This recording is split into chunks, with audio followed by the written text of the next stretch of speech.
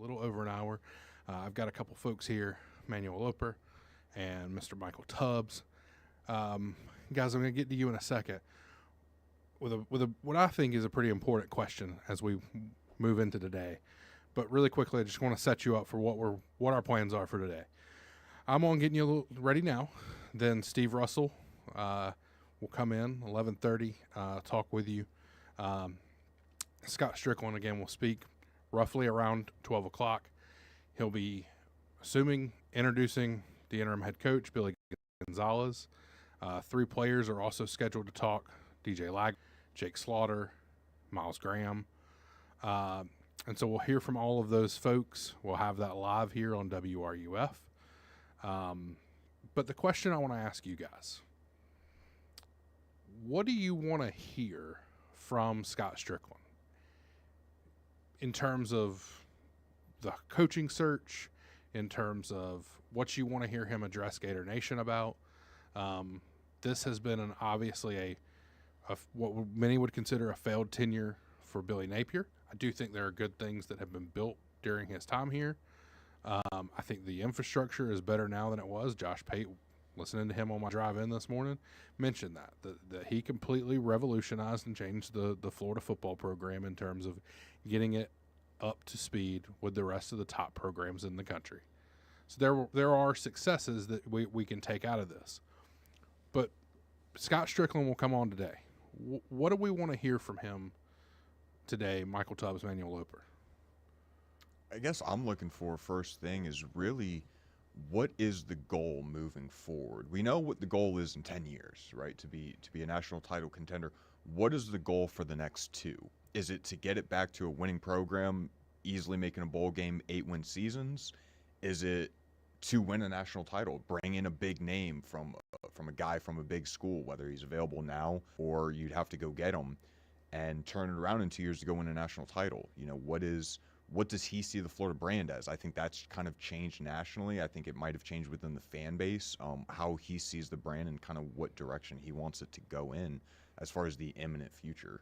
Yeah, I think direction is going to be one of the biggest things that we want to hear from Stricklin, but I also think the culture of this fan base is something that's important to look forward to. I think the Florida fan base really loves this football team. They love it, and they want to be back to where they were years ago. But it all depends on the culture. It all depends on the mindset going forward of how you want to approach that.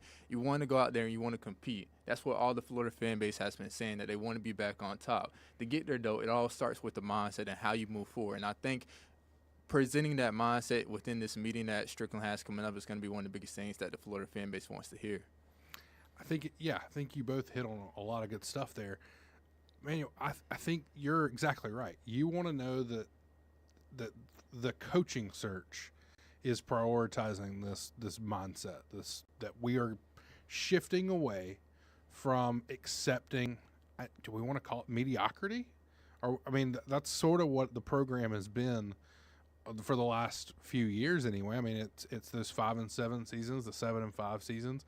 It all shakes out to just one game under 500. You need to know that the next coach, I mean, in his statement yesterday, he mentioned we want an elite head coach, that we want to get a guy in here that's going to do the job and you know, bring Gator Nation back to what it was. It was a preeminent program in the country. In order to do that, you've got to have a mindset, the committee, whoever it is making this hire, they have to be thinking, who embodies Florida the best, who can represent Gator Nation in a way that frankly has not been lived up to standard-wise the last few years. I think Billy Napier represented Gator Nation as a person very, very well. You couldn't have asked for a more class act as your head coach. But in terms of on-field performance, I think he would even tell you it didn't live up to expectations. We did not put the product out on the field that we could really stand behind. I'm interested to see also how Scott addresses the elephant in the room, that this is his fourth, is it third or fourth? Third football coach. Third football coach hire in his tenure. It's very rare for an AD to get that many head coaching swaps because normally it means you're out after a couple of those. Now, luckily, there's a guy by the name of Todd Golden that, in all intents and purposes, kind of saves that and allows you to kind of continue to move forward because Todd Golden went and won a national championship. And that should be the goal of this next head coach is to win a national championship. What are your thoughts on that and kind of how you see that side of things shaking out? Do you think he'll address some of that I think there's a lot of fans out there today that are wondering, can we trust that we're going to get the right hire in here? Yeah, I think he might address it to a certain extent of just kind of maybe the frustrations that are kind of building off of that, but I don't see him getting much more into kind of addressing it, kind of giving a nod to it, and then moving past that. And I think that's probably the right thing to do. I don't know if that would necessarily be a good thing for him to sit on and kind of address in that, kind of going into any depth in there. But I am curious to see the culture aspect. I thought you brought up a great point in regards to what's the rest of this year look like, as far as his support for the team, making sure that I'm sure him and Billy Gonzalez will come out and say the same thing. Hey, like, bowl game is still the goal for this season. So as far as the success culture and all that moving forward in that successful regard. Yeah, I think we're in the very early stages of this coaching situation, and you don't want to start throwing around names and start throwing around saying, hey, we're going to move in this direction, and then you end up not being able to hit on that head coaching hire because then you have even more, heat on your hot seat. I think one of the biggest things also coming up for Stricklin is that he wants to maintain the players that he already has within the system, keeping them, locked in and making sure that because DJ Lagway is a big name. He's a big player on this team. You want to make sure that he's locked in for the rest of the season. And even more than just this season, you want to make sure that you have the chance to keep him for next season as well. So that's one of the things going into this meeting that's going to be very important. And, I want to come back to you exactly on that real quick. Mm-hmm. You mentioned the players in the building that he wants to keep in. There's also the recruiting class coming up. Right. I don't know if you guys have seen it, but a lot of those players have basically said, look, I'm here to play for the program. I want to be a part of the program whether Billy Napier's the head coach or not because I want to be a Florida Gator. First of all, that is kind of unheard of in today's college football world. I know that some of that may be they're saying the right things now, right? And they may very well come back in a few weeks and go, well, really, I did want to play for Billy Napier. But for now, they're saying all the right things, saying that. How much is Scott Stricklin talking to those players as well as that next recruiting class? Because it's important that they kind of keep together at least that nucleus of recruits because the new coach coming in is going to have a shorter window to try to make a splash in their first class of in terms of like the freshmen and that kind of thing. I'd love to hear your thoughts on that particular aspect and how we're seeing Scott Stricklin potentially not only talking to the players in the building, but that recruiting class that could be coming in. Yeah, I think Stricklin is in a very unique position because he has to maintain that recruiting class. And being that Billy is now out, he's the one leading that charge. And I also think that you mentioned that the players have already said that they want to play for the Gators. That's cute to say, but we live in a world that's NIL based. So if other teams start throwing around money at them, promising them different cars and luxuries, that decision-making can change really quick. So it's going to be a really rocky, road going forward with how those players are going to stay committed or if they're going to choose to go elsewhere. But I think Stricklin really has to start on this early and make sure that he's maintaining the players' mindset that have already committed to Florida. Yeah, one of the biggest things he has to do going with that is just preaching stability, whether it's maintaining these recruits. I think Billy got reached 14th in recruiting right now, I think, for next year. You got to keep that, but also along, again, with the coaching just replacements year after year, it's not really looked at as a stable job. And I think maybe some people questioning Stricklin's job for himself, but ability across the board, whether it's the athletes that are in the program right now, the future athletes, the next coaching staff, for the fan base itself to keep showing up at these games, I think stability and structure should be the number one thing that he's harping on in this press conference. I think that's 100% it, right? Like we're still the Florida Gators. We're still here. Fans trust us. We're going to do the right thing. We're going to make this hire. We're going to make this transition as easy as possible. It is that stability component that Stricklin has got to get across today. Because what you don't want to do is you don't want to look like your house is in disarray, even if it is, even if you have no idea where you're headed next. You can't give off that aura about you, right? Like, you have to make sure that people look at you as a stable leader. And frankly, when you're on a third coaching hire, it's hard for people to look at that in that way, right? Or third football coaching hire, I should say. And especially when, I don't want to say you lucked into Todd Golden, but a little bit, right? Like that, it worked out. That hire's been great. And I think that's been a big part of what he's been able to kind of hang his hat on. But this hire here, it'll define his time here. And I think that, you know, I've said it on here quite a few times. Steve Russell said it yesterday on the stream. This is the most consequential hire in Florida Gator football history, because if they don't get it right, you start looking at there are other programs in the country that have developed reputations that they burn through coaches too quickly, and they don't give people time and stability. And like I said, I was listening to Josh Pate on the way in. He did say that one of the things that makes Florida still an appetizing job for a lot of people is that they gave Billy Napier the chance to build the program. It didn't work out, but they gave him a chance. And coaches, the Lane Kiffins of the world, are going to look at that and go, well, hey, they're going to give me some time. They're going to let me figure this thing out. They're going to give me a chance to rebuild the program. What are your thoughts on that? Do you believe this is the biggest hire for the University of Florida in the history of the program? I definitely think it's significant. Definitely coming off of, you know, two coaches prior to this, and now Billy. One of the things that, you know, was on my mind whenever I was, you know, before we reached Sunday and the firing happened, I was saying that Billy being fired could solve a lot of your problems, but it also could create a lot more, because you're in this position where you have different recruits coming in. You have DJ Lagway. He was the #1 recruit in the nation a couple years ago, and it looked like you were building a solid team. But now Billy's gone, and that could just dissolve a lot, and you're now at the reset point. You don't want to go 4 years behind. You kind of want to take this program where it's at now and build forward. You don't want to have to reset another 4 years and have to go through a whole other rebuilding process. Yeah, luckily, I think this is the most important hire, at least in modern history of college football, for Florida. If it goes wrong, Florida's fortunate to be in a position now. If the hire went wrong for any other school in this position, I think it could be the beginning of the end for a dying program. I think there's 3 things that will keep Florida alive, even if they do screw up as far as the future goes.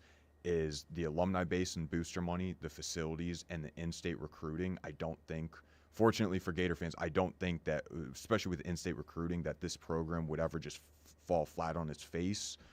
So that's the good news, but realistically, yes. I mean, that this hire is going to be massive, especially in the world of NIL when things are evening out.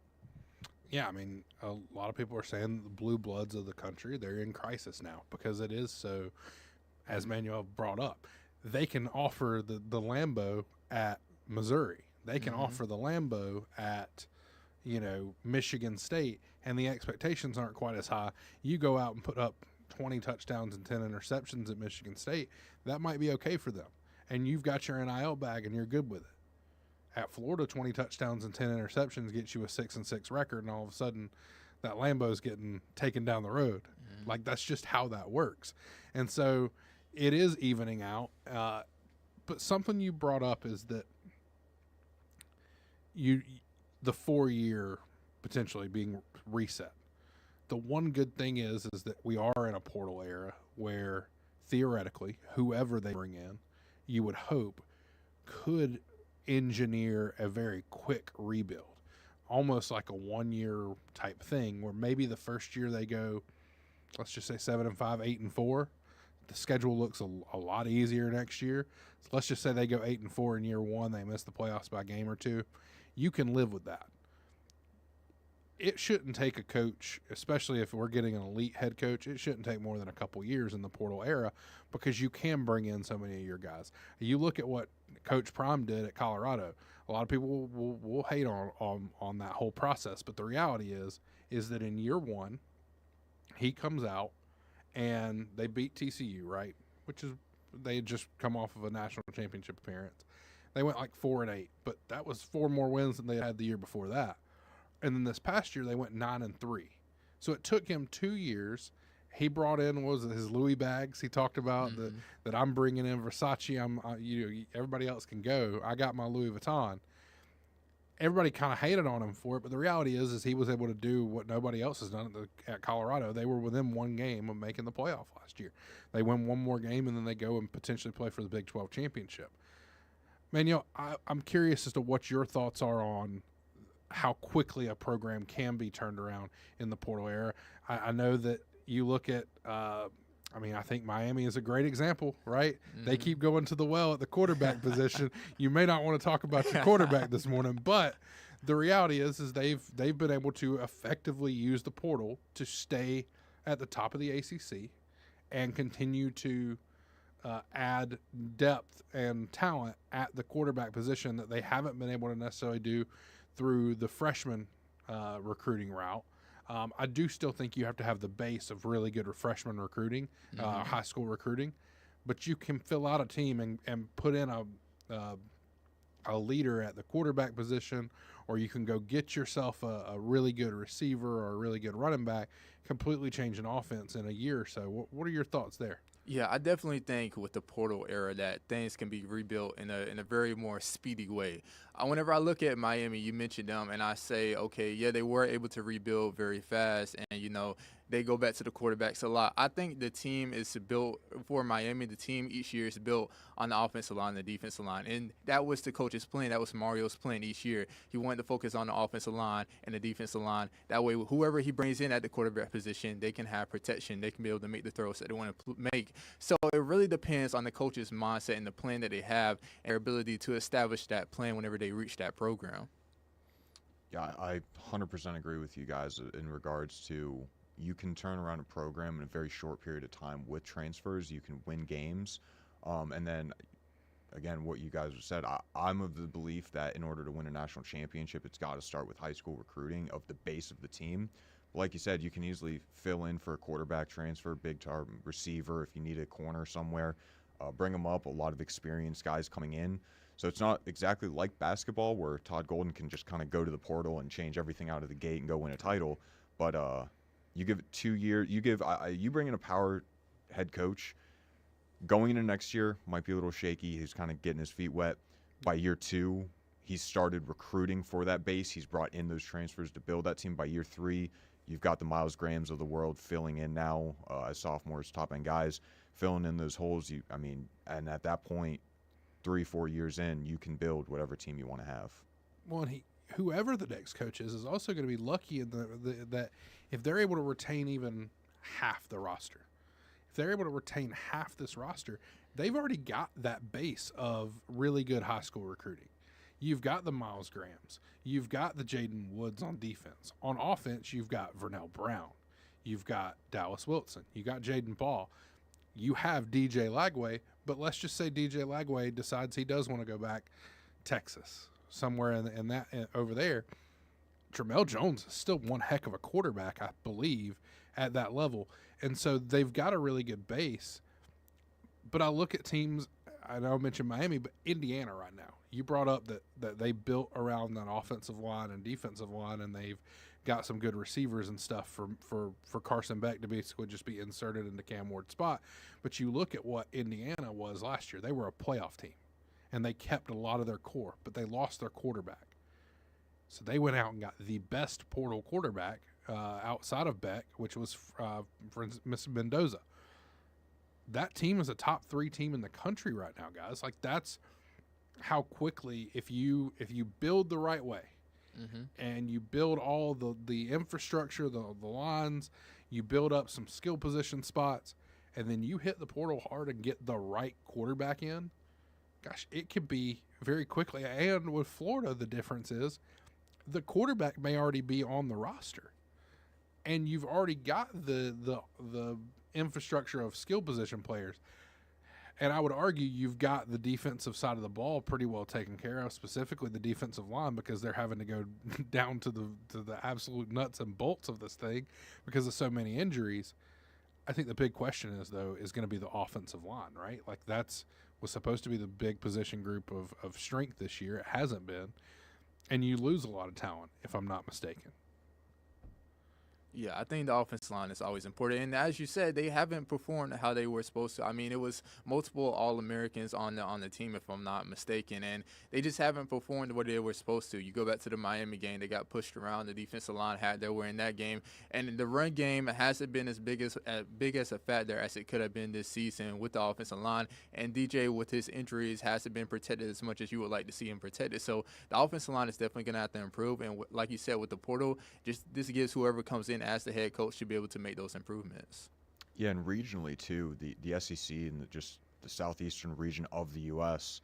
The recruits alone, but the trenches are where it's at, right? So you start looking at it, you're going to be second in state recruiting, really only behind Miami. You're one great season away from fighting with them for the top team in state, and then.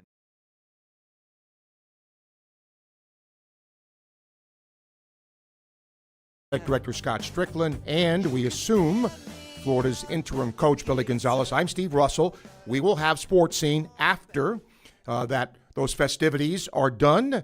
It's going to be very interesting today to see what Stricklin will say, certainly about, I would imagine, the timeline in the decision made to let Billy Napier go, the thought process into that, and then what he is looking for when it comes to a new coach, and certainly a timeline in that endeavor as well.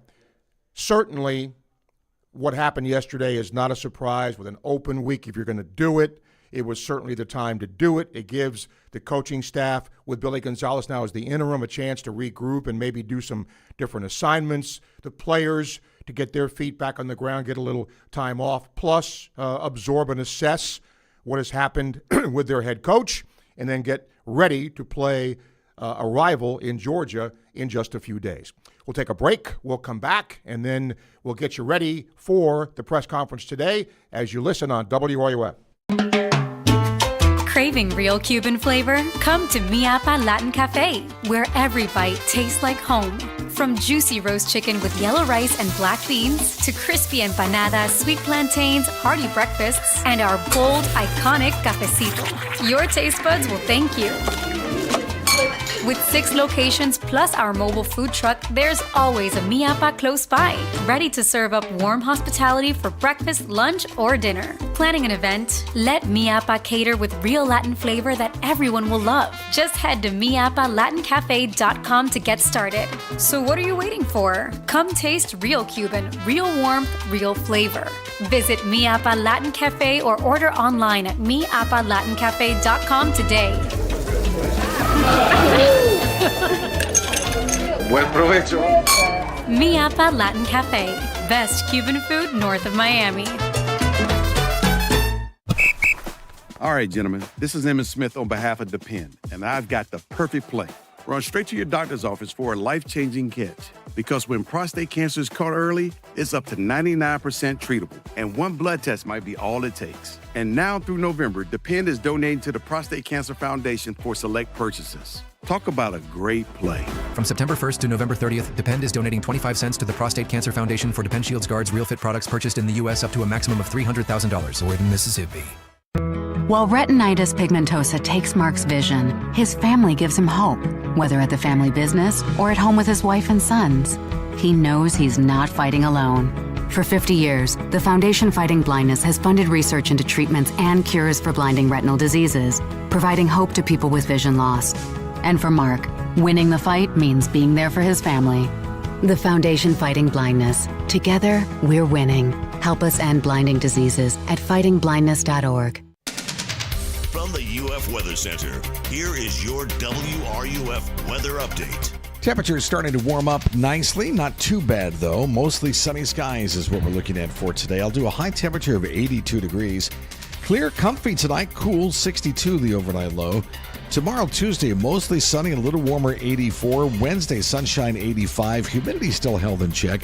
And then another shot of cooler air comes our way for Thursday and Friday. From the WFT Weather Center, I'm Chief Meteorologist Tim Miller. In Ocala, RC Hill Mitsubishi knows it's a crime to pay more than a dime. One dime down. The rest of the city is scary. Look into my eyes. You will put thousands down. Hold it right there, mister. Seriously? I'm closing a deal here. It's a crime to pay more than a dime. One dime down. Thank you, officer. That guy is creepy. Yes, ma'am. Now let's get you to RC Hill Mitsubishi. RC takes any trade, even if you still owe thousands. Any trade and dime down? That's just datty. And as for credit amnesty, all you need is a job and a dime.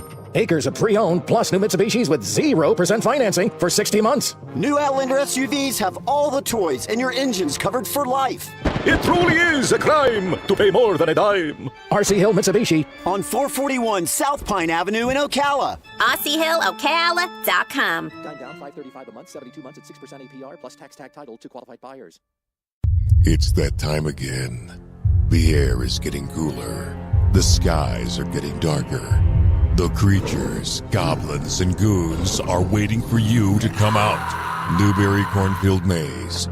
Oh, you can run, but you can't hide. Every weekend, September 19th through October 25th, find your way through the scariest maze ever devised. Then, test your luck in the haunted house and see if you come out alive. Feeling fearless? Take a trip on the haunted hayride and see what lurks in the night. Not enough? Take a whirl on the meanest mechanical bull or roll out of control in the human hamster ball. The terror begins at the Newberry Cornfield Maze every weekend from September 19th through October 25th. Get your tickets now at NewberryCornfieldMaze.com. That's NewberryCornfieldMaze.com. Laugh by day. Scream by night. Gator Country, we're all excited about our teams on the field, but you also need to be excited to experience the new sports merchandise retailer, Rally House. Located just blocks away from the swamp, near the intersection of Buckman Drive and West University Ave, Rally House has all you need to get geared up for game day. Get a fresh fit from our new friends at Rally House. Your city, your house, Rally House. There's a lot to think about when you bring home a new baby, but keeping them safe is always your top priority. Up to age 1, babies are at high risk for suffocation if they sleep in an adult bed, on a recliner or couch, or in any space with blankets, toys, or pillows. So remember the ABCs of safe infant sleep. ABC stands for alone, on their back, in a crib. A firm, flat crib or bassinet mattress with a tight-fitted sheet is the only safe place for babies to sleep. For more tips, visit PreventChildAbuseFL.org. Maaco has paint services on sale now, starting at $4.99. And your car's been trying to tell you something. Look at your hood, your bumper, that door ding you've been ignoring since spring. You don't need a new car, just a fresh start. Maaco makes it easy with fast service, honest pricing, and work backed by a national warranty. So stop pretending not to see it. Invest in you. Visit Maaco in Gainesville today. Hit the reset button with limited time paint sales starting at just $4.99. Hurry to Maaco now. Gear up to root on the Gators at the University of Florida bookstore at the Wrights Union. The UF bookstore will be open from 8 a.m. till 5 p.m. for all the orange and blue gear you need. There's a large selection of clearance items throughout the clothing department with many items up to 50% off original price. This is a great time to expand your Gator wardrobe and save some money too. So as you look to root on the Gators, debut some new orange and blue gear at the UF bookstore, open noon to 5 on Sunday. So to score, just remember the University of Florida bookstore inside the Wrights Union on campus, and go Gators!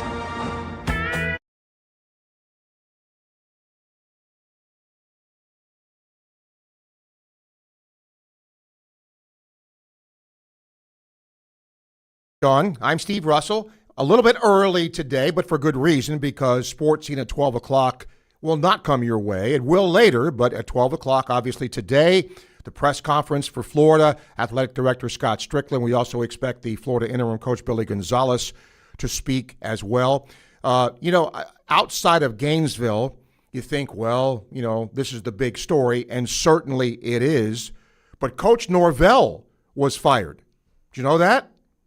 Jay Norvell was fired from Colorado State in his 4th season. The other Norvell, Mike Norvell, FSU apparently is making a decision on him after the season.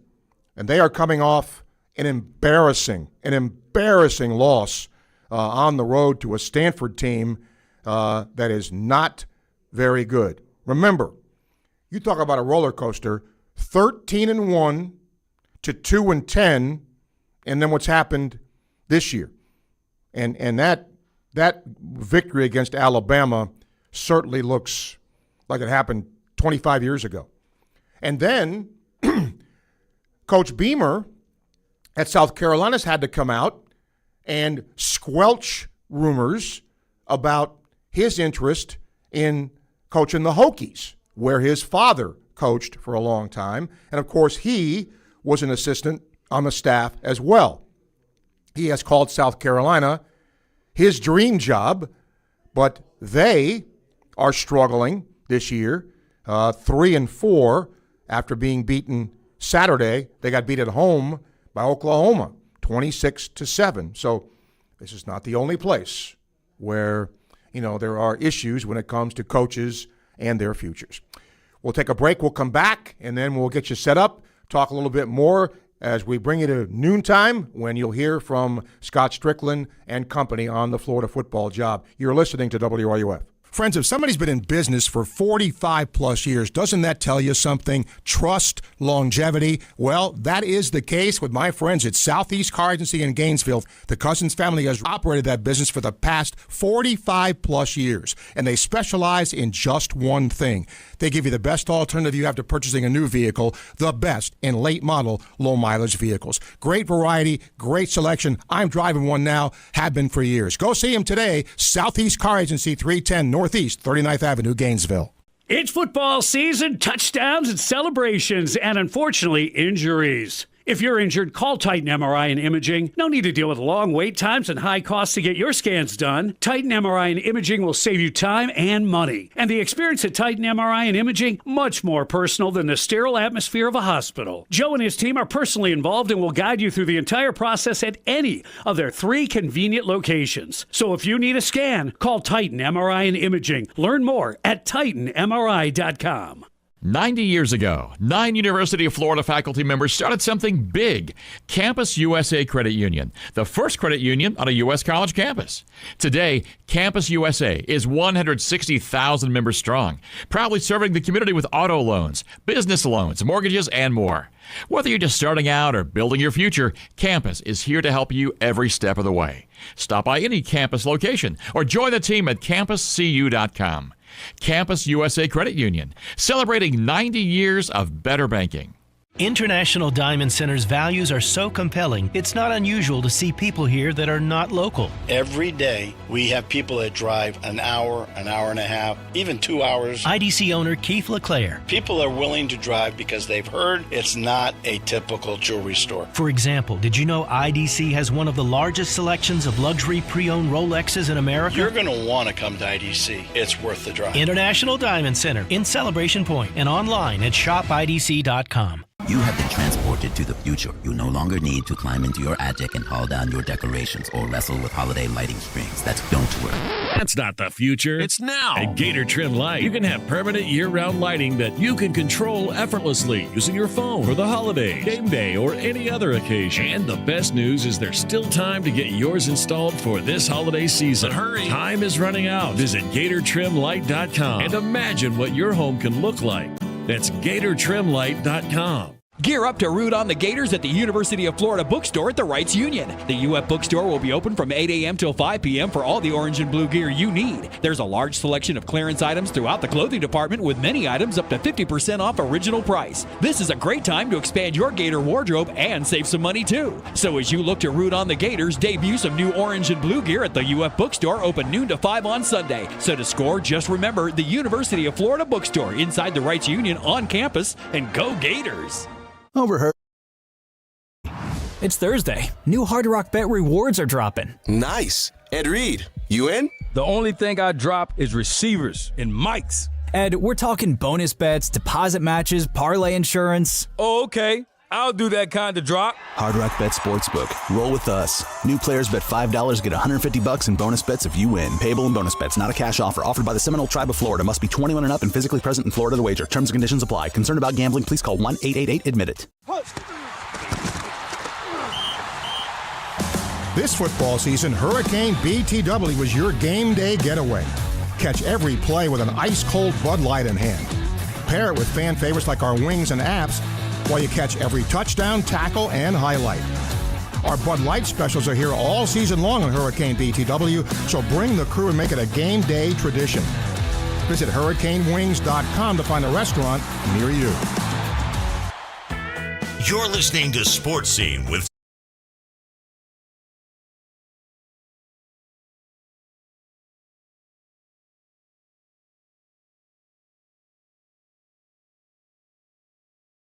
awaiting the noon press conference with Gator Athletic Director Scott Stricklin.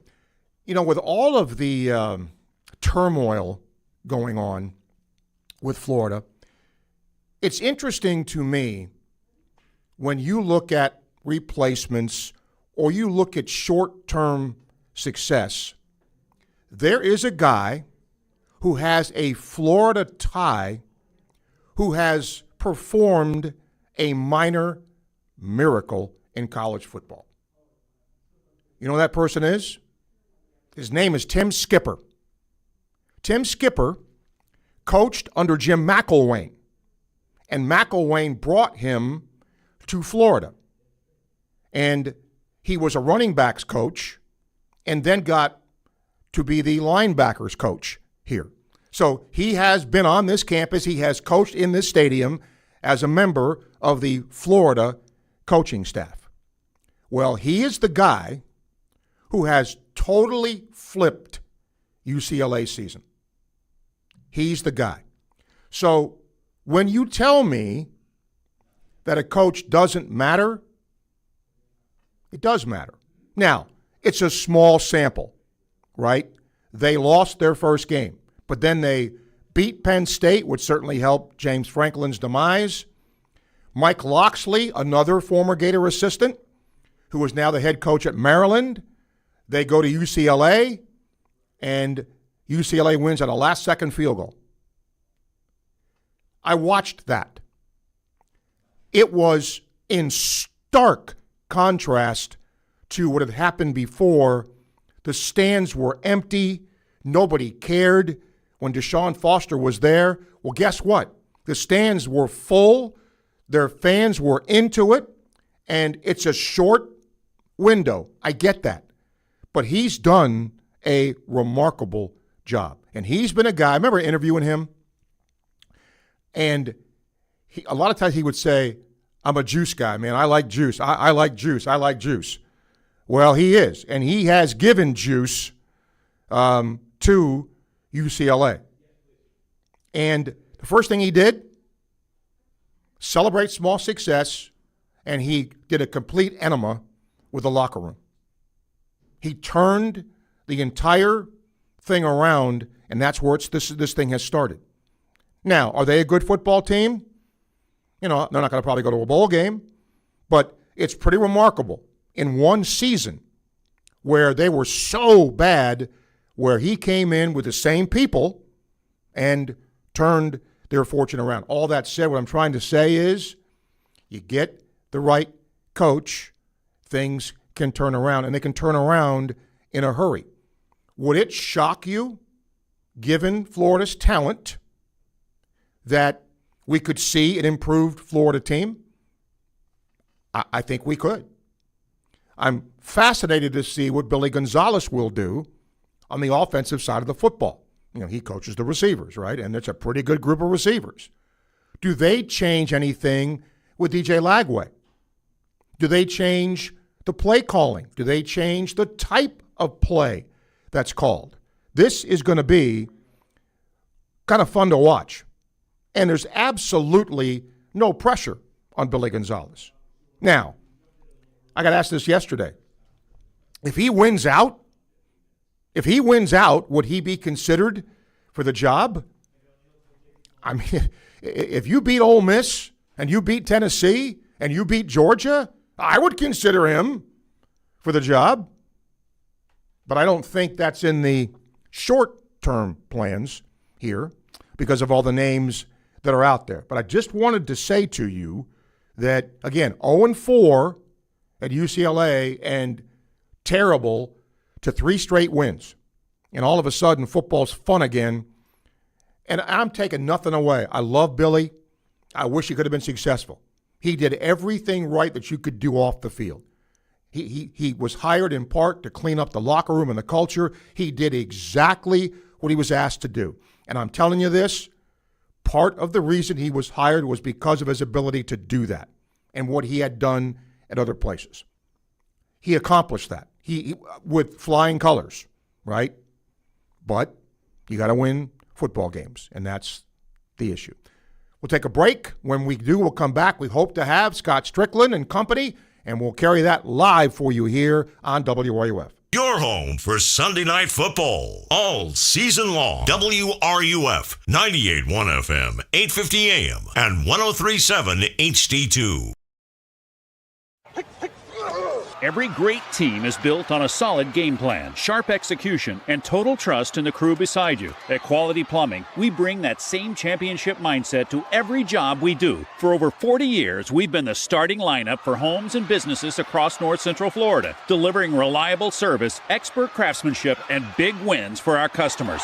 Call us today or visit qualityplumbing.com. We're your first string team. License number CFC 043073.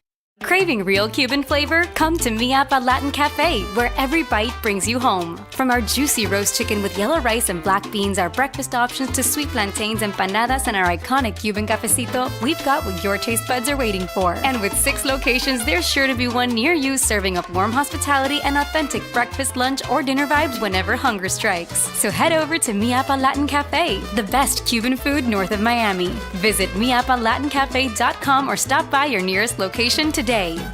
Hey, have you ever talked to Ruse Agra over at State Farm? Oh yeah, Ruse is awesome. Helped me get a ton of coverage for way less than I expected, and he serves all of North Florida. Super friendly too, actually takes time to explain everything. Really? I thought State Farm would be pricey. Nope, surprisingly great rates. You get that neighborly service you don't find everywhere. Like a good neighbor, State Farm is there. I might give Ruse at State Farm a call. You should. Call 352-240-1779 for a free quote. You'll be glad you did. Individual premiums will vary by customer. All applicants subject to State Farm underwriting requirements. After you work out, you can feel worn out. Reach for Core Power and rise to a whole new level of recovery. Protein to build muscle. Electrolytes to help hydrate. The nutrition you need to power on. Champion your recovery with Core Power.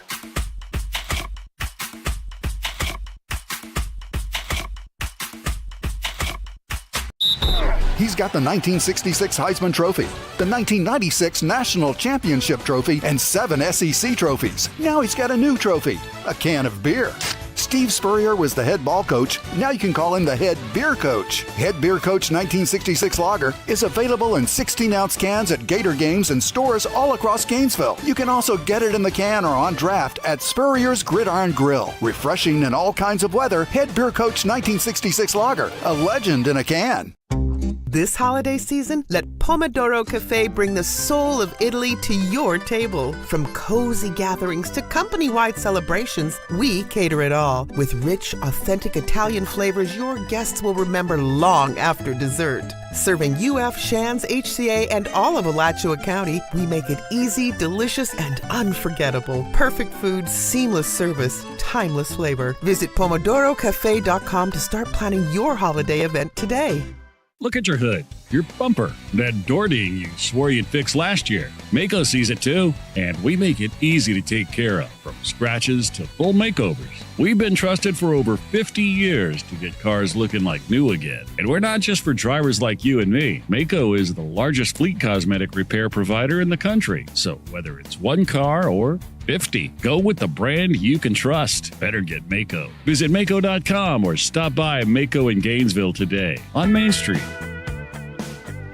This is Sean Kelly, voice of the Gators, and you're listening.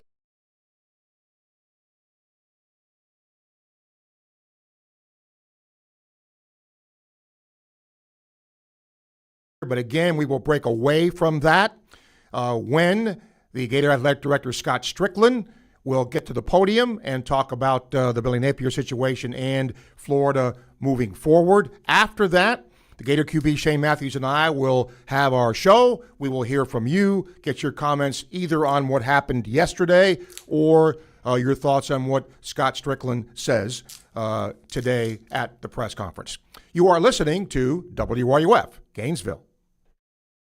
Sports Talk Radio has returned. I'm going to make him an offer he can't refuse. It's Sports Scene with Steve Russell. Time to eat some lunch and talk some Gator sports. Sports Scene with Steve Russell is fueled by Southeast Car Agency and brought to you in part by International Diamond Center, Domino's, Atlantic Roofing, Meldon Law, Los Linderos Tequila, Comfort Temp, Campus USA Credit Union, Pomodoro Cafe, Titan MRI and Imaging, Silverback Concrete, Ruse Ogra State Farm, Crystal Air, Miapa Latin Cafe, Radware, Fairlife Milk, Gator Trim Lights, Quality Plumbing, Doreen Wiebe Realtor Caldwell Banker, and the Head Beer Coach. Now, here's Steve Russell right here on WRUF. Welcome into a Monday edition of Sports Scene as you listen on WRUF, powered by ESPN. Obviously, today you will hear from Athletic Director Scott Stricklin. A press conference is scheduled for any time now. The Gator QB, Shane Matthews, alongside. We will be here after that to get your reaction to what is being said today. Shane, it's amazing, isn't it, sometimes how fast things happen. You know, you're calling a game on Saturday night and got a new coach on Monday. That's kind of how the business works sometimes. Yeah, I think there's going to be more of this in the next couple of weeks with other schools, especially in the SEC, Steve. It's a crazy world. Coaching is a great profession to get in. Yeah, and easy to get out of, too, depending on, it's funny, I mentioned earlier that Coach Norvell was fired, but it was Jay Norvell at Colorado State. But I hear Mike Norvell may be fired, well, too. FSU's making a decision at the end of the year. Oh, they're going to wait till the end? Yes, okay. But it wouldn't shock me if they continue to play the way they're playing. I think Auburn's going to be open. I think LSU's going to be open. All right. Yeah, it could be. All right, here now. Oh, back to me? Okay, we're still with me? Okay. Yeah, I was going to ask about that later. If you think the heat is bad here, right, in Baton Rouge where the expectation was such, pretty interesting. All right. We're getting ready now. Here is Scott Stricklin. How we doing, guys? Everybody good? Welcome.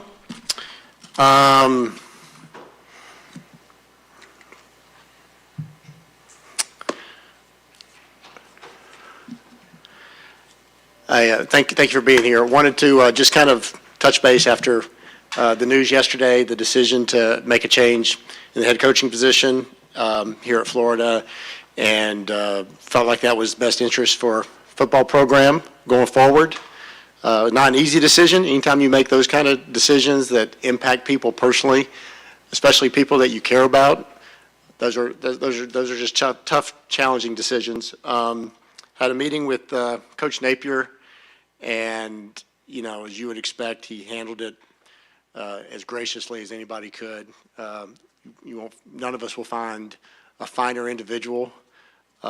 His integrity, his character, the way he's led this place, the investment that he's made into this football program will always be appreciated, and I think we will benefit from it for a long, long time. I'm incredibly appreciative of Billy, and I think we're all sad and disappointed it didn't work out from a result standpoint the way we wanted, but just feel so strongly about who he is as a person, and he's leaving this place in a much better position than when he found it. From the quality of the roster, a lot of the support structure that our team benefits now, whether it's the life skills program like GatorMade or other things. He's the kind of people he's brought in this program has been top notch, and so I just want to acknowledge that and how much respect and appreciation. We wish him and Allie and their kids nothing but the best, and he's got a lot of good days ahead of him. I'm convinced of that. After that meeting, I met with Billy Gonzalez and asked if he would step in as the interim head coach, and obviously he agreed to do so. I've known Billy a long time. Obviously, he's been around the University of Florida now in his three different decades. Been a part of three different staffs. Has been a part of this place when we were winning championships, and so he understands that pedigree. And this place, I think, is important to him, and I think he will do a great job of leading this group and the staff through the remainder of this season, and believe this gives us the best chance to have the kind of success we want to finish this season on a strong note. Also met with the staff. We got a lot of high character people in positions of coaching or support staff, and they're going to continue to work hard for the University of Florida, work hard for these players, and put them in position to be successful. Had a really good meeting with the team, and I'll share 3 things I told the team with you. And I've been around this group. Some of these players have been here for a few years, but even the young guys, I'm around. I'm at practice. I travel with them on game days, on road trips. There's 3 things I know about this group. Number one, this is a really talented group. We have a lot of ability on this roster. I saw this note the other day. This team became the first team in 57 years to play 4 straight top 10 opponents. And we competed on the field talent-wise, toe-to-toe with every one of those. We didn't win as many games as we wanted to, but there was no question that we had the talent to compete at that level. And I believe we have the talent to compete with anybody left on our schedule. This is a talented group of football players, and I know that. Second thing I know is the University of Florida matters to this group. They chose the University of Florida. They wanted to be here, and they want to have the success that you expect to have when you come play for the University of Florida. And that's the third thing, is they want to win. Winning is important to this group. They look around, they see other teams on this campus winning at a high level. They see what the basketball team did last spring. They want to be a part of that. They want to have those same experiences. So they're really talented. They care about the University of Florida, and they want to win. And our coaches and our staff, our administration, Gator Nation, we owe it to them to do everything we can to support them through the rest of this season and give them every opportunity to go out and win some ball games and finish strong. And don't let what's happened up to this point be what defines them, but what happens the rest of the way be what defines them. And I think they'll do that. So on the next steps from the leadership part of the football program, obviously we have a search that we're going to conduct, and that's my responsibility. Goal is pretty simple. We want to compete for championships, and not just compete, but we want to win championships. The University of Florida, as you guys well know, is the only school in the country that's won 3 national titles in football and men's basketball. It's the only school this century, that has won at least 1 title in football and men's basketball. And the Gators have won 3 in both. There's very few places that provide the opportunities that you have at the University of Florida. There's somebody out there who can come in here and put this football program in a position where it can win championships. This search is going to be thorough. It's going to be deliberate. Despite, speculation about, particular candidates or things that have already been done, we are early in this process, and it will be a very thorough process. To that end, we have engaged with Turnkey ZRG as a search consultant in this process. I think they can bring a lot of value, and looking forward to working with them. This university has a lot of alignment. We have a really strong group of board of trustees. They have, they provide great leadership. Excited about Dr. Landry. I think he was a great selection as our president, and looking forward to continue to work with him, but really impressed with the leadership that he's providing. Throughout the university, there's just great leadership, and there's a shared commitment to excellence in every corner of this campus. It's a world-class university. We have a world-class athletic program, the only athletic program in the country that's finished in the top 10 of the Directors' Cup every year that it has existed, routinely in the top 5 in the all sports, 49 national championships. There's a lot of success here, and there's a lot of things to build off of, and it's a standard of excellence and winning that we have to continue to perpetuate. The other thing I'd say is the University of Florida has for a long time been invested in being good in football. I don't think we've ever been as invested as we are right now. There's never been a time that as many financial resources and as much commitment has gone into making Gator football as good as it can be, whether it's elite facilities like the one we're standing in here now that have their training complex, strong NIL infrastructure, all the other comprehensive things we do with to help our athletes, whether it's the Hawkins Center at Farrier Hall from an academic standpoint, nutrition with the Condren Dining Center. There's just so many things that are in place for this program to be successful at the highest level. And we're here to win championships, and I think we have a really unique opportunity for somebody to walk into. So I'll take a few questions, and then we'll have Coach Gonzalez come up. What would you pinpoint as the key reason it didn't work out? I mean, especially given what you just said, everything's in place. Edgar, that's there's probably another day and time for a postmortem on that part of it. Obviously I had a lot of faith in Billy, and had a lot of confidence because he has so many traits of what it takes to be successful. There's these things are inexact science when you're dealing with choosing people, right? And I'm not exactly sure why.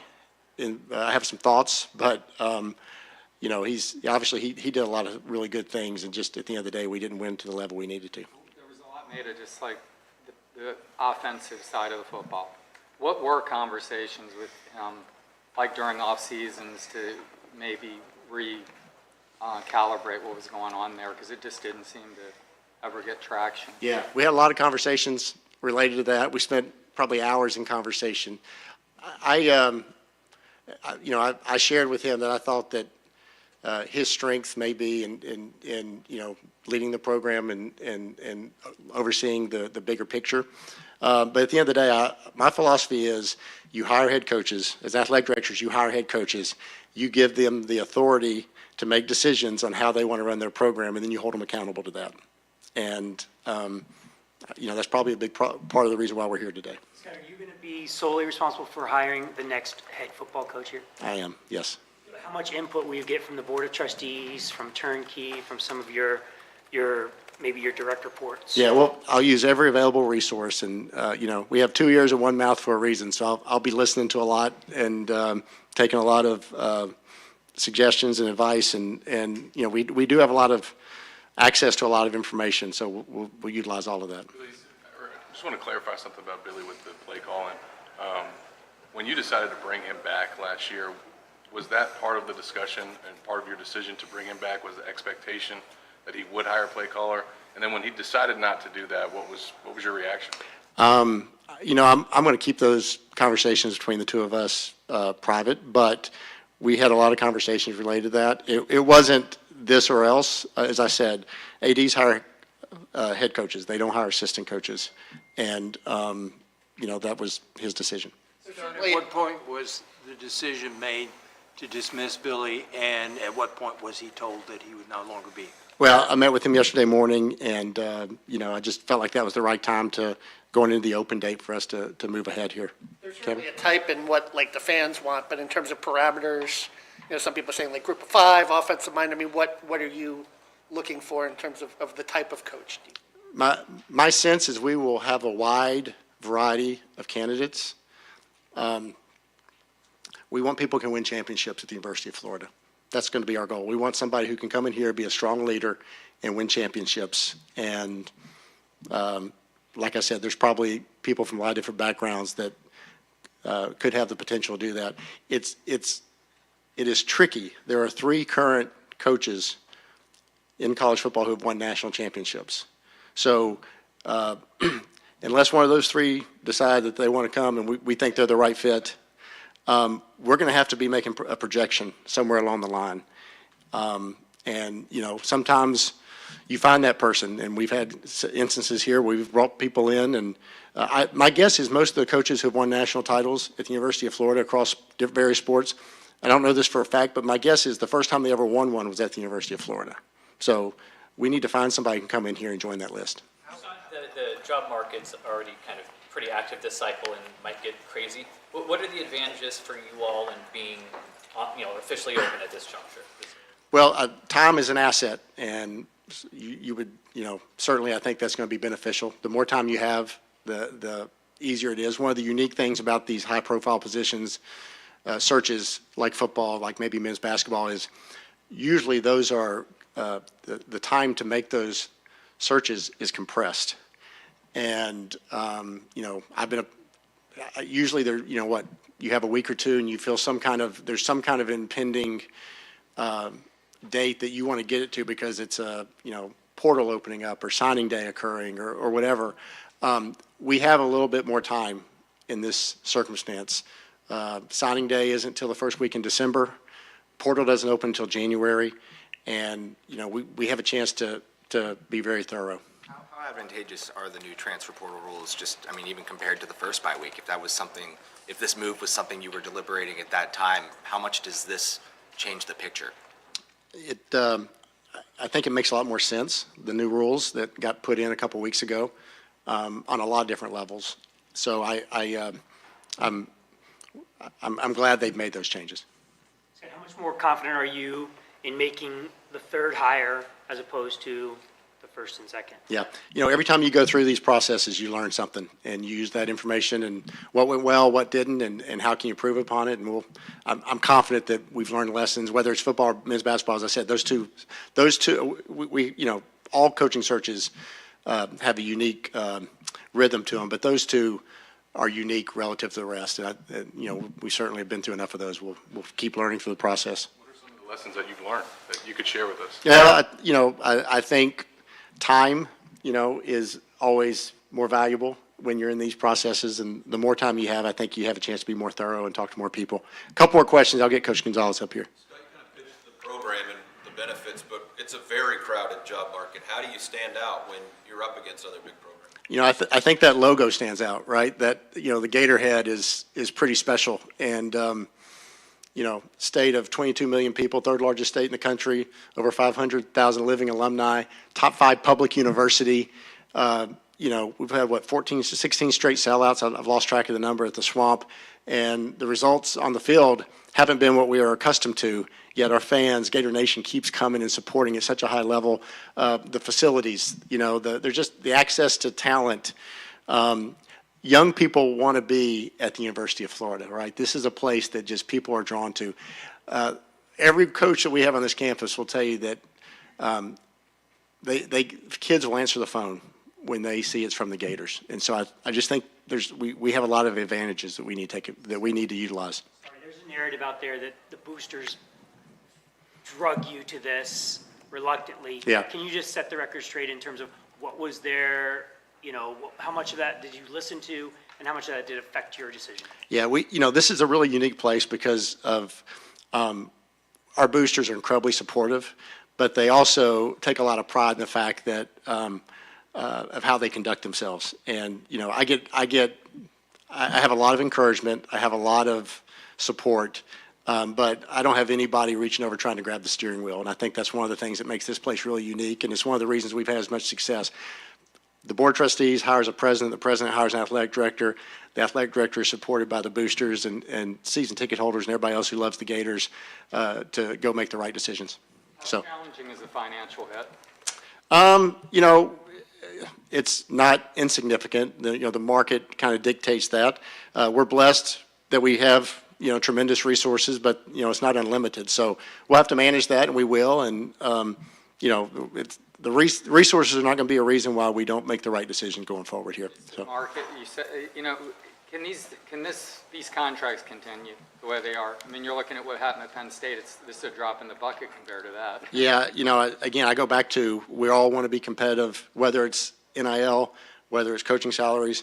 We're all responding to what the market dictates, and we could sit here and talk high and mighty how we're going to draw the line, and it would probably impact the pool of candidates you have depending on how strict you draw that line. So we're going to try to be as smart as we can with our resources and make the best possible decision.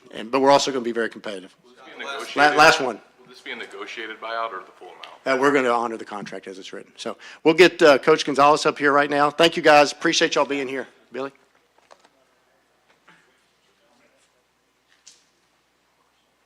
All right, we'll begin with a short opening statement from Coach Gonzalez, and then we'll open it up to questions. How are y'all today? Everybody doing good? All right. Appreciate y'all coming. Good afternoon. Good morning.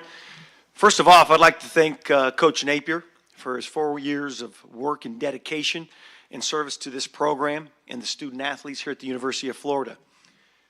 Coach Napier is a terrific coach and a better man, and he's built a tremendous culture here at the University of Florida. I have nothing but great things to say about Coach Napier, and I'm very thankful for my time working with him and getting to know him and his amazing family. I want to thank Mr. Scott Stricklin and the administration for the opportunity to lead the program for the remainder of the season and their belief and trust in me to do so. In spite of the circumstances, I'm honored and humbled to be speaking in front of you today. Florida is a special place to me. I've worked for this program for 12 years. I take this new role to heart. It means a ton to me. I've seen what this program can be firsthand. Like Mr. Stricklin said in his statement, the standards and the expectations at the University of Florida and Gator football program are to win championships, not to simply just compete. For us moving forward, we need to get back to work. The results so far this season have not been up to the Gator standard. I have full trust not only in our student athletes, but in this staff to make the most of the season. We have a responsibility to do that, not only for this program, but for our fans. Florida is a destination. This program is one of the premier programs and schools in the country. I'll do my very best every day to make sure our student athletes and our staff work tirelessly to meet and uphold our Gator standards. I appreciate it, and I'll take some questions if you have some. Are you making any staff changes moving forward? As far as staff changes, everybody that's on the staff is going to be continue, as of right now, is still going to be on the staff. What about roles and who's going to call plays moving forward? Sure. I think as you look at the defensive side, obviously is Let It Eat. Coach has done a fantastic job over there. Coach, he's done fantastic. The whole defensive staff has done an amazing job. They work extremely well together. Their players are motivated, and they play with a lot of energy. Offensively, we're going to do kind of a collaborative effort as far as how we game plan. It's something that I've been used to over the years. Coach Sale, Coach Jaluk will have a lot of input as far as the run game, what we're doing to make sure that we're going to be able to break down and see what the opponents are going to be giving us, that we're going to have an opportunity to hopefully take advantage of. And then obviously in the pass game, you're going to have Coach Callaway, who's our offensive coordinator, who leads the offensive staff. He does an unbelievable job. He does a fantastic job at leading. He does a fantastic job of making sure that everybody's on the same page. He's going to continue to work hand in hand with Coach O'Hara and the rest of the staff, offensive staff that we have. But as I said, it's going to be a collaborative effort. Coach will still be highly involved in everything. But I think one of the unique changes that I've mentioned with Mr. Stricklin is football has changed. And what I mean by that is there's been a time NIL has changed, recruiting has changed. Well, the addition of the green dot on the football helmet has significantly changed how we coach and how we communicate. 5 to 6 years ago, it was anybody would go out there and you have the scripts, you come out and you type them up, and it didn't matter who would call the play. You're sitting there with the quarterback, you're in the huddle, and they can call the play. The quarterback reads it right off off the sheet, and that's kind of how we went. But the green dot, I think, is something that's been a game changer, and in my opinion, this is my opinion. I think it's going to be helpful for us, but I'm going to let Coach Callaway is going to be the OC, but I'm going to let Coach O'Hara call the plays. And I think the most important piece to that is there's a rhythm piece between him and DJ. I think it's really important that the quarterback is an extension of his teacher. And in this particular setting for the next 5 games, I think that's going to be critical. DJ's got a great relationship with both, but I think it's going to be an opportunity just to hit home over and over the teaching methods that go on in the meeting and let him be familiar with that voice over and over in the practice setting and in the game. How much did we see the offense change just with some wrinkles and things now with this new structure?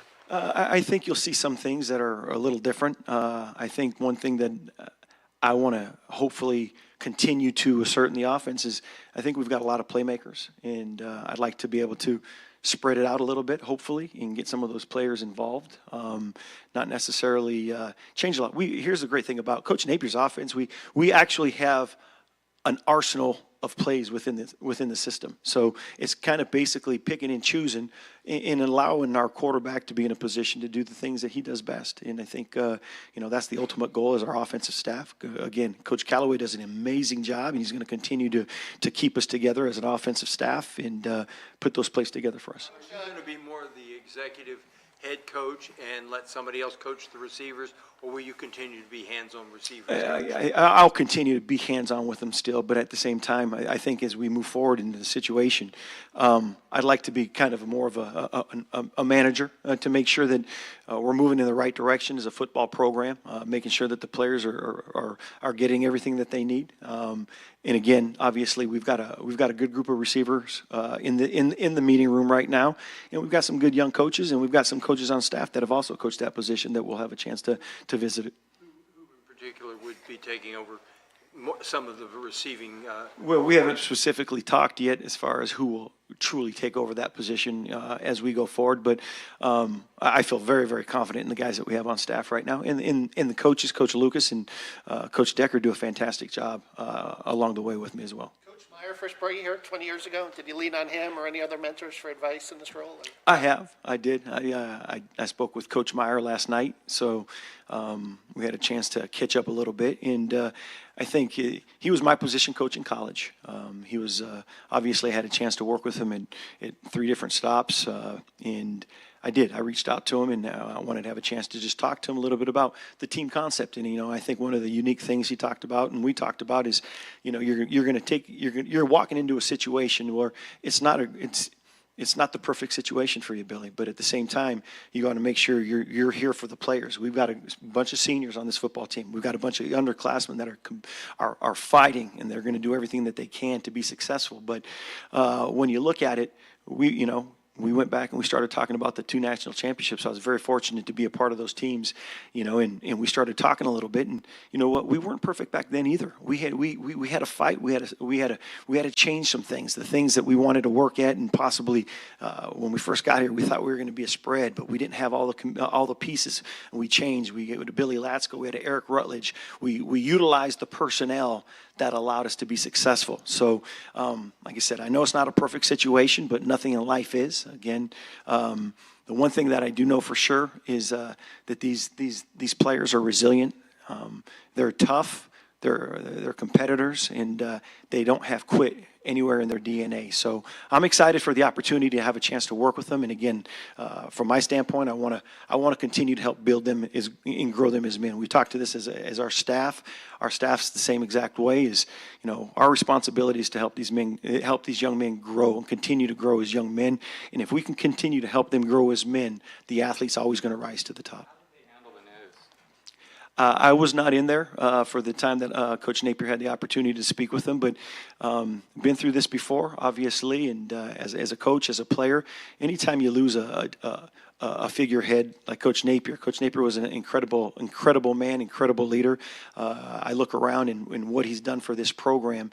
It's always hard. It's hard. It's hard for coaches. It's hard for staff members, and so you've got to be as somebody that's part of the staff. I've got to be aware of it and make sure that everybody's on the same page. But yeah, there's feelings that are involved, and from the players too. Again, we've met with the leadership committee, and they do a fantastic job. One of the things we talked about was a question that was raised and asked was, who do we need to make sure that we kind of keep an eye on? And whether it was the freshmen, the sophomores, and one of the older players. And no, coach, it's the entire team. It's everybody. We're in this together. So. They've got a heartbeat, and so yeah, the change will be hopefully a smooth transition, and that's kind of why I'm here. Is it your hope to be part of the next staff? I'm sorry? Is it your hope to be part of the next staff? I love Florida. You all know I love Florida. This is a special place to me. My daughter was born here 20 years ago. I've been here with 3 different head coaches. I've won 2 national championships. I've seen what it can do. Not just the University of Florida football, but Mr. Stricklin talked about the academics. He talked about all the other athletic programs around here. It's a special place. So this is a goal to mine would be to obviously to be able to stay here, but my first goal is to make sure that we put a fantastic group of players on that football field that are going to compete and play for the University of Florida. I told these guys yesterday, and it's really important that I tell my room this. When you're in my room with the wide receivers, I always talk about you play for the patch, and that means a lot to me. It means a lot to our players. I had a long talk with Brandon Spikes this past year, and we went back, but it is. You play for the patch, and I think that's the most important thing. The players, we play for the patch, you represent your name on the back of your jersey. And I think when you put them together, I think you get something special. What you just said, just what does it mean to you to have this opportunity and to lead this program? It means everything to me, and it all comes back down to, it's do your job, and we have a job to do. We were hired here to do a job, and the great thing about it, Coach Napier put a staff together, and I'm looking around at some of them, and you see. They're all on board. They understand where we want to be. We understand that he did, like I said, he put together an incredible staff of coaches that have one goal to move forward, continue to do our job. And I talked about that with the players yesterday, and I talked about it. Our job and our responsibility is to do our job. Everything we do is put on film. Everything we do is going to be out there. Make sure when every rep you take as a player, it's your resume. And for us as a coaching staff, we got to go do the same thing. Every chance we get to teach our players, we got to do the best possible, the best that we can possibly do to put them in the best situation to be successful on the field, because we know they don't have any quit. We know they're going to compete for us. So absolutely. Yeah, obviously, you know what it's supposed to look like offensively here at the University of Florida. It hasn't looked that way this season. What has been like behind the scenes to kind of watch the offense struggle like this? And do you think these last 5 games can be a chance to maybe even take the chains off, unleash it a little bit? Well, from the same side, and then looking out from your side, I see the same things. Obviously we want to be more productive. We want to be more explosive. That's going to be something that we'll talk about as a staff offensively to see what we can do. But I think every player has strengths, and I think the one thing that we want to be able to do is put our players in the best possible position and play to their strengths. And if that means tweaking some things where we can get guys, whether it's RPOs, taking different types of shots, different types of play actions, that's all part of it. But it's to I've said this over and over. It's not about the play. It's about the player, and it always will be. The player's the one that's going to go make the plays, and you got to be able to put them in an advantageous position. We've got great players here, so if we can put them, get some guys the ball in space and let them work, I think you'll see a Florida offense that's ready to roll. Move upstairs. As of right now, we have not talked about that. I do like him down on the ground, getting a chance. I think it's important that he has an opportunity to sit and talk to DJ and have DJ look at him in the eyes. And I think that's always something that I've always thought was an important piece as a quarterback coach, getting a chance. And again, that's the main reason to me why I would like him to call plays, just because of that relationship of being able to look at the quarterback, talk to the quarterback, visualize the quarterback, so they're seeing the same things and hearing the same things. Playmakers, we haven't talked to you all season. The 2 freshmen. Yes, sir. What's your assessment of these 2 young men and their impact? Well, I really like all my freshmen, to be honest with you. And I know some of them are redshirting, but if you talk about, VB is an incredible football player. He's super smart. He's super detailed. If you were to walk into a meeting, you'd see him taking notes. He's got his iPad out. He's taking notes, and that translates. If you're good in the academic setting and you're taking care of what you need to do as far as learning, the learning atmosphere, it translates. And he's done a fantastic job. He's super, super quick when it comes to picking up an offense or a play. You can talk to him about it. He can visualize it. He can see it. Then we go out and rep it, obviously. But he's got an innate ability. He's got great make you miss. He's got great speed. And he's got a great desire to be great. He's got that want to. He's a competitor. He wants to be great. So extremely, extremely excited about his productivity so far and his future, obviously. And then, Dallas, it's been great to get him back out. Obviously, we knew he had an injury that he battled through at the beginning of the season. And it weighed heavy on him. It took a toll on him. It bothered him. It hurt him as an individual. And you hate to see it happen, but you always like to see somebody that it cares. You know, when somebody's not afraid to shed a tear because they want to be on that football field. But the great thing about Dallas, every walkthrough, every I guess I should say game prep. Every time we did anything, he stood right next to me. So when we were signaled to the receivers, he stood right next to me. When we went out on practice, he stood right next to me. So he was constantly getting his reps, mental reps, standing next to me, seeing the signals, getting a chance to talk to me. And he's a competitor. He's obviously got great size, and he can cause some mismatches. Having played for Urban, having coached under Urban, and how demanding he is, what have you taken from him that translates into what you're going to be doing now? Well, you know, I think when Urban obviously was a fantastic coach, and he still is a fantastic coach. But you know, I think if you start looking at some of the things we talk about, how we want to win and why we win. You know, obviously we want to be able to score in the red zone. We want to be able to play great defense. We want to win the turnover battle, and we want to be great on special teams, obviously, again. But, you know, he's a great motivator. He's a great mind, and the players, the one thing that he did is he had his team ready to play. And I think that's a goal of mine. Obviously, they've entrusted me and have given me that opportunity, and my goal is to make sure that these guys understand I'm going to be me. I'm a little different than Coach Napier. I love Coach. I'm different than Urban. I'm different than some of the other coaches I've worked for. I'm going to be me, but I want to make sure that these guys know we're going to try to put them in the best possible position to go make those plays. And I'm excited. I'm excited about the opportunity, by all means. You want to be a head coach? Colorado State's open. This could be a hell of a 5-game audition for you. I want to win. I want to win here. This is a special place. I want to win here. I want to take care of these guys over there.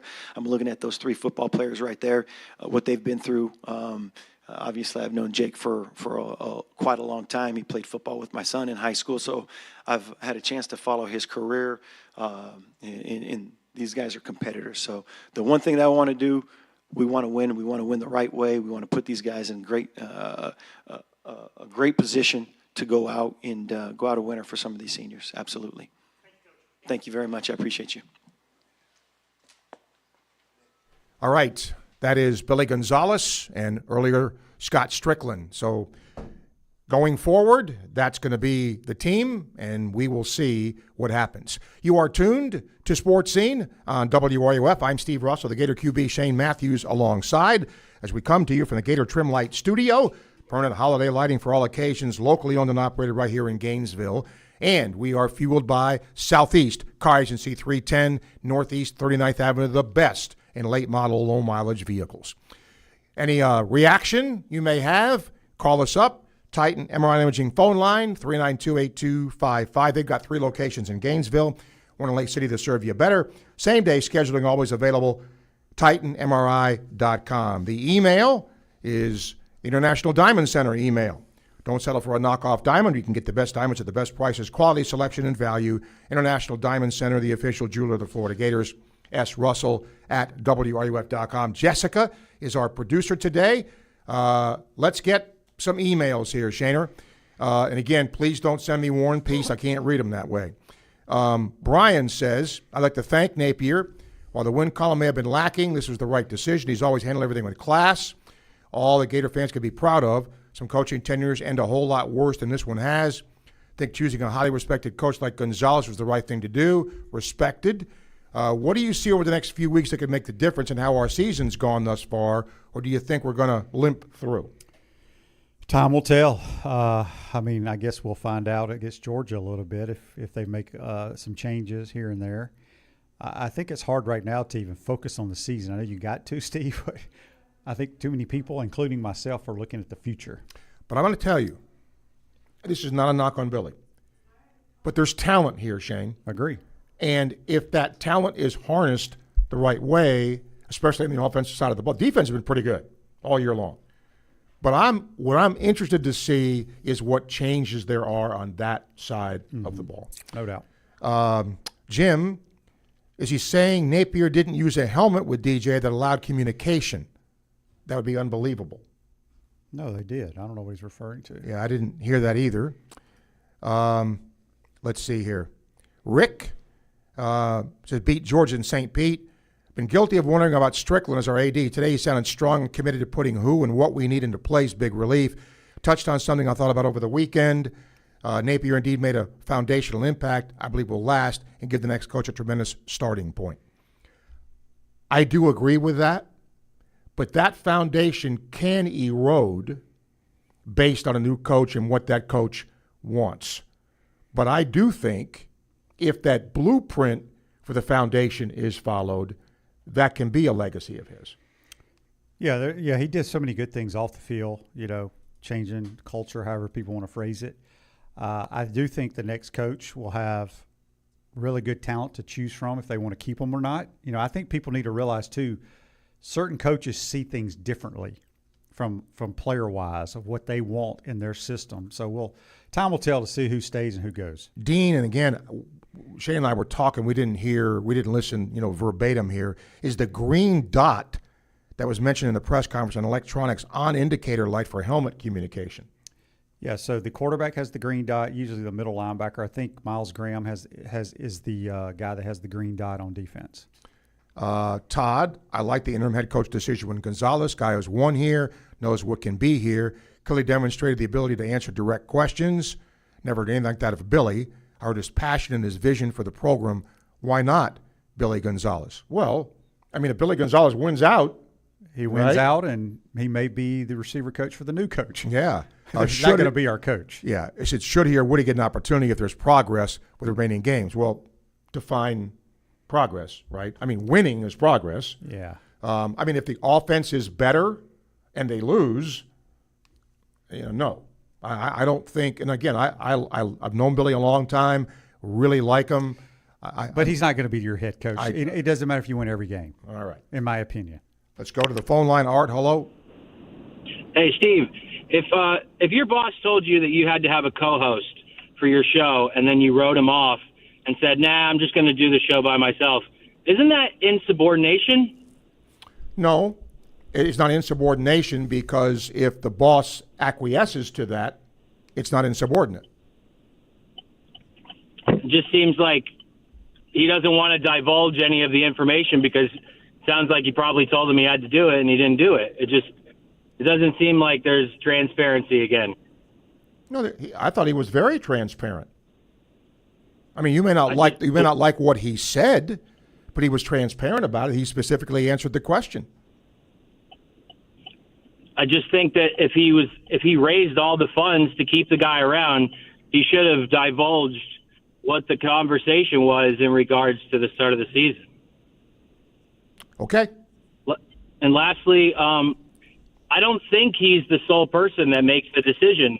According to Zach Alberverdi, he had a coaching search for Golden, so I would assume they're going to use another one. You can hire a firm, Art. You can hire it to help you, but he's saying if I hire a firm, if I talk to the boosters, if I talk to the guy walking down the street, it's still my decision to make.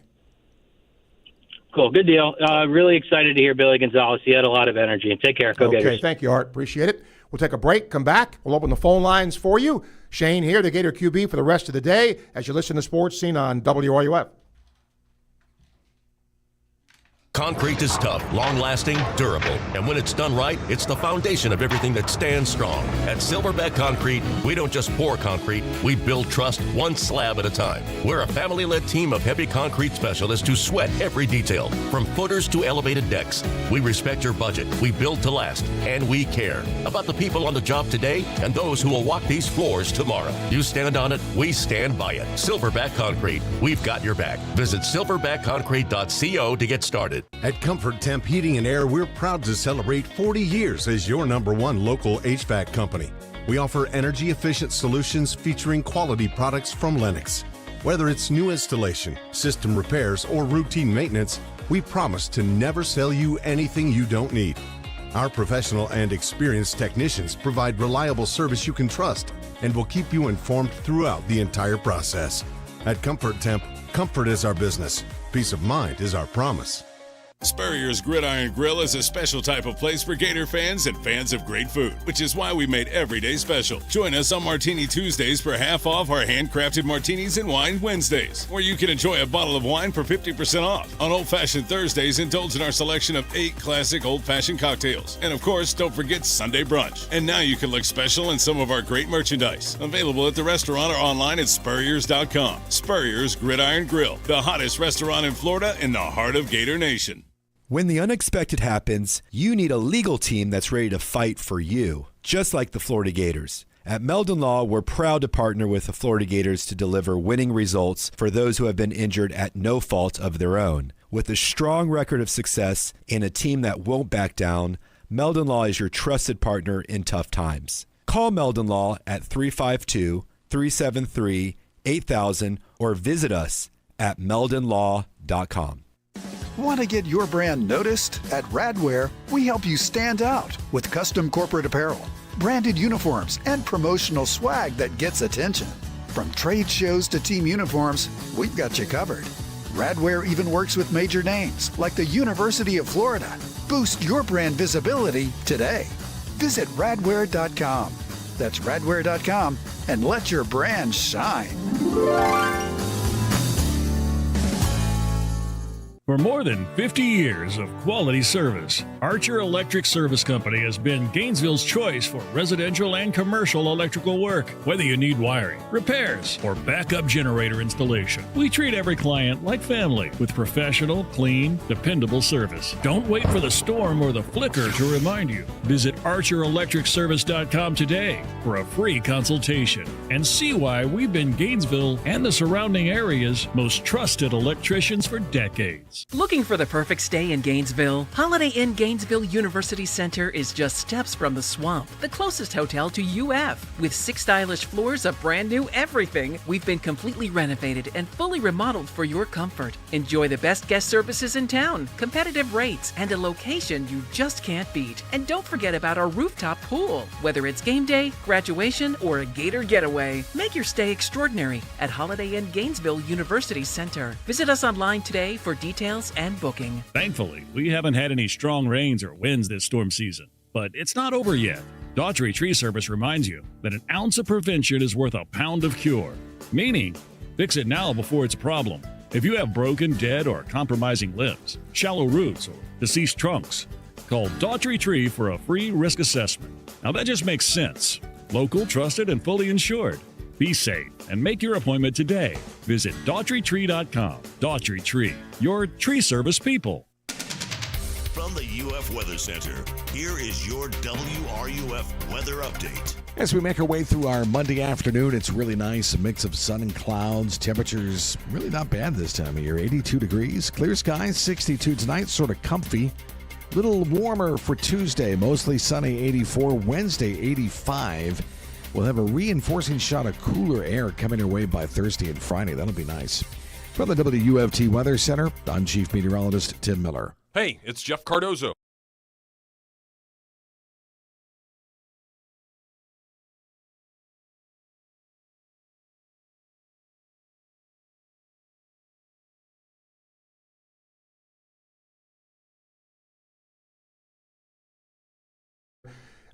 Mark said, you said something on the call-in show after the game resonated with me. Billy's been a class act since he arrived in Gainesville. Shame he wasn't able to have a better record. Everybody wanted to talk about the 3rd and 1 call. The inability to make a stop on 4th and 18 was terrible. Malik, I love Coach Gonzalez. Definitely knows and understands our standard here. Think he'll do great. Let's get behind this team, push them forward. Your thoughts? Yeah, I mean, I think Malik, we both agree, and I think Gonzalez is a good choice. Don, question for Shane. Was that a called defensive play, the late interception? Do they call that often? Yeah, it was just a fire zone where you blitz. I think Miles Graham came off the slot, and you dropped the defensive tackle. Let me tell you something. That's one of the greatest college football plays I've ever seen. Yeah. Well, why are you throwing the ball in the middle of the field? I agree. Obviously – Chapin didn't see him. He kind of came, and it wasn't like it just hit him in the chest. He had to reach behind him and catch it. Yeah. So, great play. So many bad things can happen in that. So, it's a little area we're talking about. I just could not understand that play call. Joseph, welcome. Hey, Steve. I'm gonna miss Billy, but overall he did a pretty good job. It's just been tough for him, but overall, with the new intermediate head coach, I can see our team probably coming back and making a bowl game. That's probably be a good success or a good push for our team going into the future. I would agree. If Florida gets to a bowl game, that would be an accomplishment. Yes. Because I love the Gators since I was 12 years old. Fell in love with them. Well, good. And I started listening to you guys. It's like you guys are family to me. We're all Gator families, one another. We may hate coach, may do this, but we're all one Gator family. We always support one another. We may hate, but overall, we're all Gator families. That's what we are. All right, Joseph. Thank you. We appreciate that. Steve, did we ever confirm, did Long Island count towards the bowl games? I think yes. I think you can count one of those. Okay. I believe so. Somebody can correct So we got to me. win 3 games. I think somebody can correct, but I think that's right. Don't forget, want to thank Quality Plumbing for sponsoring the first hour of the show. Need a quality plumber? Rely on the same company Gainesville's trusted since 1984.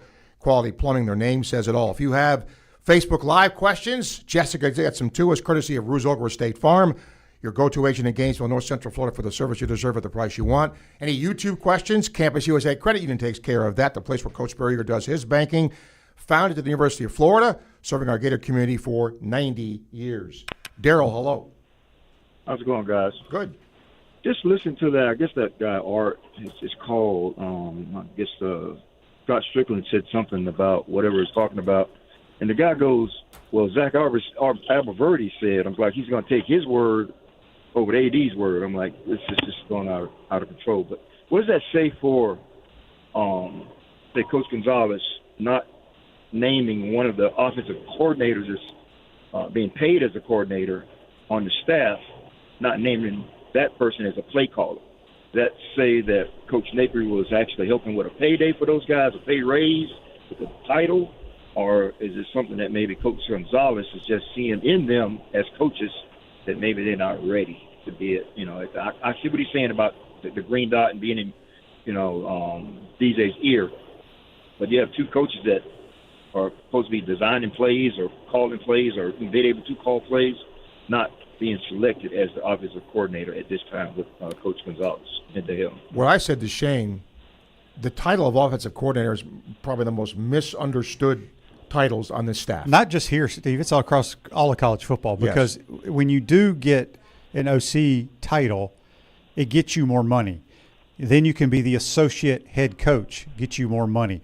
For the green dot, I would assume it's going to be Russ Callaway talking to DJ about the plays. Now, you got to remember, Florida's offense, they signal to each skill guy the play. The quarterback just talks to the O-line and to the running back, which is going to be interesting because Coach Gonzalez, I believe, was one of the signalers for one of the wide receiver positions. So, but to answer your question, I think Russ Callaway is going to call the plays. But as Billy said, and this was happening when Billy Napier was there, when you get ready to game plan, the offensive staff is together. Usually the wide receiver coach breaks down third and whatever. O-line, running back coach, they handle the running game. Then you get together and you say, okay, these are the plays we're going to focus on this week. They feel like they give us the best chance of winning. I think that will continue, but I feel like Russ Callaway will probably actually be talking to DJ in his headset. Oh, no, I listened to the press conference, Shane, and he said actually the quarterback coach is going to be calling plays and he's going to be talking to DJ in the headset. Okay, well, that will be different then because Ryan O'Hare is the quarterback coach. He never had a headset on during the game. You can only have so many coaches, I believe, with the headsets. I don't know. They changed the rules. But I know for a fact, Ryan O'Hare is the quarterback coach. He never had a headset on. He may do that now. Right. And then also, how come even with the defensive coordinator, isn't he like the associate head coach? So, like, when you look at things, when it breaks down like this broke down for Coach Napier, wouldn't it be, like, normal to put the associate head coach as the head coach moving into that position? No. It's just like it's – no? Okay. No. I was thinking that would be that. No, you can because now first of all, you can be an associate head coach and come from a place, and say you're that, and it's the first year on the staff. But Right. you're the associate head coach. You have a guy like Billy Gonzalez who's been here for 100 years. But here's one thing with Ron Roberts being the associate head coach, he can still concentrate on, what's everybody been complaining about? Billy not being able to call the plays because he's the head coach too. Well, now Billy Gonzalez is kind of just going to have the headset on, be clicking from offense to defense, letting them call plays and letting Ron Roberts do what he's been doing. All right, Daryl. Thank you. Appreciate it. That was a good call, though. Yep. Ken, welcome.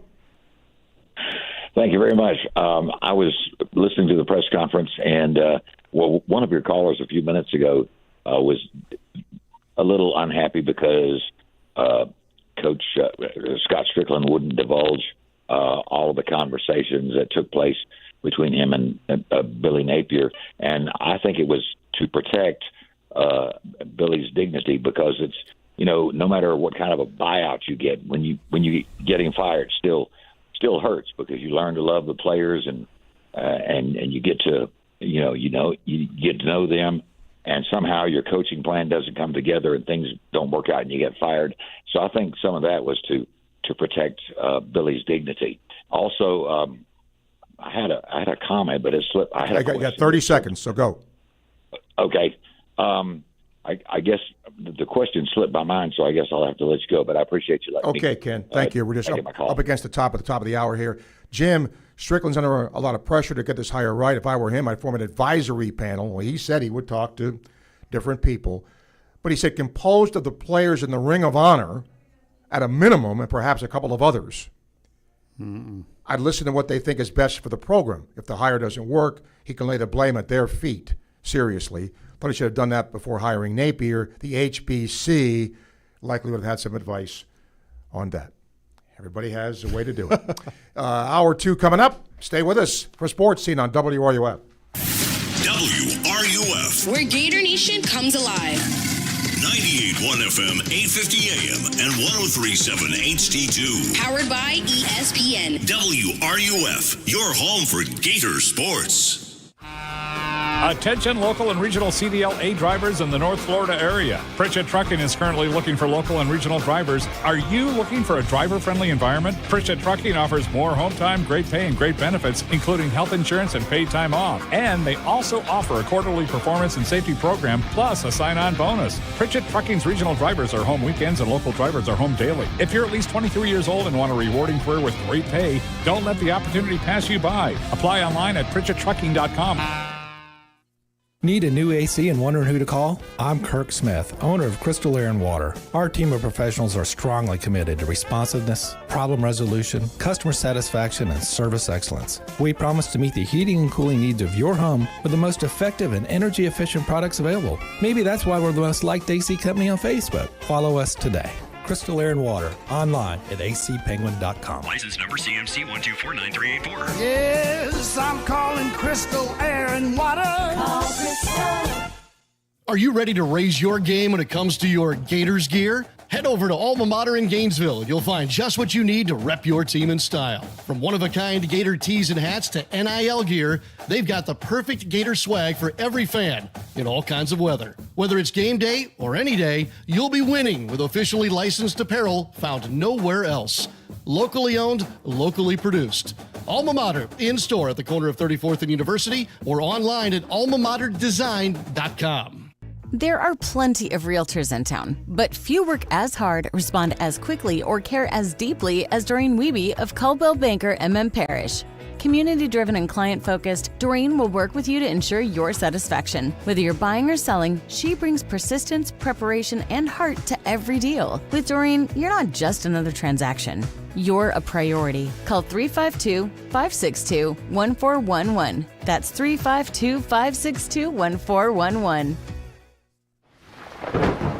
Looking for a roof you can trust to weather any storm? Atlantic Roofing has been covering North Central Florida for over 20 years. We're a third-generation, locally owned roofing company. From Alachua to Marion, Bradford, Levy, Gilchrist, Columbia, and beyond, we've got your home, your business, and your back. Visit AtlanticRoofing.com or call today for your free estimate. Atlantic Roofing, where quality rises above. Domino's carryout deal means you can carry out one-topping pizzas for $7.99 each when you order online or by phone. Just in case there's any confusion, we've even set up a helpful website to confirm if today is a day you can carry out one-topping pizzas for $7.99 each. Just go to howaboutoday.com to find out if Domino's carryout deal is valid today. Spoiler alert, it is. Carryout only. Ask for this offer. Availability and charges may vary. Size availability varies by crust type. Excludes XL and specialty. Your local store may charge extra for some toppings and sauces. Mako has paint services on sale now, starting at $4.99. And your car's been trying to tell you something. Look at your hood, your bumper, that door ding you've been ignoring since spring. You don't need a new car, just a fresh start. Mako makes it easy with fast service, honest pricing, and work backed by a national warranty. So stop pretending not to see it. Invest in you. Visit Mako in Gainesville today. Hit the reset button with limited time paint sales starting at just $4.99. Hurry to Mako now. From the Spurrier's Gridiron Grill Studio, WRUF Gainesville, W251CG Gainesville, WRUF FM HD2, and on the WRUF radio app.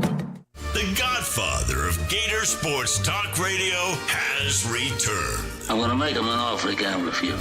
It's Sports Scene with Steve Russell. Time to eat some lunch and talk some Gator sports. Sports Scene with Steve Russell is fueled by Southeast Car Agency and brought to you in part by International Diamond Center, Domino's, Atlantic Roofing, Meldon Law, Los Linderos Tequila, Comfort Temp, Campus USA Credit Union, Pomodoro Cafe, Titan MRI and Imaging, Silverback Concrete, Ruse Ogra State Farm, Crystal Air, Miapa Latin Cafe, Radware, Fairlife Milk, Gator Trim Lights, Quality Plumbing, Doreen Wiebe Realtor Caldwell Banker, and the Head Beer Coach.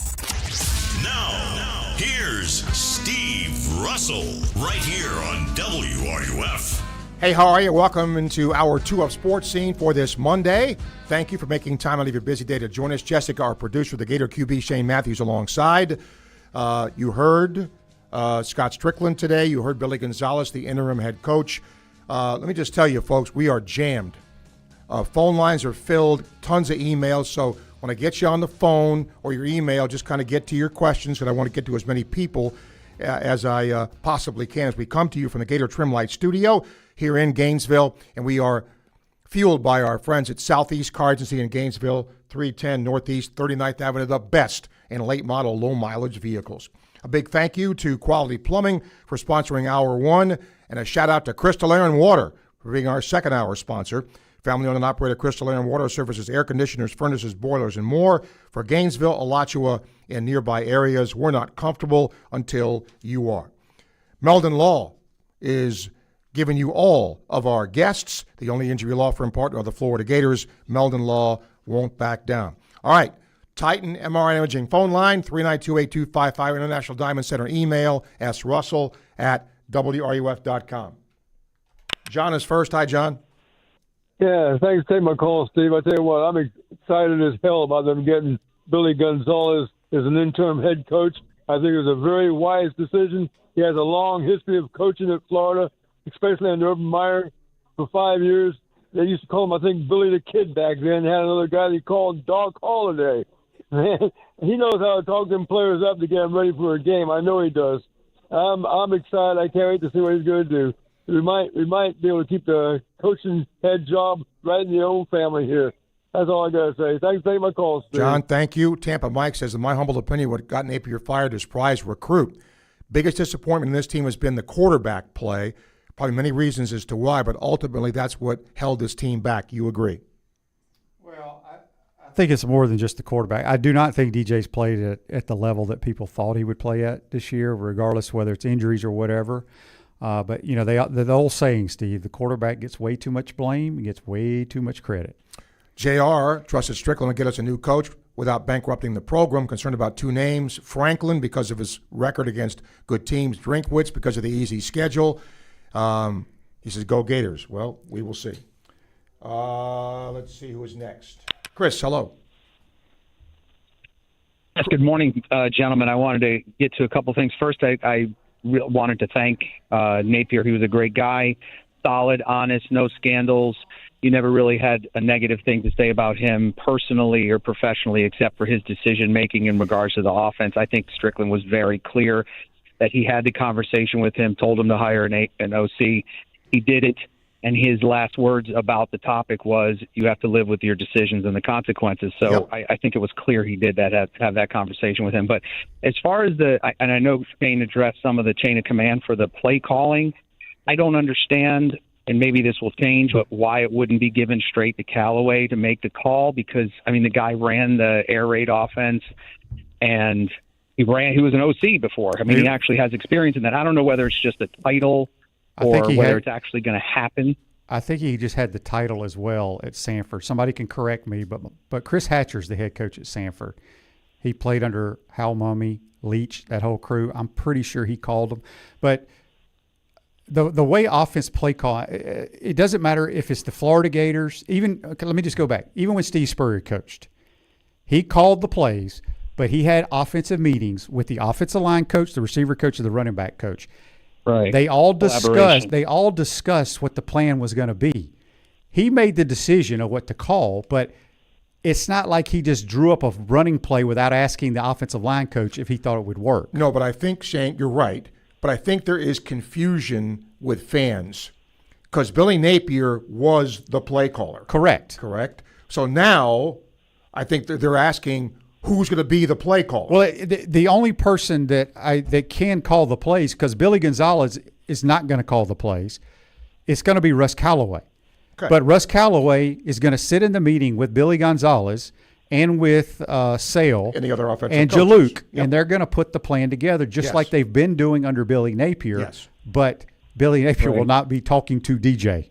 It will be Russ Callaway. Or it could be the quarterback coach. I just think of the confusion. I think the confusion was the fact that Stricklin Gonzalez said that O'Hare was the one because he was the QB coach and talked to him. I think that was where the confusion was. But I totally understand that the offensive game plan is a collaboration, but there's got to be someone who pulls the trigger and actually says the play. So I guess that'll take itself out. That will be Russ Callaway, but you're correct here because you got to remember, Billy could only communicate when he called the play to the quarterback.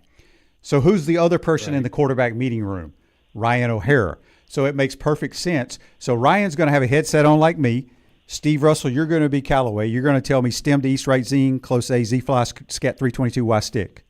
Now, their plays aren't that long. Ready, row, go. But that's a West Coast play. Then now I'm Ryan O'Hara. I'm going to say the play to DJ. Okay.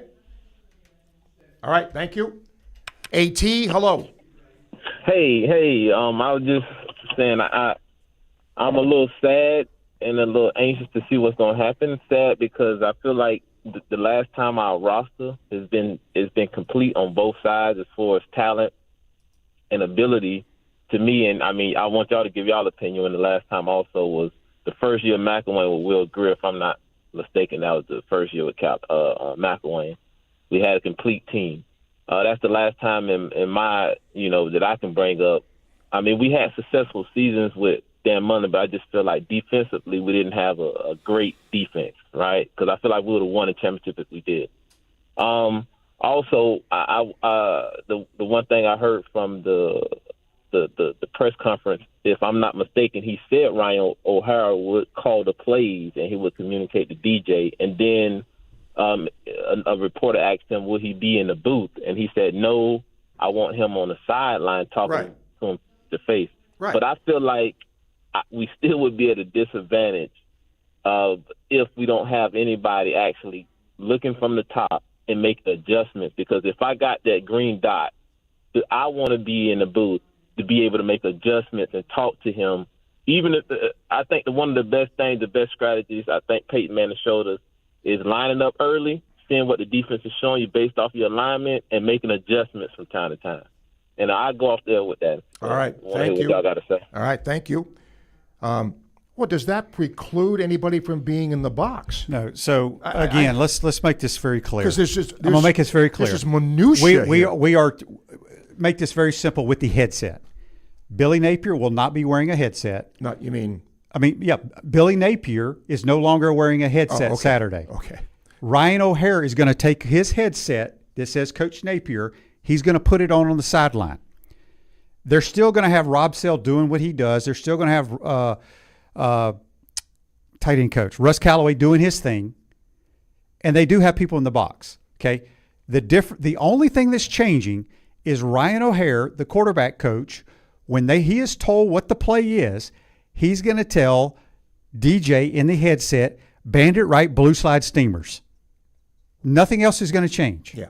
And it isn't like no one – you look up in the box, there's no coach there. There are people there. Right. Whether it's analysts or whether it's our other offensive line coach, they're there. Trust me.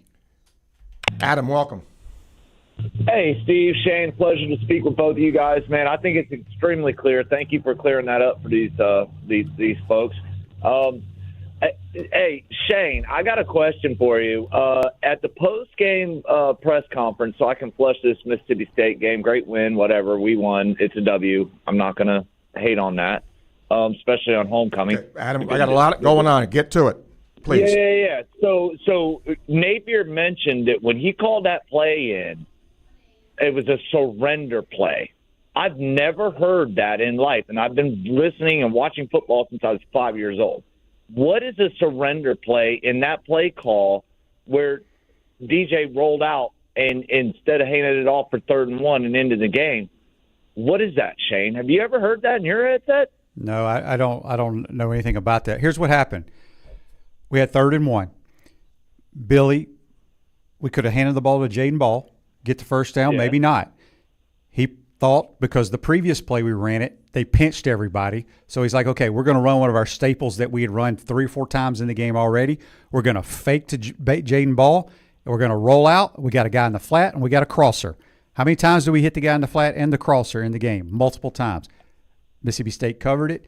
DJ took a sack, thank goodness, and didn't throw it away because they had to use a timeout. So it was it a bad play call? Yes, because it didn't work. I probably would have called it, handed it off to Jaden Ball and see if he could get a yard. Me too. But I don't know anything about a surrender. I don't watch the press conferences, so I don't know. I've never heard that in my life, surrender. And, Steve, before we leave, man, what do you think about this timing of letting Billy go, and God bless him? What do you think about the timing? Because in my opinion, timing is everything. Give me your opinion on that. Thank you, Steve. Sure. Thank you, Adam. Oh, it was the right thing. If you're going to do it, this was the time. Bye week. Everybody gets a chance to adjust. The staff gets to readjust what it does. This was the time to do it. If you were going to make the change, this is the time to do it. Sterling says, he thinks Stricklin was serious about being the only person making the final decision, not confident in his ability to make a third hire. Do you and Shane feel differently? And do you expect our offensive play calling to look different against Georgia? Honestly, don't know the answer to any of those. Yes, I do think he is the person. Now, he will get input, as he said, right? But look, I kind of like that because it's squarely on Scott Stricklin right now. He's saying, I'm the one making the hire, period. Well, guess what? If it doesn't work, you got one place to point. True. That's it. One place to point. Matt, ugly win for the Gators. I'll take it. Billy G, right choice. We still have a chance to go to a bowl. What Stricklin said in the statement that the search will be focused on hiring an elite coach. Does that mean we're going to go to get a big name like a Kiffin? I think that's the goal. Bruce, using Valdosta State as an example, if Florida would have played and beat Valdosta State, that would not count as a win towards going to a bowl, correct? Again, I don't know why we're going over this stuff now. Somebody can correct me. I believe you're allowed one of those games to count. I believe the LIU game counts. Andrew, looking forward to Napier being fired. I was embarrassed for us. Booing him and nasty comments, guess you can't buy class. Good luck to Napier. Hopefully he learns from his failures here. Lewis, long overdue move to remove Napier. May have been good Sunday through Friday. Maybe the worst during a game I've seen. Zero game management, all that. He'll be mentioned with guys like Rich Kotite as being a bad head coach. He was my Jets, right? head coach, yes, and he was a bad head coach. We'll take a break. We'll come back. We are packed. So, again, if you're calling, please get to what you got to get to. I want to get as many people on as we can as you listen to Sports Scene on WRUF. WRUF Sports Center. I'm Ryan Roddy. Continuing with our coverage of the Scott Stricklin Billy Gonzalez press conference today, we have gained insight into who will be calling plays for the Gators. But I'm going to let Coach Callaway is going to be the OC, but I'm going to let Coach O'Hara call the plays. And I think the most important piece to that is there's a rhythm piece between him and DJ.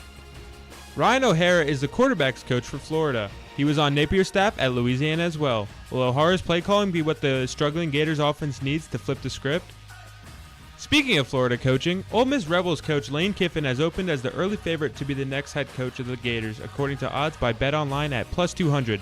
Check out that story and more on WRUF.com. We have 2 Monday Night Football games tonight. The Buccaneers at Lions at 7 and Texans at Seahawks at 10 Eastern Standard Time. WRUF 98.1 will provide coverage for those games. Stick around.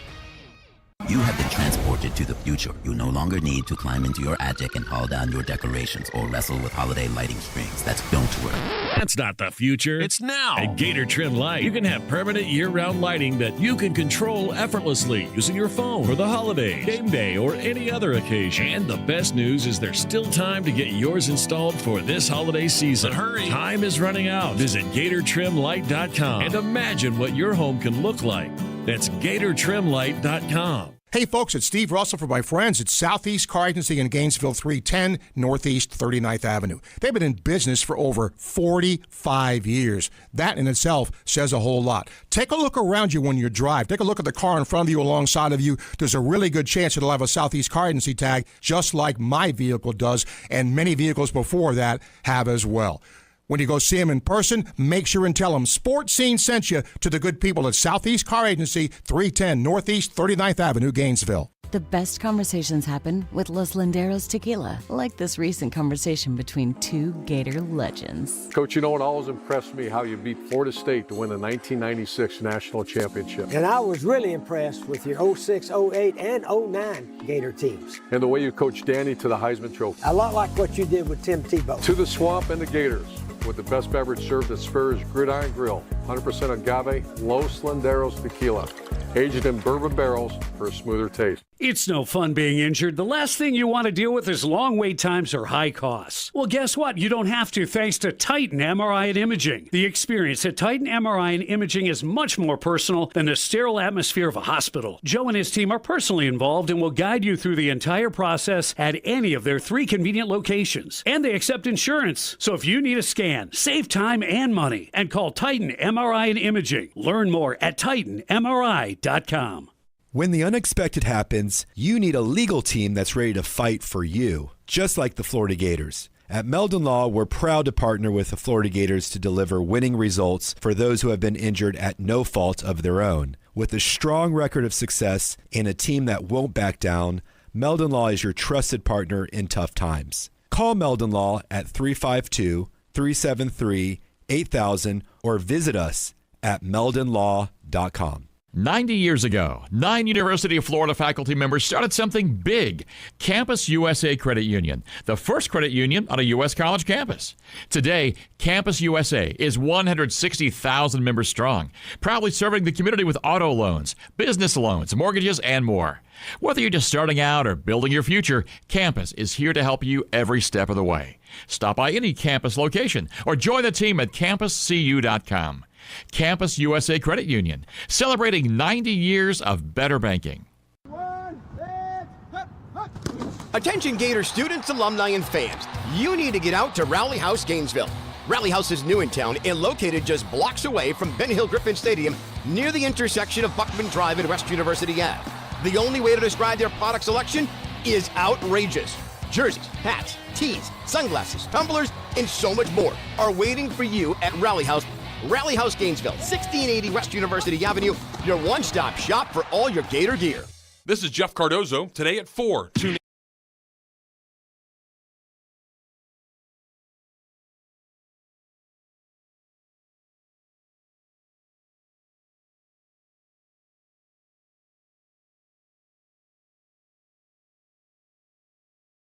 For hiring the next head football coach here? I am, yes.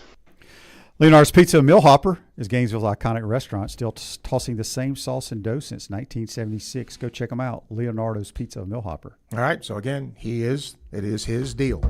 You got Facebook Live questions. Jessica gets them to us courtesy of Rizal State Farm. YouTube questions, courtesy of Campus USA Credit Union. Our thanks to Crystal Air and Water for sponsoring hour number 2. And don't forget, when we talk to high school coaches during the week, those are brought to you by Gator Domino's, proud to support our local high schools. From carry out and delivery, the best pizza specials in town. Call or click www.domino's.com today. Tony, welcome. Hey guys, how's it going? The surrender thing, man. Yeah, that was just Billy telling DJ to go down and not take a sack and not throw it out to stop the clock. So that's what that meant. Gotcha. I hate to beat a dead horse, guys, but Shane, are you saying that O'Hara is simply going to just relay the plays, or is he going to be the actual play caller?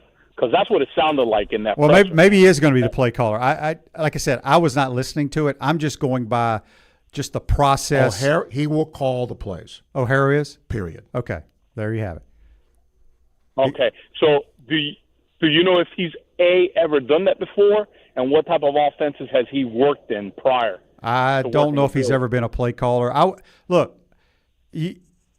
Play calling, I mean, the terminology is nothing's going to change.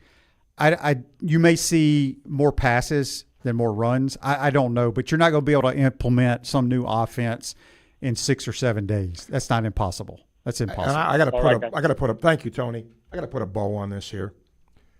I think the normal way that people look at that title, Shane, is that the offensive coordinator is the play caller. Mm-hmm. I think a lot of people look at that, right?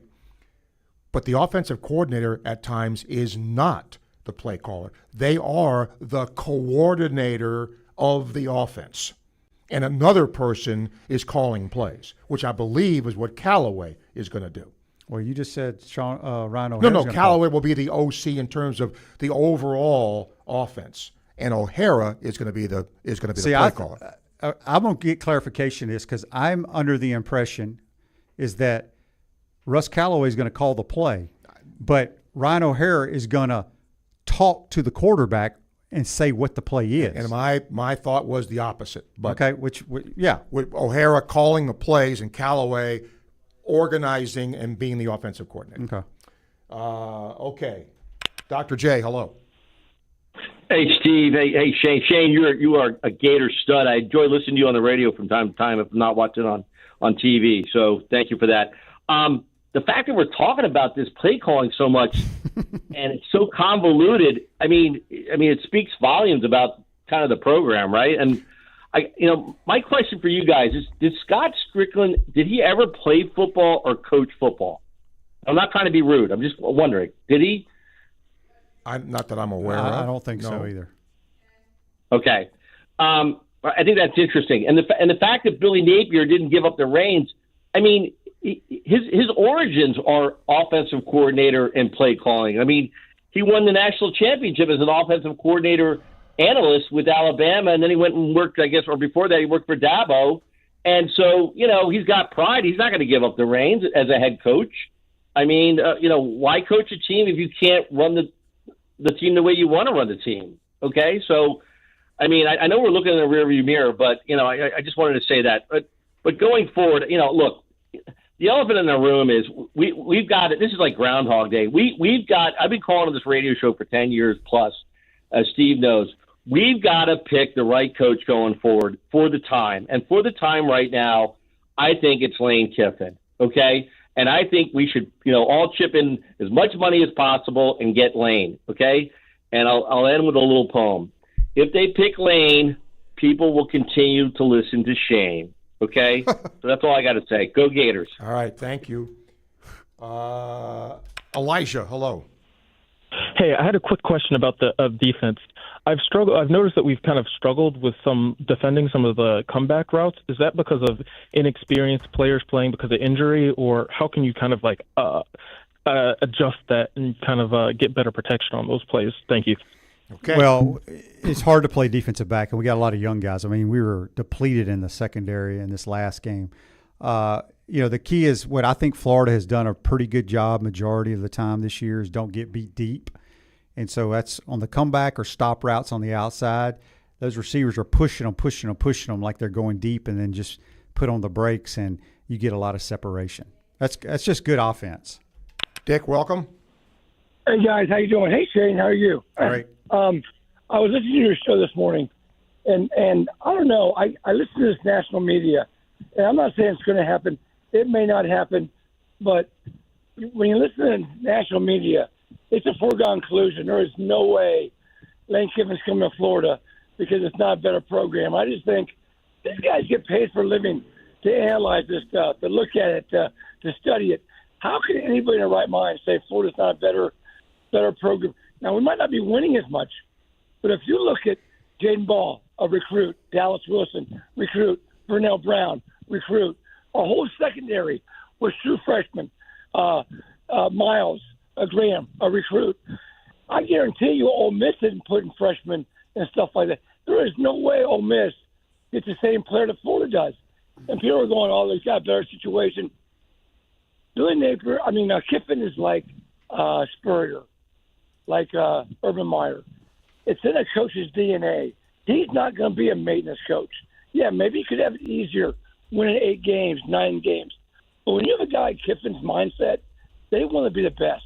When you got a little bit of cocky to you, when you got a little bit of abrasiveness to you, he wants to be up there with the Spurriers and stuff like that. I know that you said this morning, whenever you hear a guy, you say, I'm happy, I'm not going. What does he do? He hauls butt. But do you think it's just out of the realm that Kiffin would come here? So here's what I said on my show, and I firmly believe this. Whether it's right or wrong, anybody agrees or disagrees, I don't care. It's my thoughts. I know the Ole Miss program. I grew up an Ole Miss guy, going to every Ole Miss game played until my senior year in high school. My dad played there, my mom there. There's no comparison in the brands, zero, in the resources. Exactly. There's no comparison. Exactly. Ole Miss is a better football program than Florida right now because Lane Kiffin is their coach. As soon as he leaves, they're not going to be as good. That's a fact. All right. And again, if Lane Kiffin decides to come here, I think he gets the quote better athlete, but he is a phenomenal guy. Just not him, but his staff at taking the 2 and the 3 stars and winning football games. That doesn't mean he doesn't want those kind of guys at Florida. If he were to come, he may not want some of the guys on our roster. We don't know what whoever the next coach is, what they want. But in my opinion, I think he is the best person for the job. By the way, 24/7 Sports, in the 26 recruiting class, Florida's number 14 with 14 4 stars and 5 3 stars. Ole Miss is number 20 with 9 and 10. So they are very similar. And say one more thing, I'll let you guys go on the other callers. But if I was Lane Kiffin, if I was looking at Vernell Brown and Dallas Wilson and Jaden Ball. Oh, you just said that. Right. He's got good players there too, though. Let's don't forget that. Yeah. All right. Thank you, Dick. Appreciate it. JB, hello. Yeah, hey, all I wanted to say was I'm perfectly happy with Stricklin having the decision all on his own because, to your point, Steve, then it's one guy, and that one guy has to get it. He's under pressure to get it right. So I'm good with it. Y'all have a good one. Okay, thank you, and that's why I'm good with it. I mean, look, I hope this hire works out for everybody concerned, but if it doesn't, and that will come back to haunt him. Yeah. If it doesn't work out, because that piece of audio will be played 1,000 times. Are you the one Yes, I am. That's it. Bob, hello. Hey, Steve, I know you like to call yourself a history guy. I'm more of like a grassy knoll guy, right? Okay. So I'm wondering, first of all, historically, do you know the last coach that's gotten fired after a win in the middle of the season? I don't know who it is. I'm just asking. Yeah, I mean, I don't. The second, I guess we need to both brush up on our history. My second question is, if this hire is put on Stricklin, he is taking ownership of it. Why are we investing, I forget the name of the consulting firm, probably several $1 million of outsiders, folks that are outsiders, they don't get the UF program. Why are we investing in that? Is that maybe a rule now? Is that, Board of Regents does very that, simple so answer for that. Very simple answer. Do you not think a company that has a CEO, the CEO hires and fires, the CEO makes the decision. But don't you think that CEO would hire a firm to look into things or look at who the candidates are, or, that's what they all do. This is no different. Well, I think that might be what we do recently. I don't think when Urban Meyer, maybe this is a last decade or so thing where these search firms have come. I don't feel like that's been around forever. Search firms have been around for a while. I mean, not 50 years, but they've been around for a while. But, okay, last question. Do you think that Lane Kiffin has been reached out to?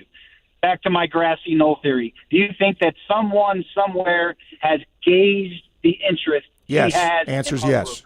Yes. Thanks. Okay, thank you. We'll take a break, come back. Last half hour of the show with the Gator QB Shane Matthews. You're listening to Sports Scene on WRUF. If it happens in Gator Nation, you hear it on WRUF 98.1 FM, 850 AM, and 103.7 HD2. Gator champions play here. WRUF, powered by ESPN.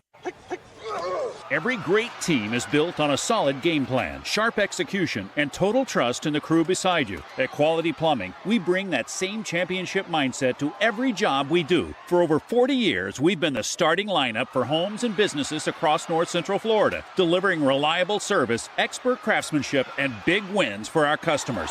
Call us today or visit qualityplumbing.com. We're your first string team. License number CFC 043073.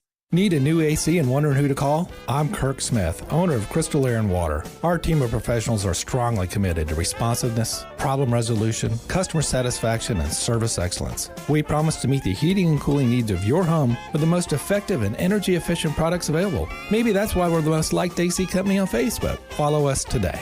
Crystal Air and Water, online at acpenguin.com. License number CMC 1249384. Yes, I'm calling Crystal Air and Water. Call Crystal. Craving real Cuban flavor? Come to Mi Apa Latin Cafe, where every bite brings you home. From our juicy roast chicken with yellow rice and black beans, our breakfast options to sweet plantains, empanadas, and our iconic Cuban cafecito, we've got what your taste buds are waiting for. And with 6 locations, there's sure to be one near you serving up warm hospitality and authentic breakfast, lunch, or dinner vibes whenever hunger strikes. So head over to Mi Apa Latin Cafe, the best Cuban food north of Miami. Visit miapalatincafe.com or stop by your nearest location today. Hey, have you ever talked to Ruse Agra over at State Farm? Oh yeah, Ruse is awesome. Helped me get a ton of coverage for way less than I expected, and he serves all of North Florida. Super friendly too, actually takes time to explain everything. Really? I thought State Farm would be pricey. Nope, surprisingly great rates. You get that neighborly service you don't find everywhere. Like a good neighbor, State Farm is there. I might give Ruse at State Farm a call. You should. Call 352-240-1779 for a free quote. You'll be glad you did. Individual premiums will vary by customer. All applicants subject to State Farm underwriting requirements. Want to get your brand noticed? At Radware, we help you stand out with custom corporate apparel, branded uniforms, and promotional swag that gets attention. From trade shows to team uniforms, we've got you covered. Radware even works with major names like the University of Florida. Boost your brand visibility today. Visit radware.com. That's radware.com and let your brand shine. There are plenty of realtors in town, but few work as hard, respond as quickly, or care as deeply as Doreen Wiebe of Coldwell Banker Parish. Community-driven and client-focused, Doreen will work with you to ensure your satisfaction. Whether you're buying or selling, she brings persistence, preparation, and heart to every deal. With Doreen, you're not just another transaction. You're a priority. Call 352-562-1411. That's 352-562-1411. Maaco has paint services on sale now, starting at $4.99. And your car's been trying to tell you something. Look at your hood, your bumper, that door ding you've been ignoring since spring. You don't need a new car, just a fresh start. Maaco makes it easy with fast service, honest pricing, and work backed by a national warranty. So stop pretending not to see it. Invest in you. Visit Maaco in Gainesville today. Hit the reset button with limited time paint sales starting at just $4.99. Hurry to Maaco now. The Tailgate with Jeff Cardozo.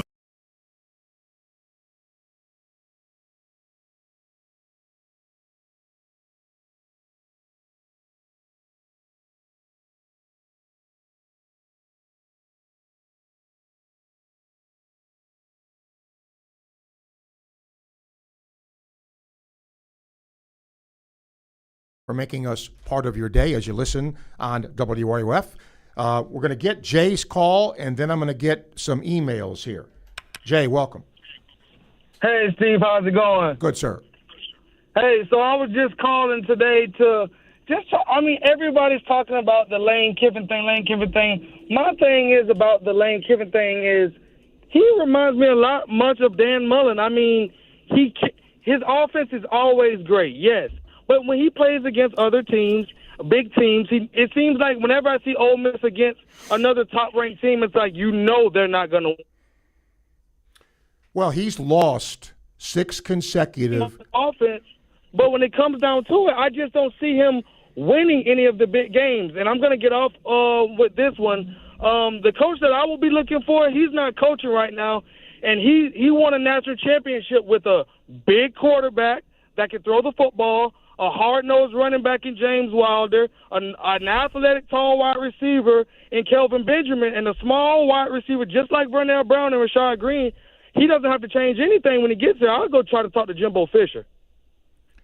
Okay, thank you. By the way, thanks to Mark, he was fired after a win. Yeah.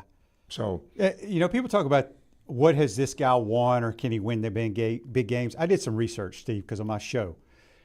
How many coaches you think in the Southeastern Conference have winning records in against top 25 opponents? In the league? In the league. I mean, some of the coaches are new.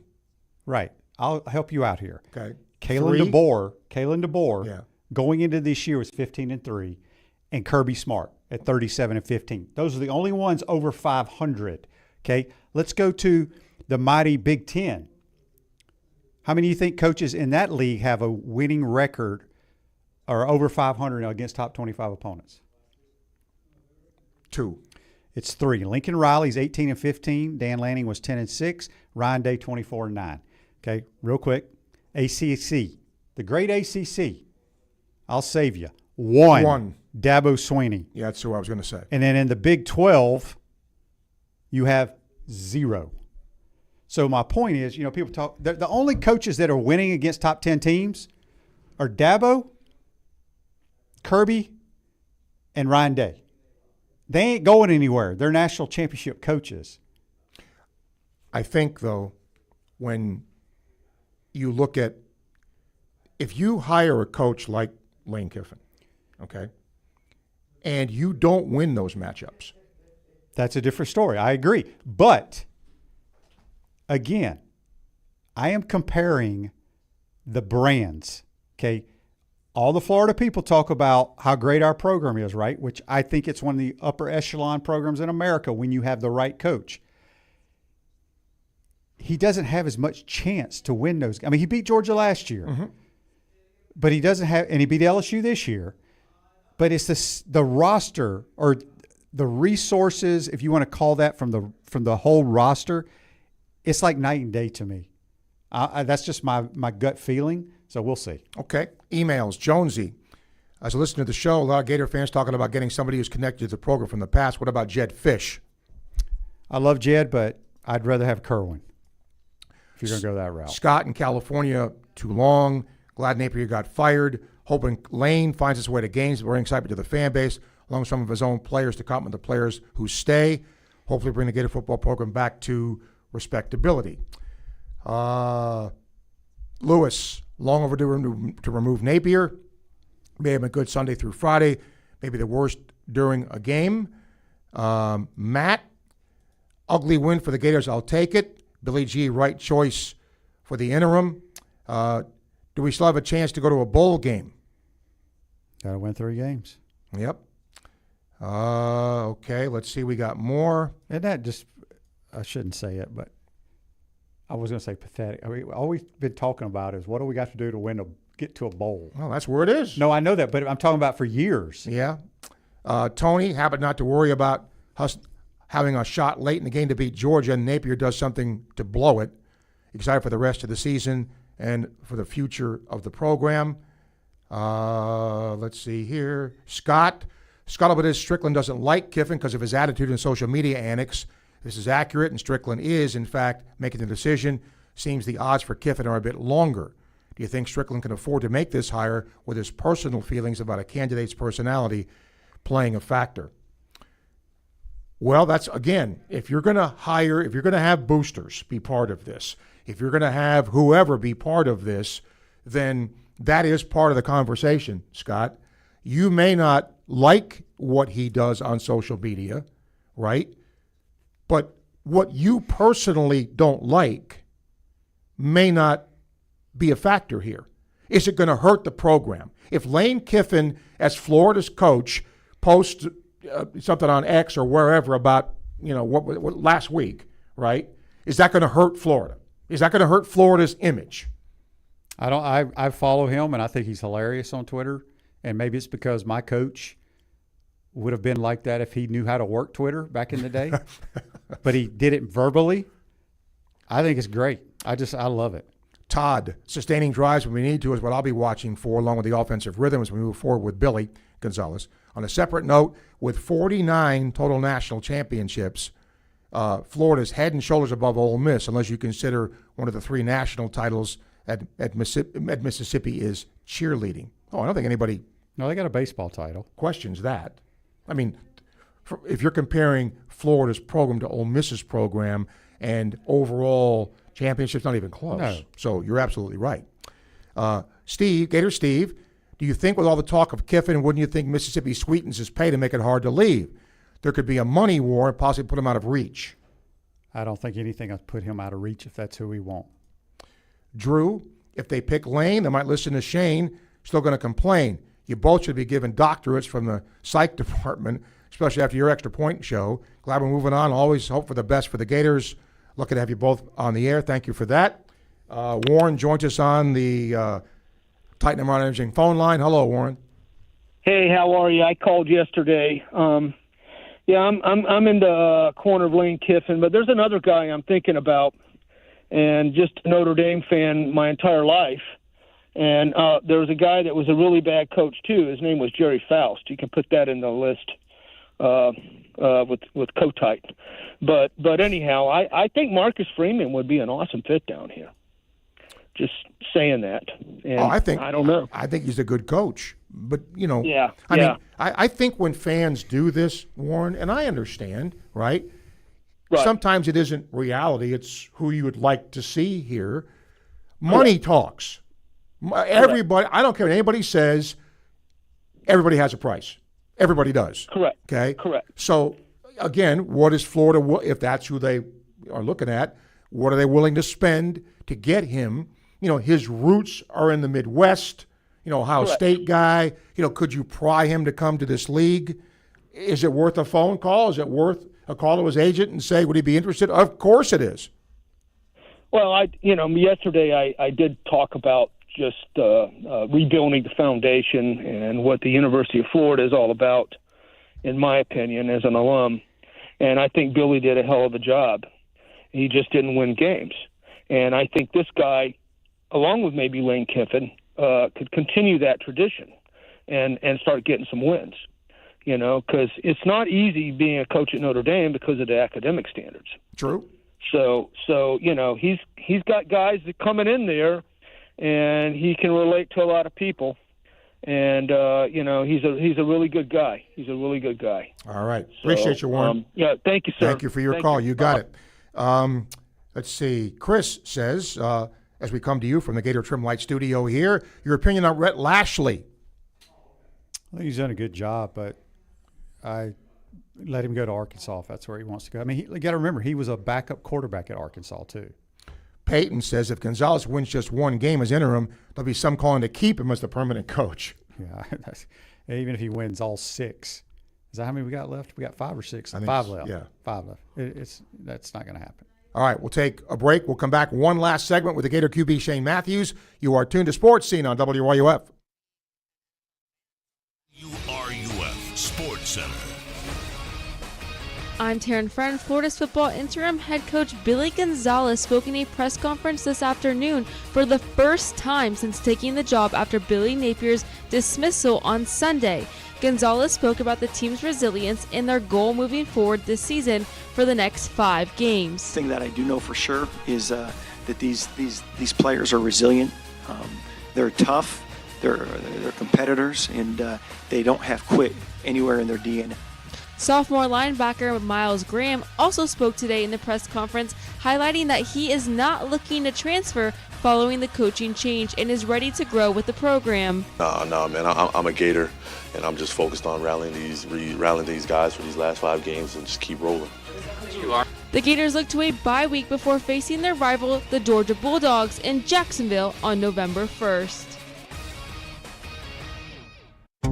This holiday season, let Pomodoro Cafe bring the soul of Italy to your table. From cozy gatherings to company-wide celebrations, we cater it all. With rich, authentic Italian flavors your guests will remember long after dessert.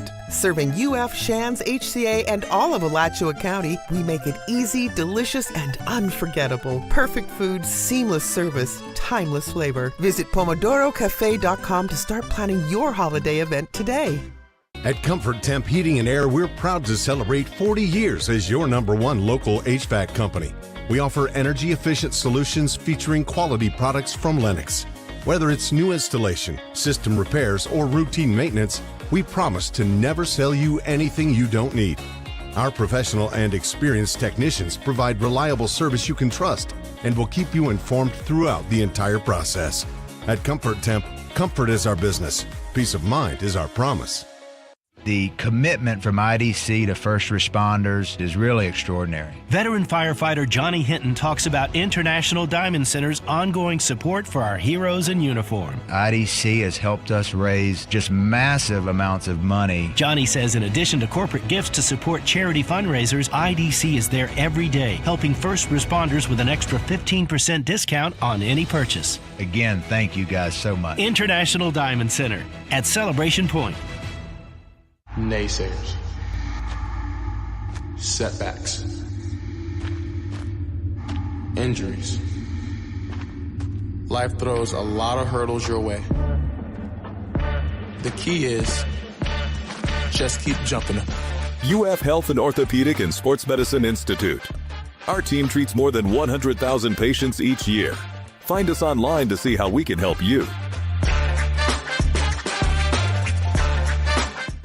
Gear up to root on the Gators at the University of Florida bookstore at the Rights Union. The UF bookstore will be open from 8 a.m. till 5 p.m. for all the orange and blue gear you need. There's a large selection of clearance items throughout the clothing department with many items up to 50% off original price. This is a great time to expand your Gator wardrobe and save some money too. So as you look to root on the Gators, debut some new orange and blue gear at the UF bookstore, open noon to 5 on Sunday. So to score, just remember the University of Florida bookstore inside the Rights Union on campus, and go Gators! Looking for a roof you can trust to weather any storm? Atlantic Roofing has been covering North Central Florida for over 20 years. We're a third-generation, locally owned roofing company. From Alachua to Marion, Bradford, Levy, Gilchrist, Columbia, and beyond, we've got your home, your business, and your back. Visit AtlanticRoofing.com or call today for your free estimate. Atlantic Roofing, where quality rises above. When you're ready to stop renting and start building something that's truly yours, when you're ready for that backyard barbecue, that front porch swing, or a place where the holidays finally feel like home, Radiant Credit Union is ready too. Right now, we're offering a special low mortgage rate with flexible terms, fast approvals, and guidance for every step of the way. So when you're ready to make your move, let's get started. Radiant Credit Union. Visit radiantcu.org and apply today. Federally insured by NCUA Equal Opportunity Lender.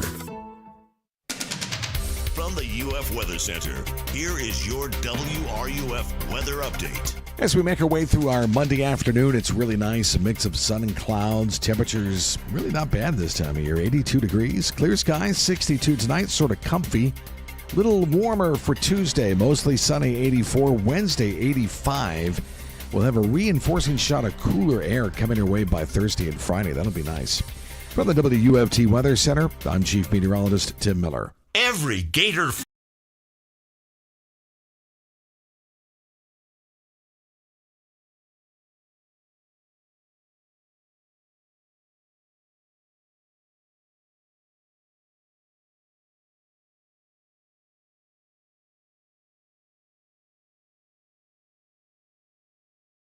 Segment here. All of our guests, courtesy of Meldon Law, won't back down. We are fueled by Southeast Car Agency, and we come to you from the Gator Trim Light Studio. No Facebook Live questions today from Ruzogra or YouTube questions from Campus USA Credit Union, but of course we have them. And if you have any, Jessica gets them to us every day.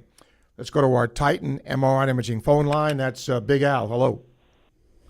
Yeah, how you doing? It's an honor to be on with you, Steve, a living legend in Gainesville, and Shane, also another living legend in Gainesville. Proud to have you guys on the show. You are too kind, but thank you. I got a 5-step plan for Scott Stricklin to listen to and take some notes right now. So, Scott, get your pen and pencil. Number 1, get your cell phone. Number 2, call the pilot of the UF jet at the airport and tell them to get the aircraft filled up full. Get your bag of monies, number 4, and go get Lane. And get a line of credit if you need more money. We need to get Lane in there. There's no other choice that the fans want other than Lane. And you got to get the fans excited to buy the tickets. You got to get the players excited, and you got to get the recruits and the transfers excited. And Lane is the man that can do all of that. I'm done. All right, thank you. Email here. Tend to think of Lane as, this is from Chris, as similar to Mullen. But I realize I'm holding a successive Urban and what he did here against Kiffin, when perhaps a more fair comparison is what Spurrier was before he arrived at UF versus Lane now. I know Shane loves Lane. What do you both think about a comparison of Lane versus Spurrier when he arrived at UF? Gosh. I don't know really how to make that comparison. All I can say is, from what I see on TV, he's really good at scheming in X's and O's. He's just like Coach Spurrier. You know, he sees things from the field. I mean, you saw it the other day. He was sprinting. He checked to a play, and they completed it for a touchdown. He's running along the sideline. He can just see things. He coaches quarterbacks very, very well. He's got great skill guys. He likes to take shots at other coaches in a joking manner. I love it all. Some people like that. Some people don't. Comparing him, though, Lane is much more known than Steve was when he came here. Yes, way. I mean, so if you're asking that as a comparison, it's not close. Yeah. Jack, hello. Hey, Steve. I've got a guy that I'd like to see get an opportunity to interview, but he probably won't. But all he's done is win wherever he's been. He has one of the best offenses in the nation every year. He recruits Florida really well. And he's like Coach Spurrier and Coach Meyer. You know, they didn't have really great pedigree. Oh, Meyer did, you know, but they came from programs that we didn't look at as being really great. And he's a Florida alum, and that's Kerwin Bell. And he would bring his son, who's the OC at Pitt, with him. And, you know, he knows Florida. He recruits Florida really well. He's got like 40 players on his team from Florida right now, West Carolina. All he does is win, you know. But we won't look at him, I'm sure, because they'll look at him and say he's too old. But he would be a great fit. He would be a great guy. That's my call. I would disagree. Kerwin's one of my closest friends. I talk to him once a week, and just never gets a look, whether it's his agent or sometimes it's these agents too. He's just never had the right agent. But yeah, he's phenomenal when it comes to offensive football. Yeah, all right. And you know, so tell him to throw his hat in the ring. Tell him to give Coach Stricklin a call. Tell him to throw his hat in the ring. All right, with Shane? I'll do it. All right, Jack. Thank you. Texas Gator loves the show in Texas. Win it all or not. Once Shane's early '90s teams established us as a contender, we were in and year out. That was the renaissance of my football fandom. We were competitive every year under Spurrier. It was glorious. Lane will make us competitive. Stephen, I'm going to save your question for tomorrow because it's a baseball question. Adrian, good news. Think our game day coaching decision will be vastly improved on Gonzalez. Bad news. O'Hara's worked under Napier for the last 8 years with him being the play caller. Look for more of the same offensive ineptness. We shall see. We shall see. Porter, hello.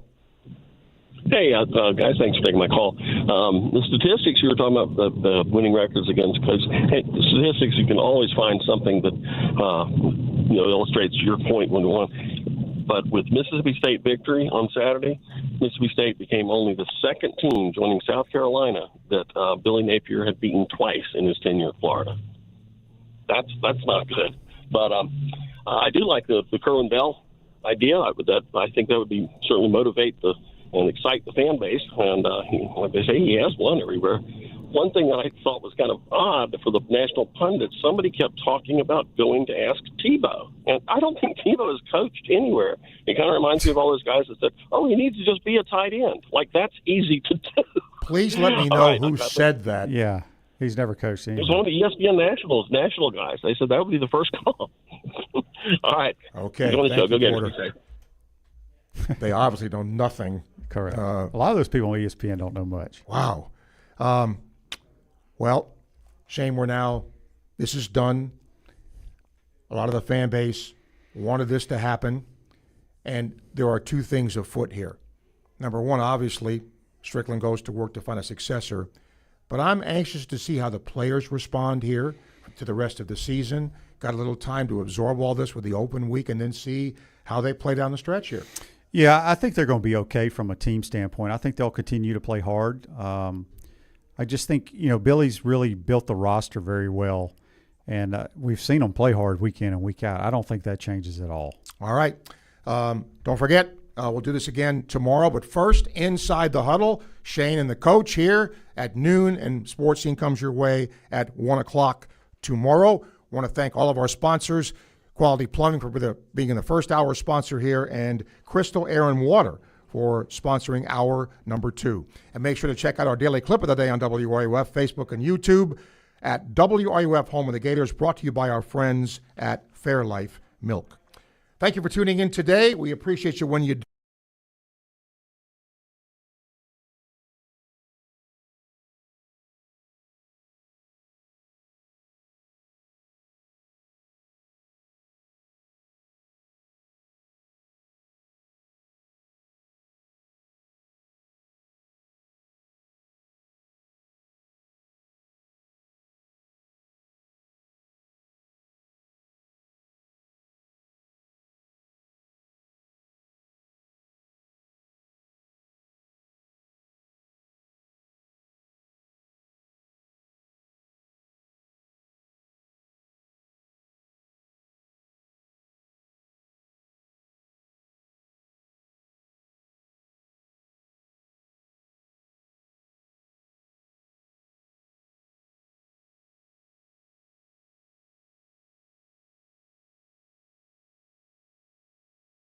Home of the NFL. Naysayers. Setbacks. Injuries. Life throws a lot of hurdles your way. The key is just keep jumping them. UF Health and Orthopedic and Sports Medicine Institute. Our team treats more than 100,000 patients each year. Find us online to see how we can help you. Hey, it's Steve Russell for Southeast Car Agency in Gainesville, 310 Northeast 39th Avenue. Friends, they've been in business for 45-plus years, and the Cousins family has done just one thing, but man, they've done it right. They give you the best alternative you have to purchasing a new vehicle, the best in late-model, low-mileage vehicles. I'm driving one right now, have been for a very long time. They've treated me right. They'll do the same thing for you. Go see them today, Southeast Car Agency in Gainesville. Domino's Best Deal Ever is back. Get any hand-tossed pan, thin crust, or New York-style pizza with any toppings for just $9.99 online. Last time, people got exactly what they wanted. Pan pizza with barbecue sauce, mushrooms, and black olives. Philly steak, extra cheese. Chicken, bacon, onions, jalapenos. This got to be the best deal ever. So what are you going to get this time? Order Domino's $9.99 Best Deal Ever before it's gone. Prices higher for some locations, online only for a limited time. Excludes XL and specialty. Parm stuffed crust is extra. Topping limit supply. Visit Domino's.com for full details. After you work out, you can feel worn out. Reach for Core Power and rise to a whole new level of recovery. Protein to build muscle. Electrolytes to help hydrate. The nutrition you need to power on. Champion your recovery with Core Power.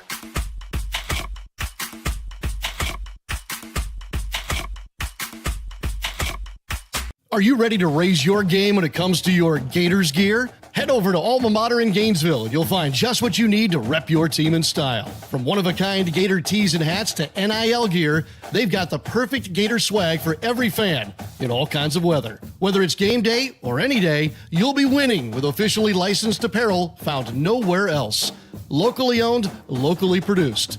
Alma Mater, in-store at the corner of 34th and University or online at almamaterdesign.com. Spurrier's Gridiron Grill is a special type of place for Gator fans and fans of great food, which is why we made every day special. Join us on Martini Tuesdays for half off our handcrafted martinis and wine Wednesdays, where you can enjoy a bottle of wine for 50% off. On Old Fashioned Thursdays, indulge in our selection of 8 classic old-fashioned cocktails. And of course, don't forget Sunday brunch. And now you can look special in some of our great merchandise. Available at the restaurant or online at Spurriers.com. Spurrier's Gridiron Grill, the hottest restaurant in Florida in the heart of Gator Nation. Thankfully, we haven't had any strong rains or winds this storm season, but it's not over yet. Daughtry Tree Service reminds you that an ounce of prevention is worth a pound of cure, meaning fix it now before it's a problem. If you have broken, dead, or compromising limbs, shallow roots, or deceased trunks, call Daughtry Tree for a free risk assessment. Now that just makes sense. Local, trusted, and fully insured. Be safe and make your appointment today. Visit DaughtryTree.com. Daughtry Tree, your tree service people. From the Spurrier's Gridiron Grill Studio, WRUF Gainesville, W251CG Gainesville, WRUF FM HD2, and on the WRUF radio app. You've heard his voice for more than 2 decades. Out of the shotgun, pistol formation, pulls it back. Here comes the ball, near side, wide open, and it's caught. Is he in bounds? Yes, he was. Second TD pass of the game. Now, winter has come to Gainesville and joined Gator Nation. Telvin Smith of the Jaguars joins us here on Football Sunday on ESPN Radio. It's the with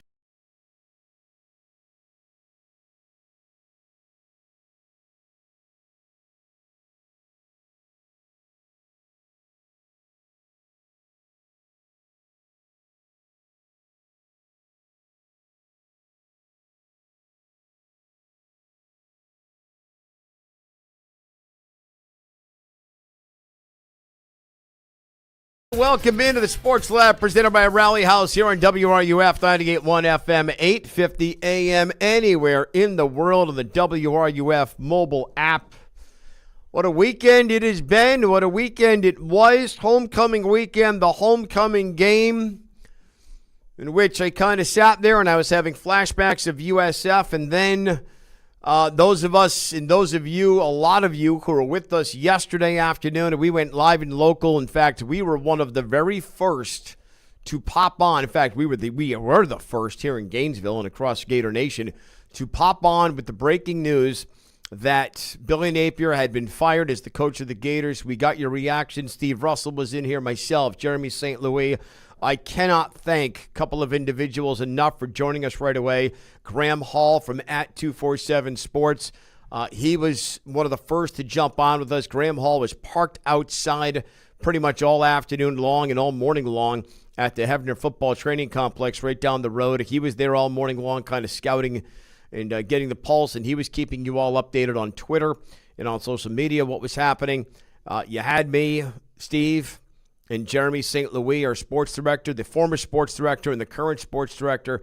We were all in studio, and we had Graham Hall, we had Max Chadwick from Pro Football Focus, and also Dan Thompson came into the equation as well. Dan Thompson, you check him out, DK Thompson on social media, on Twitter. He is all over the place because he's a Gator fan. And yesterday was a day for you Gator fans to express your reaction to Billy Napier being fired, let's call it. It is something that I've heard about for a long period of time. I met Billy when I first got here in July. Sean Kelly introduced me to him, told him that this is Kevin Winter. We stole him from ESPN Radio. He's now part of the Gator Sports Network. Billy is very, very nice to me. He's just a terrific, terrific guy. But I get it. The expression is nice guys finish last. One thing I have heard over the last 24 hours, and I really wanted to stress in a reminder to everyone, and by the way, whether you like to hear this or not, you're going to hear it, okay? Because it's probably one of the few times remaining that we're going to talk about Billy. And then we're going to hear from Scott Stricklin today. Also, David Waters from the Gators Breakdown podcast. David's going to join me this hour as well here on the Sports Lab presented by Rally House and WRUF. Billy was asked, and Scott Stricklin's going to address this, Billy was asked to come in and change a culture, and he did. From what I understood, not being part of this operation, so to speak, but from afar, I don't see everything. I was tree-topping things at the national level. I could tell you the top 3 players on every college football team ranked in the top 25 and maybe the top 4 on every team that was going to the college football playoff last year. That was my job. And the treetop storylines, that's how I knew it. Then you have the reporters at ESPN who can kind of dive into things. Because also, while I'm doing college football, I was doing NBA at the same time. I'm doing the NFL at the same time. You got to roll through. So I'd have time to dive into it. I didn't know that before Billy got here how many bad apples were inside of this program that Dan Mullen had left you guys. Billy was tasked with coming in and cleaning up the program. I said yesterday it's kind of poetic that Billy Napier's final game, it's a victory on an interception, which wasn't his first win, a victory on an interception.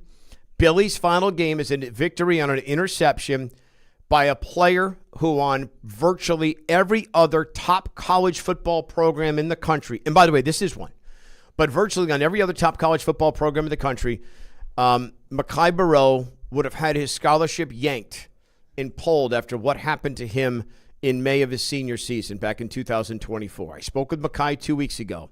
He was very grateful, very appreciative, obviously. Learned a big lesson. Billy saw character in Mekhi Barrow to stick around, stick with the young man, that he could transform the young man. Leaders of men are supposed to teach and allow that individual to grow. So that's that side of the equation. From the football side, as Bill Parcells says, you are what your record says you are. Simple. You're under 500. So with that being said, yesterday came the day. Billy Napier was let go. I found it interesting. I think Scott Stricklin opened up his press conference by saying, I met with Billy yesterday, and I asked him to step aside as the head coach of the football team. I thought that was an interesting way to phrase it. Asking him to step aside. I mean, usually if I'm a boss and I have someone I need to let go, I don't say to you, sorry, Hannah Mack, you're my producer today. I'm not going to say to you, Hannah Mack, I'm asking that you step aside off the board because you suck at it. I'd say, Hannah Mack, you're fired. It's just, there's a difference in how you go about. I thought that was interesting, the way Scott did it. But also, look, this goes to who Scott is and the relationship that Scott has with Billy. He wanted to give Billy every opportunity. Here is Scott Stricklin, the athletic director, about a couple of hours ago. You heard it here on WRUF. Scott Stricklin talking about Billy Napier. Had a meeting with Coach Napier, and, you know, as you would expect, he handled it as graciously as anybody could. None of us will find a finer individual. His integrity, his character, the way he's led this place, the investment, that he's made into this football program will always be appreciated, and I think we will benefit from it for a long, long time. I'm incredibly appreciative of Billy, and I think we're all sad and disappointed it didn't work out from a result standpoint the way we wanted, but just feel so strongly about who he is as a person, and he's leaving this place in a much better position than when he found it. All right, so there's that part of the equation. Kevin Winter, WRUF 98.1 FM, 850 AM. We'll take your calls coming up at 392-8255. So that's where Billy leaves this program, and I have heard nothing but those good things. Now it is time to win. So, Scott Stricklin, what is the next step in the equation? On the next steps from the leadership part of the football program, obviously we have a search that we're going to conduct, and that's my responsibility. Goal is pretty simple. We want to compete for championships, and not just compete, but we want to win championships. The University of Florida, as you guys well know, is the only school in the country that's won 3 national titles in football and men's basketball. It's the only school this century, that has won at least one title in football and men's basketball. and the Gators have won 3 in both. There's very few places that provide the opportunities that you have at the University of Florida. There's somebody out there who can come in here and put this football program in a position where it can win championships. This search is going to be thorough. It's going to be deliberate. Despite, speculation about, particular candidates or things that have already been done, we are early in this process. That's Scott Stricklin, the athletic director here at the University of Florida. Need a coach to come in. And move this program forward. Look, we'll talk names later on. Again, David Waters, Gators Breakdown Podcast, is going to join us coming up. The way you now go forward, the way you start looking for a coach, there are now other Gators. I found this one interesting. Rand Carthon, the former general manager for the Tennessee Titans, the running back for the Florida Gators back in 2000 and 2003. He's now on CBS Sports. He was on CBS Sports HQ yesterday. By the way, I told you we were the first ones out there. If you subscribe to WRUF, home of the Gators, on YouTube, if you subscribe to our YouTube channel, all of you guys out there, you found out that Billy was fired by us before you did from CBS. That's why you subscribe. That big button that says at WRUF, home of the Gators, subscribe. And if you're not sure that you've subscribed, subscribe again. But you found out before CBS tweeted it out. As for Rand Carthon, the former Gator, hey, got to get this one right. I'll just say this as a Florida alum and former player there. This is the time to get the hire right. Because ever since the Urban Meyer era, there has been a revolving door at the head coach position at the University of Florida. And right now, the University of Florida has to set a precedent in what they want their head coach to look like. No more chasing ghosts, no more going for the hotshot young up-and-comer. Let's, for once and for all, settle this and go make the home run hire and get this person no matter the cost, because this will now settle the program and not have us going through so many coaches since we've seen here since the 2011 season. So this is the time now, because you have so much time before the end of the season to vet and carefully vet the amount of talent that's out there for the head coaching position, and let's go hire that top guy at the University of Florida. I am of that opinion as well, but as Shane Matthews pointed out a moment ago when he was a guest with Steve Russell on Sports Scene, how many coaches right now in the SEC have a winning record in conference play? The answer, 2. Kirby Smart, Kalen DeBoer. That's it. How many coaches have won a national championship currently coaching in college football? We're going to hear more from Scott Stricklin coming up. He actually even brought this up earlier.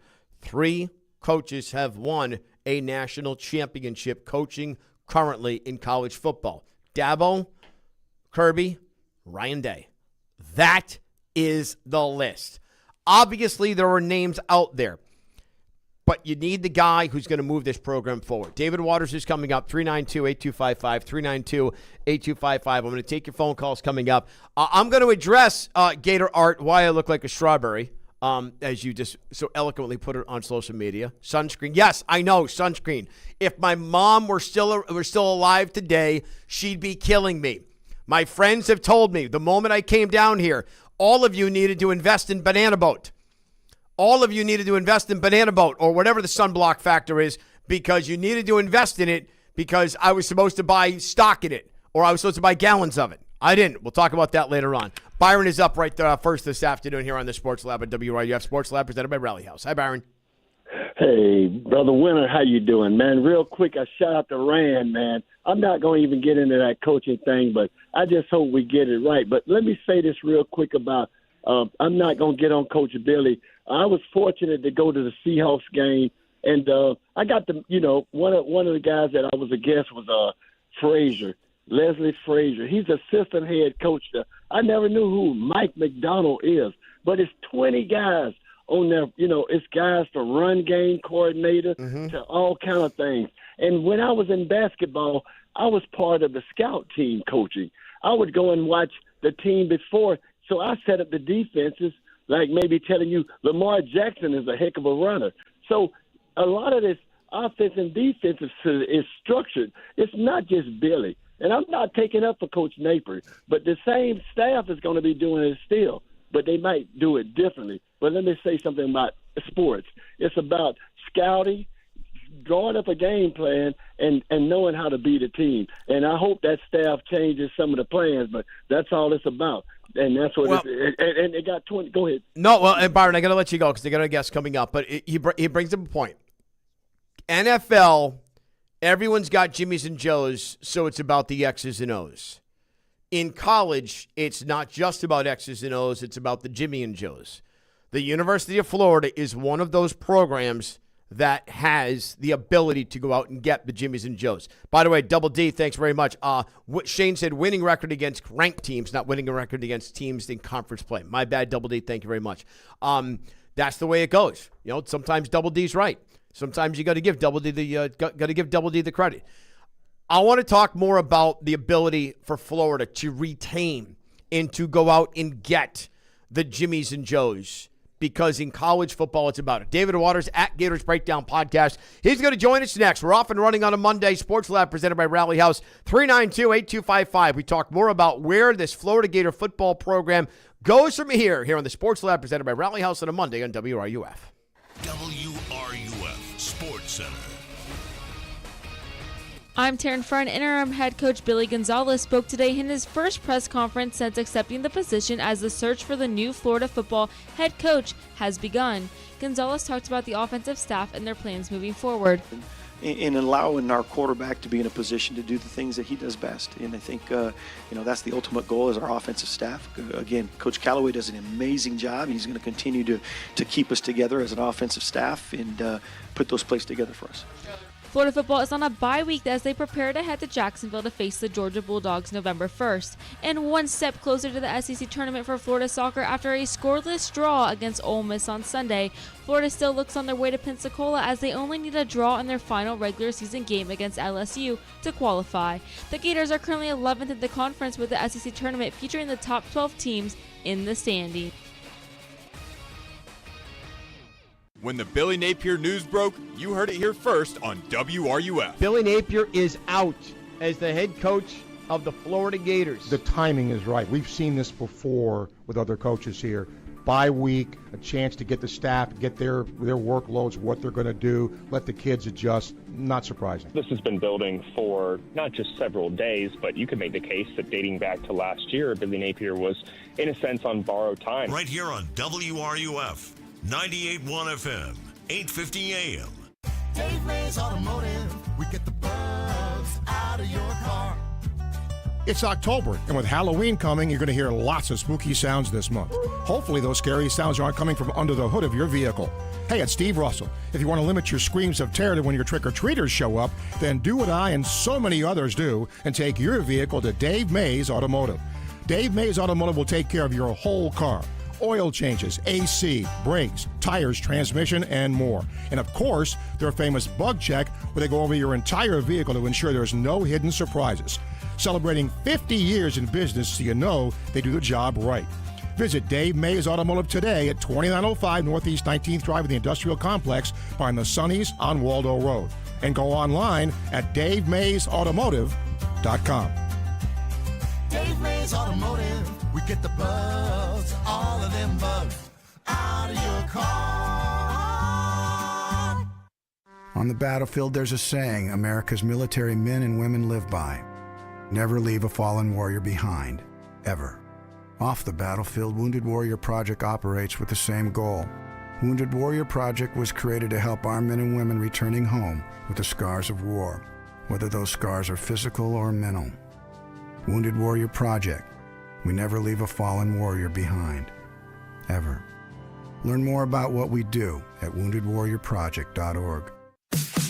Chumba Casino brings non-stop fun straight to your screen. Anytime, anywhere. Explore hundreds of games like slots, blackjack, and instant scratch-style cards. Sign up to unlock your free welcome bonus and daily login bonuses. And enjoy your chance at exciting prizes without spending a thing. Just click, play, and enjoy the ride. Sponsored by VGW Group. No purchase necessary. See terms at ChumbaCasino.com. Must be over 21 and present in a state where it's legal to play. All babies cry. It's a normal part of a baby's development. From around 2 weeks to 5 months old, the period of purple crying occurs when babies cry a lot, sometimes for no reason. Check if they're tired, hungry, or need their diaper changed. It's important to stay calm and try soothing techniques. Go on a walk or hold them skin to skin. But remember, never shake a baby. It's okay to ask for help. The period of purple crying is just that, a period. For more information, visit preventchildabusefl.org. This message is sponsored by the Ounce of Prevention Fund of Florida, the State of Florida, Department of Health, and the Florida Association of Broadcasters. This is Kevin Guthrie, Executive Director of the Florida Division of Emergency Management. FDEM is partnering with broadcasters statewide and rolling out Beacon, a new alerting and advisory tool to help keep Floridians safe. Download the Beacon app now by entering Beacon24/7 local alerts. Every Gator football game all season long.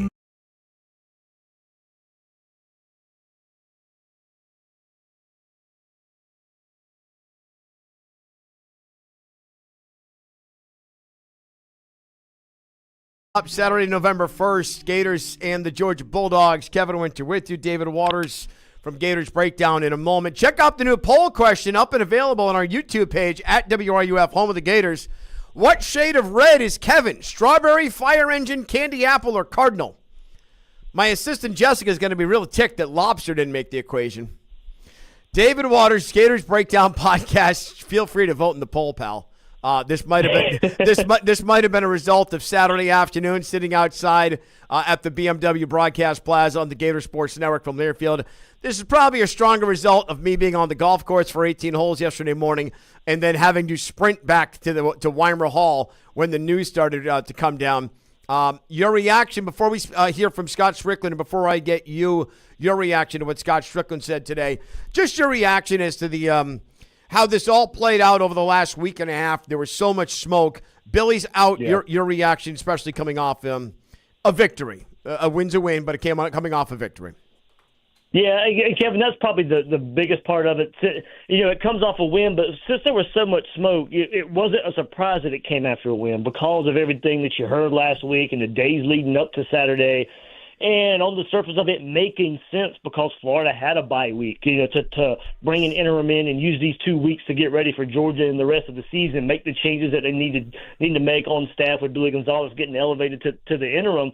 So it started making a lot of sense in that regard. I guess, you know, there was some thought out there, too. Could Billy Napier just stay on to be, you know, wildfire, kind of like Ron Zook did when he was head coach at Florida, got fired, but he stayed on to the rest of the season. Didn't seem like that was going to be the case with Billy Napier. So since that wasn't going to be the case, all right, well, we are going to have to move on with an interim, and that makes the most sense with the bye week. So win or lose against Mississippi State, it started once you started hearing the wheels were kind of in motion, the timing of it made sense, so it lessened the surprise of it. So I guess if you weren't as tuned in, yeah, maybe it does seem like a surprise because it happened after a win. But, you know, you guys, you know, I know you talked about it, hinted at it. We all did last week. So the surprise element was kind of taken away. It really was. Sports Lab presented by Rally House here on WRUF. In a post-mortem of the Billy Napier era, David Waters from Matt Gators Breakdown podcast, where do you think this went wrong? You kind of mentioned, you know, what Scott Stricklin had to say, and that's probably one of the biggest takeaways from this because, you know, when asked this question, we all go to Billy Napier not giving up the play calling duties. And I think it starts there. Look, I have no issue when the head coach comes in wanting to do it his way. Look, that's what got him here. No issue with you wanting to try it. But when it's obvious that it's not the best route to go, then you need to be quick to change. You need to be quick to adapt. And Billy Napier just refused to do that. And so Scott Stricklin was asked about it today. You know, what conversation? There was a lot of rumors last year of Billy Napier, even with that winning streak, a condition of staying on as Florida head coach and getting that vote of confidence would be, hey, he's going to hire an offensive coordinator. Well, that never came. Right. That never happened. And Scott Stricklin was asked about that today, about all those conversations. And, you know, pretty much he ended his soundbite with, that's probably part of the reason why we're here today. They had conversations about an offensive coordinator, and it never happened. So that's the most obvious route to start with the postmortem of Billy Napier is the deciding factor of him wanting to be an offensive play caller. All right, David, I'll tell you what. Let's hear Scott Stricklin. Here's his exact comment. We had a lot of conversations related to that. We spent probably hours in conversation. I shared with him that I thought that his strength may be in leading the program and overseeing the bigger picture. But at the end of the day, my philosophy is you hire head coaches. As athletic directors, you hire head coaches. You give them the authority to make decisions on how they want to run their program, and then you hold them accountable to that. And that's when then, as you mentioned, David, that's when Scott said, and that's probably why we are here today. David Waters from at Gators Breakdown Podcast, joining us here in the Sports Lab presented by Rally House. When you listened to Scott today, David, what was your takeaway? That was the biggest takeaway because I think we were all ready to hear that. But, of course, most of it was Billy Napier the guy. And that was a lot of, giving respect for Billy Napier of how he left the program from when he found it and, the attention to detail. And it just, look, Sunday through Friday would be the guy you want Billy Napier to be. Mm-hmm. But those 3.5 hours on the sideline left a lot to be desired. And ultimately, that's why a move needed to be made. We know Scott Stricklin really respected Billy Napier and wanted to give him every opportunity. And I think he stressed that today. And it was on full display last year when a lot of people probably would have moved on a year ago. The vote of confidence come out, and he stuck with it. And it paid off for Scott Stricklin a year ago. But now a year removed from that, it's like, well, ultimately that probably would have been the best move maybe after the Texas A&M game last year where, all right, well, now, you didn't have a lot of competition in hiring a head coach last year. Now you do this year. You need probably even more competition coming up. So, but it was the biggest takeaway for me with Scott Stricklin was the immense respect he still has for Billy Napier. And it speaks volumes as to why, even though this fan base wanted Billy gone last year, Scott held off the boosters, and he was able to keep Billy around. You develop, you show some signs, I don't want to say signs of life, but you show signs of a spark with what DJ Lagway is able to do. Now you're all in. That's why you come into the season ranked preseason number 15. Look, it's one of the biggest reasons. I'm going to take the job down here no matter what. I'm going to, when I get offered to join the Gator Radio Network, the Gator Sports Network, from Learfield, I'm absolutely going to take it. I don't care about we're ranked, but you have it right. I mean, you're going to do it. You have an opportunity, however, to be part of something special. Let's look at DJ Lagway. How would you evaluate this season and where I think we're all going to agree that it's disappointing. So actually, let's go from here, David. What are you viewing and what are you watching with DJ Lagway over the next the final 5 games here as to how his tenure is going to play out, especially into the offseason with whomever the coach is? Yeah, well, we saw him make an obvious step forward after the first bye week. So now you have this bye week. And does that mean another step forward for DJ Lagway? And obviously, I think we have seen signs of him being a better quarterback since that first bye week in the Texas game and Texas A&M and Mississippi State. You've seen the return of the deep ball. You've seen the return of explosive plays that were not there before that first bye week. And Florida started getting better in that regard, and a lot of that is DJ Lagway. Now, you started seeing some mistakes as well. But I do think he's been a better quarterback these last handful of games than before the bye week. I mean, that's obvious. So he's more comfortable. He's more healthy. Then we'll have another bye week to get more healthy and take some more steps. But that's what it is right now. It's progress. And is that progress stunted now by all the change that is going on? We got the news today that while Russ Callaway will still have the offensive coordinator title, it's going to be Ryan O'Hara, who knows DJ Lagway very, very well, who's going to be calling the plays now. And DJ Lagway seems to be very comfortable with that, but it is another change that he has to deal with. So it is me for let's see another step of growth. But there's just so much around him. So, all the storylines of calling different play callers and injuries happening at wide receiver now. How does DJ Lagway look in trying to take these next steps? David Waters at Gators Breakdown Podcast joining us, the Sports Lab presented by Rally House, WRUF 98.1 FM, 850 AM. David, let's leave names out of this equation. As a Gator fan, as someone who covers the team, as someone who's invested into this program, what kind of coach do the Gators need? What kind of coach do you think would best fit here? Yeah, someone that is going to open up the offense. And I mean that as in, Florida's tried to hire the next Nick Saban, the next whatever's working at Alabama. Well, how did Florida get started? Florida had some success before Steve Spurrier, but everybody labeled that this job the sleeping giant. And what did Steve Spurrier do different than everybody? It wasn't ground to pound. It was, all right, we're going to be trendsetters, and we're going to open this thing up. We're going to allow our quarterback to win games. We're going to throw the ball 30, 40 times a game to win. Now we're still going to run the ball when we need to, but we're going to be a pass offense. We're going to use the speed that we have available in the state of Florida to recruit and open this thing up. And Florida's not a great state for offensive linemen and wanting to rely on ground and pound. Florida's tried that too many times since Urban Meyer has left the sidelines, and it just doesn't work. So the first thing I'm looking for is not only an offensive mind, but an offensive mind that wants to be creative, an offensive mind that wants to take some chances, an offensive mind that wants to open this thing up and use the talent that he has available in the state of Florida. David Waters at Gators Breakdown Podcast. Follow him on social media. David, great stuff, man. Greatly appreciate it. We'll be talking again soon. Appreciate it, man. Thanks, Kevin. All right, David Waters at Gators Breakdown Podcast here in the Sports Lab, presented by Rally House and WRUF. I'm going to take a couple of calls, and then I want you all, whoever you are, wherever you are, social media, our Twitter page, our YouTube page, at WRUF, home of the Gators. Yes, I'll tell you how this kind of the by the way, for you all of you on YouTube, you guys see the oh, you can't see it. Hannah, can you go back to the other camera option? Can you go back to the other camera option, Hannah, right now for a sec? Oh, bye-bye. David goes bye-bye.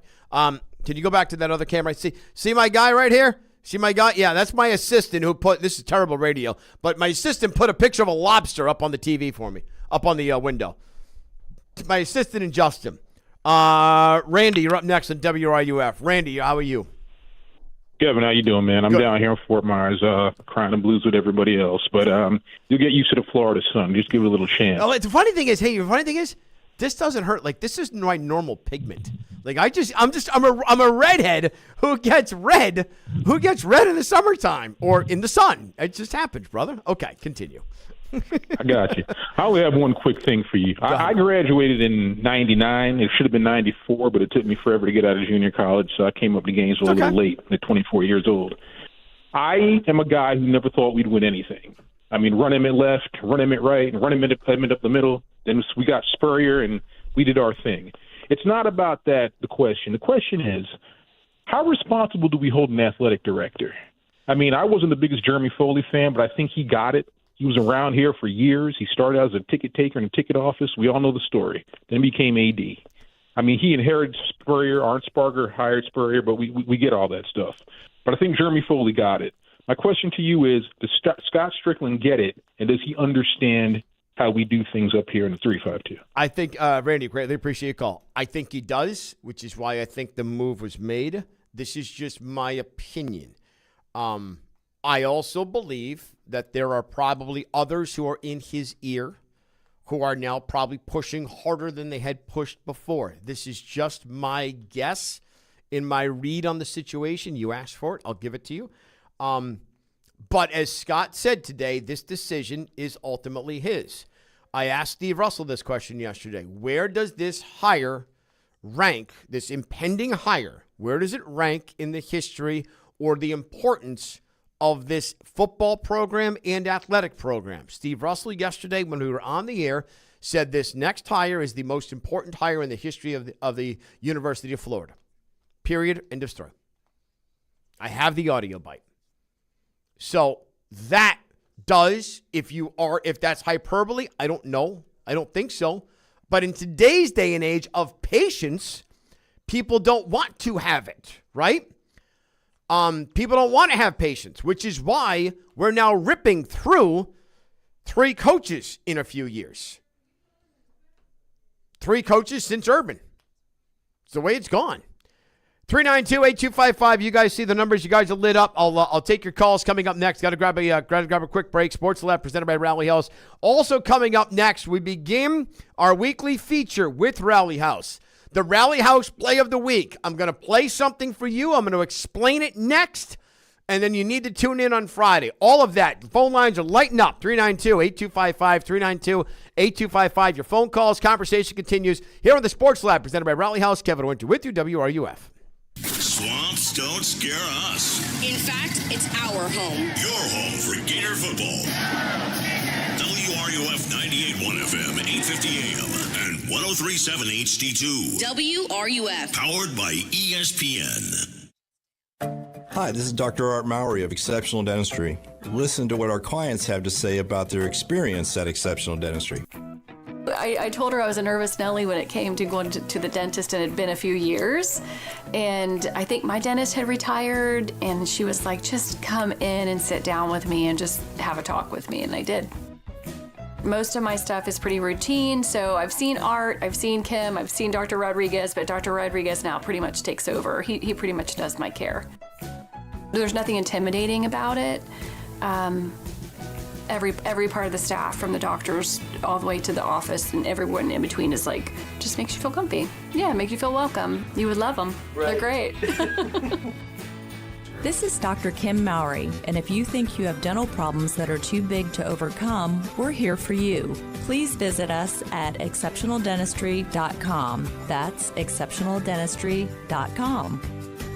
If you're living with diabetes and using insulin, you know the pain of pricking your fingers over and over again. By wearing a small remote device called a continuous glucose monitor, or CGM, you can reduce the pain of pricking your fingers right away. If you're testing your blood sugar 4 or more times per day, injecting insulin 3 or more times per day, or using an insulin pump, call the Diabetic Health Hotline today and learn about the latest CGM technology. A CGM can immediately reduce pain. It's accurate, easy to use, and helps you make better diabetes treatment decisions. And if you have Medicare, you can get a new CGM at little or no out-of-pocket cost. Plus, get free shipping, and we'll bill your insurance company for you. Call now to receive your new continuous glucose monitor at little or no out-of-pocket cost.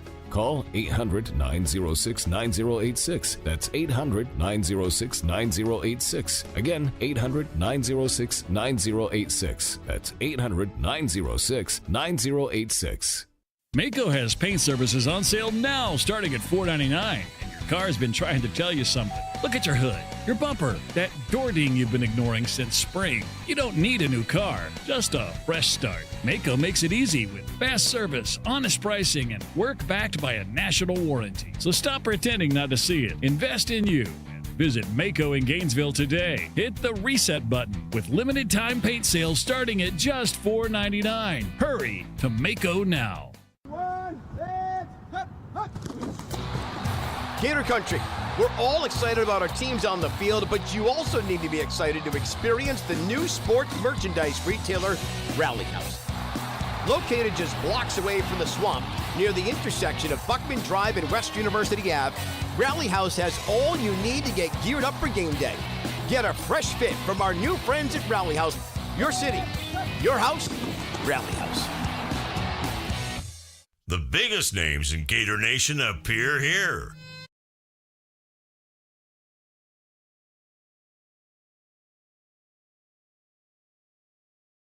Those of you on YouTube, you'll hear it in a moment. In fact, you're not going to hear it. I'm just going to tell you what it was. It's Poisons. Give me something to believe in.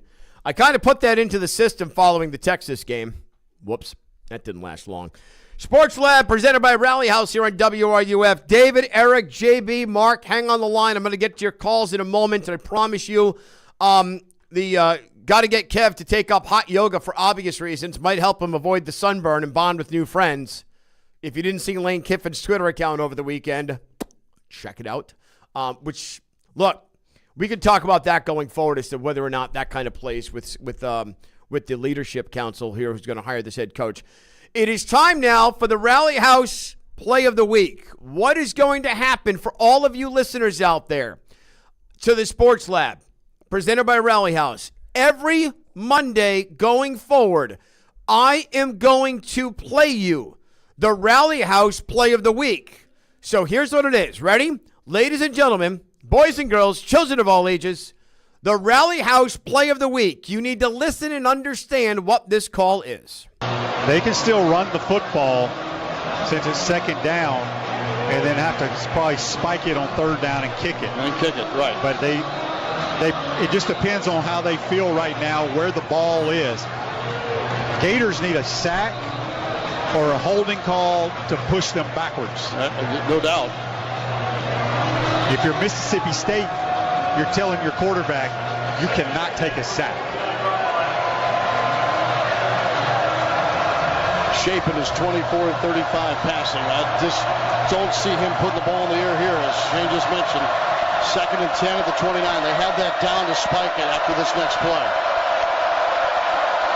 Shaping the throw. Intercepted! Intercepted at the 28-yard line. Oh my gosh, Mekhi Barrow just picked off Shapin with 21 seconds to go. The 6'4", 349-pound tackle just ripped it out of the air and may have won the game for the Gators. You need to remember Mekhi Barrow's interception on Friday here on the Sports Lab on WRUF. The Sports Lab presented by Rally House. Coming up Friday, I'm going to ask you to be a certain caller, and the first caller who can correctly identify what the Rally House play of the week was, you're going to win a $50 gift card to Rally House. Rally House Gainesville, your one-stop shop for all your Gator game day apparel. We are going to give away a $50 gift card each week. This is now a new feature, part of the Sports Lab presented by Rally House, the Rally House play of the week. Let's go to the calls. I got all 5 lines jammed up. JB, you're up next here on the Sports Lab presented by Rally House. How are you? Yeah, that's exactly what I was I was calling about. That play. I was calling because on Saturday, since Saturday, everybody keeps saying, "Oh, well, he got that Napier was fired after a win." I called that a gift. I mean, what coach calls a pass play in that situation? When that happened, I looked at my wife and I said, I'd fire the coach for the other team, too. So that's why I actually had that cut, because I was listening here in studio. I made my way from Ben Hill over to the studio at Weimer Hall so I could finish up the postgame show, which is where I do the postgame show on the Gator Sports Network from Learfield. I do it from here at Weimer Hall. I made sure we got the full call because I heard Shane and Sean talking about it. By the way, had that not happened, the call of the week would have been Billy deciding to roll DJ out on 3rd and 1 because Shane, everyone's disgust was like, oh my God, what are we doing? And so that's like, JB, that's kind of part of where we're at. You can you change the culture of the program, but man, why are you trying to outsmart yourself sometimes? Jaden Ball's got 150 friggin' yards. Run the dang guy up the middle, right? Absolutely. Run him all night long. Yep. I mean, especially at that point in the game. That's all because he was already in field goal range. Yes. Oh, that ending Saturday, JB, I got to let you go. We're stacked on the lines. Appreciate it. That ending Saturday was lining up to be deja vu of USF.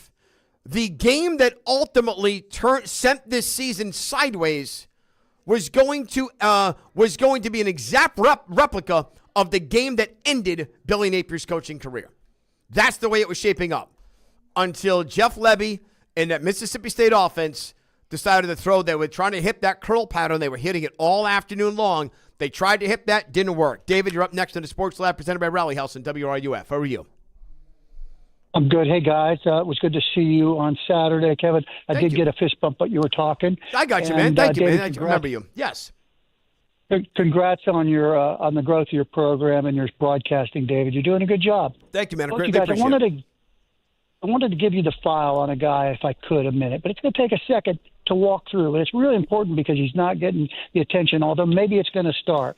You know, it took a long, long time to get the 1985 Gators recognized, and finally they got a little bit of due this last year. It was a turbulent time for Florida and stuff with the dismissal of Coach Bell, or of Coach Charlie Pell. I'm sorry. Mm-hmm. But I want to talk about Kerwood Bell a little bit. He is the epitome of country. He comes from just a small town called Mayo. I doubt either of you have ever heard of it. Not far from Gainesville, about 60 miles. He married his college sweetheart, the captain of the Majorettes, Cosette Bell, and he's done nothing but win.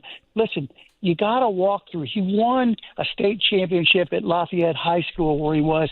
Never had they won that before or since. He walked on to UF, and he was the 8th-string quarterback in 1983. They redshirted him, and he winding up being the starting quarterback. In his first game against the Hurricanes in Tampa, He led them to a last-minute score to take the lead, only to be beaten by a last-second score by Bernie Kosar, who won the Heisman Trophy. Hey, David, is Cade Kerwin's son? Absolutely. I'll get to Cade in a minute. Give me a second. All right. Bear with me, guys. This is really important. This is kind of behind the scene, should be national stuff. So when he did that, he went on to not lose another game for the Gators. Went 9-1-1 in that team. Ultimately, he lost his coach mid-season. He lost his coach mid-season when Charlie Bell was fired and Galen Hall became the coach. He never really was given the recognition that he deserved, but he finally was allowed to become a graduate assistant under a guy named Steven Spurrier. Okay. In his first year at the University of Florida, which is really cool. Bear with me. I know. David, I got to go. You got about another 20 seconds. I got about. I know. Go ahead. You give me another 20 seconds. Go. So he's won everywhere he went. He won at JU. He won 3 conference championships there. He went to Valdosta State and won a national championship. And then he worked under Charlie Strong for a minute.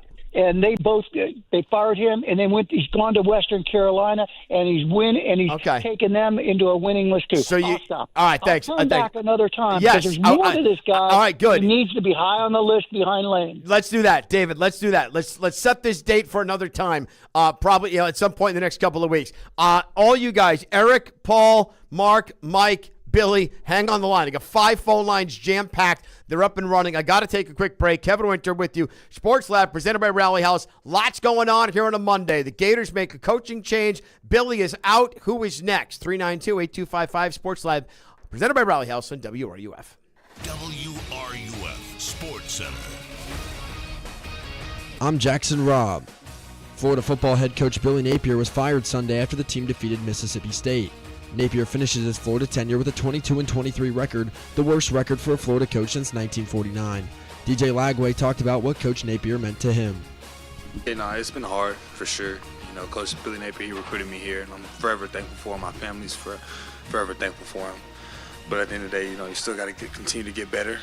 Me personally, got to continue to take each and every day as another day to improve at my craft, and I'm excited for the opportunity. Wide receivers coach Billy Gonzalez was named as the interim head coach. Alex Condon was named an AP preseason All-American ahead of the 2025-2026 season. Condon becomes the first Gator since Joakim Noah in 2006 to be named as a national preseason All-American. He is joined by Braden Smith, AJ DeBansa, JT Toppin, and Yaxel Lendeborg. The Gators tip off their season in Las Vegas against Arizona on November 3rd. WRUF, your home for the latest on the Florida Gators search for a new head coach. One of the most important hires ever made, period. If you want to get this program back to an elite level, you've got to hit a home run here. I think Lane Kiffin is the obvious top candidate right now, but there are certainly plenty of other guys that you need to keep in mind because he might not, first of all, he might not want to take the job because he seems very, very happy in Ole Miss right now. But second of all, he might not be available, like you guys said, until January. Craving real Cuban flavor? Come to Miapa Latin Cafe, where every bite tastes like home. From juicy roast chicken with yellow rice and black beans, to crispy empanadas, sweet plantains, hearty breakfasts, and our bold, iconic cafecito. Your taste buds will thank you. With 6 locations plus our mobile food truck, there's always a Miapa close by, ready to serve up warm hospitality for breakfast, lunch, or dinner. Planning an event? Let Miapa cater with real Latin flavor that everyone will love. Just head to miapalatincafe.com to get started. So what are you waiting for? Come taste real Cuban, real warmth, real flavor. Visit Miapa Latin Cafe or order online at miapalatincafe.com today. Buen provecho. Miapa Latin Cafe. Best Cuban food north of Miami. My name's Michael Green. I'm a captain with the fire department. When Captain Green went shopping for an engagement ring, he shopped dozens of jewelry stores, but he found the best price, the best quality, and the best service at International Diamond Center. I probably wasn't the easiest customer. I was pretty picky, and those guys were completely patient. They helped me find exactly what I was looking for, and a huge help through the whole thing. Everything from when you walk to the door to, you know, all the help we got, to the pricing and the quality of the diamond. And the icing on the cake? IDC's extra 15% discount for first responders and military, people on the front lines of service. Yeah, it's definitely not a career you get into to get rich. When it comes to those sorts of things, you know, we're kind of working off of a budget. But I've referred a few guys at work to the crew over there at International Diamond Center, and they've all been happy with it. If you're a first responder, you'll always get the red carpet at IDC, white glove service, special financing, and a generous extra discount. I had nothing but a wonderful experience with International Diamond Center. Really looked out for me and my family. At Celebration Point, and always online at shopidc.com. Get ready for game day, Gator Nation. Join your fellow UF Alumni Association members and friends to cheer on the orange and blue before each Gator home game at the Gator Nation Tailgates. Located at Emerson Alumni Hall, directly across the street from the swamp, you'll have a prime view of Gator Walk, live music, games, and all kinds of family-friendly fun, featuring barbecue and drinks for purchase from Mojo's Hogtown Barbecue and exclusive Gator gear from the UF Bookstore. Learn more and become a member today at ufalumni.ufl.edu. Go Gators! From the UF Weather Center, here is your WRUF weather update. As we make our way through our Monday afternoon, it's really nice, a mix of sun and clouds. Temperatures really not bad this time of year, 82 degrees. Clear skies, 62 tonight, sort of comfy.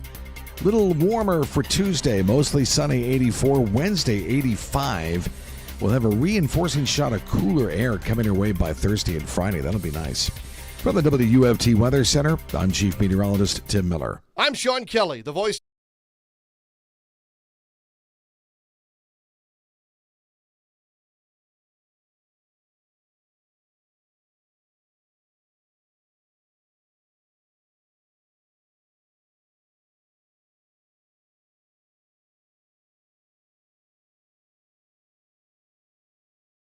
Yes, I'm sunburned because I was on the golf course yesterday morning with Sean Kelly and a bunch of others. Yes, I was on the golf course. Yes, I got all 18 holes in. Yes, when golf was done, I had to come up here because the news broke, and I was on 16 when my phone started blowing up that this was starting to happen. That was at 10 o'clock in the morning. By the time I got here, by the time we got done, about 1:45, I was in this studio ready to go. Number two, hey, Dave. Yell at my kids again. Yell at them again. Make stupid comments again. And I'll ban you. I'm not usually this guy. I know. We got things to do over here. Hey, kids, time to update that graphic. Hey, kids. Dave, kiss my ass. Easy on my students. I'm telling you right now. Easy on them. This Gator football recruiting update brought to you by the Florida Department of Corrections with Billy Napier out. I am very curious which recruits jump ship. Very, very curious. Jaraylin McCoy, Will Griffin, Davian Gross. Very curious. Which recruits jump? Story on ESPN.com from Adam Rittenberg and Max Olson and Ellie Letterman. How many recruits? What are the candidates for the job? You also got the players that are important to keep, the players important to retain, and then the recruits to watch. Again, the big recruits to watch, Jaraylin McCoy, Will Griffin, and Davian Gross. Dave, your apologies accepted. My bad, brother. Eric is up next here in the Sports Lab. By the way, a Florida Gator recruiting update brought to you by the Florida Department of Corrections. Apply to be on our team, and you may be eligible to receive up to $6,000 in bonuses. All right, Eric, I got that rant out of the way. You're up next in the Sports Lab, presented by Rally House. I appreciate you taking my call. Just a quick rundown of the offense. Basically, it's been lackluster. We've all looked at Nick Saban and whatnot, and basically he gives the ball to the playmakers. I mean, who are those guys that run 4.2s and 4.3s? Give them the ball and let them make a play. I think about Julio Jones. I think about Percy Harvin. I think about Jacquez Green. Like, what are we doing? Give them the ball, whether it's a dump pass or whatnot. Give them the ball and let them make a play. I've just watched the offense, and it's just been lackluster. That's my only comment. Yeah, I give the ball to the playmakers. I appreciate it, Eric. Look, it's one of my issues as well. Get these guys in space. I remember Hannah Mack and Michael Tubbs when I first arrived here over the summer. We were all talking about the speed of these receivers. I kept thinking, get these receivers, get these playmakers in space, and magical things could happen, which, by the way, also leads me to believe, ready for this? Dallas, here are the most important people that we need to keep on this team on the offensive side of the ball. Dallas Wilson, Jaden Baugh, and VB3. I don't think VB's going anywhere because he's a legacy guy. I think Wilson and Baugh, Dallas and Jaden, are the two most important players to make sure whoever this next coach is, you bring back. Mark, you're up next in the Sports Lab on WRUF. Hi, Mark. How are you? Hey, guys. Thanks for taking my call. Yep. I watched the press conference late on YouTube, and hey, you guys do a great job on the YouTube channel. Thank you. I do subscribe. Thank you. Thanks, bro.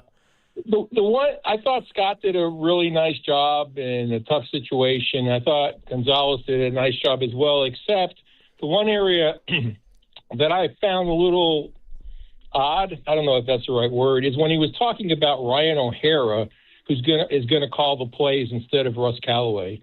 I think we all assumed that Russ would be the guy. He's an air raid type coach, and it sort of sounded like Russ is being pushed to the side, and O'Hara is going to take over the play calling. Well, so somebody online said that he was the OC. I'm sorry. No. So, Mark, I was trying to listen to Shane explain this because he understands it more than I do, and probably and more than all of us.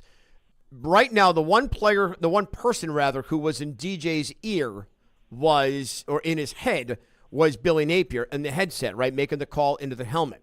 So basically, what's going to happen is Russ is going to be the one calling the plays into the helmet. Now, not Russ. O'Hara, not Russ. Ryan O'Hara is going to be in DJ's helmet. O'Hara, DJ, Russ, and Billy were all together collaborating on the plays that would be used on the play sheet. So Russ is still kind of working as the offensive coordinator. This is where it does get fuzzy for me as well. Who actually is the one saying Z right 3330 Spider Y banana, right? Remember that from John Gruden, Spider Y banana? Who's the one who calls Spider Y banana? Is it Russ saying Spider Y banana, or is it Ryan saying it and he's making the call and it translates to DJ's headset? See, I think that's where people get confused between an OC and a play caller. I believe, from reading and hearing Shane right, Ryan is the one looking at the play call sheet. Ryan says Z trips right, Spider Y banana. And so he's making the call. Does that mean that – I'm sorry. So does that mean on 2nd and 8 that Russ is going to be calling a play and Ryan is going to be radioing that into DJ, or is Ryan going to be the one who decides what happens on 2nd and 8? That's what I'm confused about. Mark, I know you're not the only one. I think there needs to be some clarification coming up down. All right, I got a minute left to go. Tell you what, Paul, Mike, hang on. I got the Getman and Bilgeray experience coming up next. Dang, Kev, we needed that passion on the football field. Yeah, I kind of snapped it, Dave. I didn't mean to. Look, we're here to teach. I understand. I'm trying. We're putting everyone into a real world situation, but you do what you can, right? And I'll stick up for. I'm going to stick up for I'm going to stick up for the students because they do a damn good job, and they're the best of the best of what we got here. And two of them are up next. It's the Bill Garay and Getman Show here on the Sports Lab, presented by Rally House. Don't forget, coming Friday, I'm going to play you this week's Rally House clip of the week, the play of the week. You need to know on Friday. I'm back tomorrow. Kevin Winter with you. Phone lines are open. The phone lines continue. 392-8255, 392-8255. Bill Garay, Getman next, and you have the tailgate coming up at 4. I'm Kevin Winter, the Sports Lab, presented by Rally House and WRUF. From the swamp to the hardwood to the diamond, no one does Gator sports like we do. Your home for Gator sports is WRUF 98.1 FM, 850 AM, and 103.7 HD2. Powered by ESPN. While retinitis pigmentosa takes Mark's vision, his family gives him hope, whether at the family business or at home with his wife and sons. He knows he's not fighting alone. For 50 years, the Foundation Fighting Blindness has funded research into treatments and cures for blinding retinal diseases, providing hope to people with vision loss. And for Mark, winning the fight means being there for his family. The Foundation Fighting Blindness. Together, we're winning. Help us end blinding diseases at fightingblindness.org. Find what you love, love what you find. A Total Wine and More. There's so much waiting for you. Spirits and beer, thousands of wines. Guides in the know and prices so low. It just might blow your mind. You're gonna find what you love and love what you find. With curbside pickup and delivery available, you'll always find what you love, only at Total Wine and More. Drink responsibly, B21. Attention men, here's a great way to have more fun in bed and save money. If you want to take something like Viagra, they can give you a way to pay as little as $2 a pill. Yes, $2 a pill. Compare that to prices as high as $60 per tablet. These pills work for men to improve their performance and confidence. You'll love them. And now for the price of 2 or 3 pills, you can get 50 or more for around $100. You'll save hundreds of dollars off retail prices. That's enough to buy your date a nice dinner. Don't pay expensive prices for Viagra. Call now, order 50 or more of our blue pills, and pay as little as $2 a pill and save hundreds of dollars. Call anytime for confidential shipping. Call 800-830-0715. That's 800-830-0715. Again, 800-830-0715.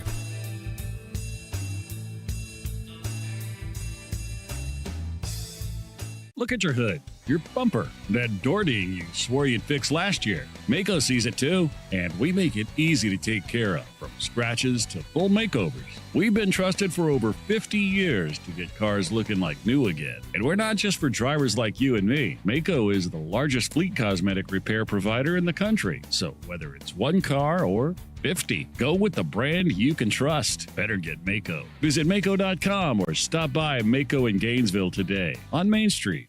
From the Spurrier's Gridiron Grill Studio, WRUF Gainesville, W251CG Gainesville, WRUF FM HD2, and on the WRUF radio app.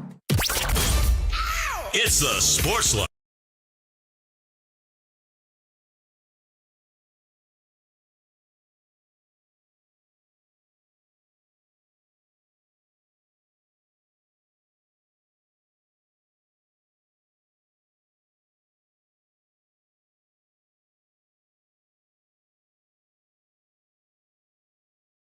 Over a new leaf. The Billy Napier era has officially come to a close. Nate Bilgeray, Hannah Getman hanging out with you here on the Sports Lab, WRUF, presented by Rally House. And yesterday, if you were in tune, in town, and listening to the station, you heard our live and local coverage that really got you the information before anyone else, like big, major media companies, including CBS. And today we had Scott Stricklin's first time addressing the media right here on these airways, WRUF, talking about the releasing and relieving of Billy Napier and his duties. Hannah Getman, yesterday after we finished up our coverage of Billy Napier losing his job, and before we dive into everything, I want to remind everyone, phone lines are open, 392-8255. Leave us your thoughts. We're here for you to vent. Paul, we see you on the line. We're going to get to you in a little bit here.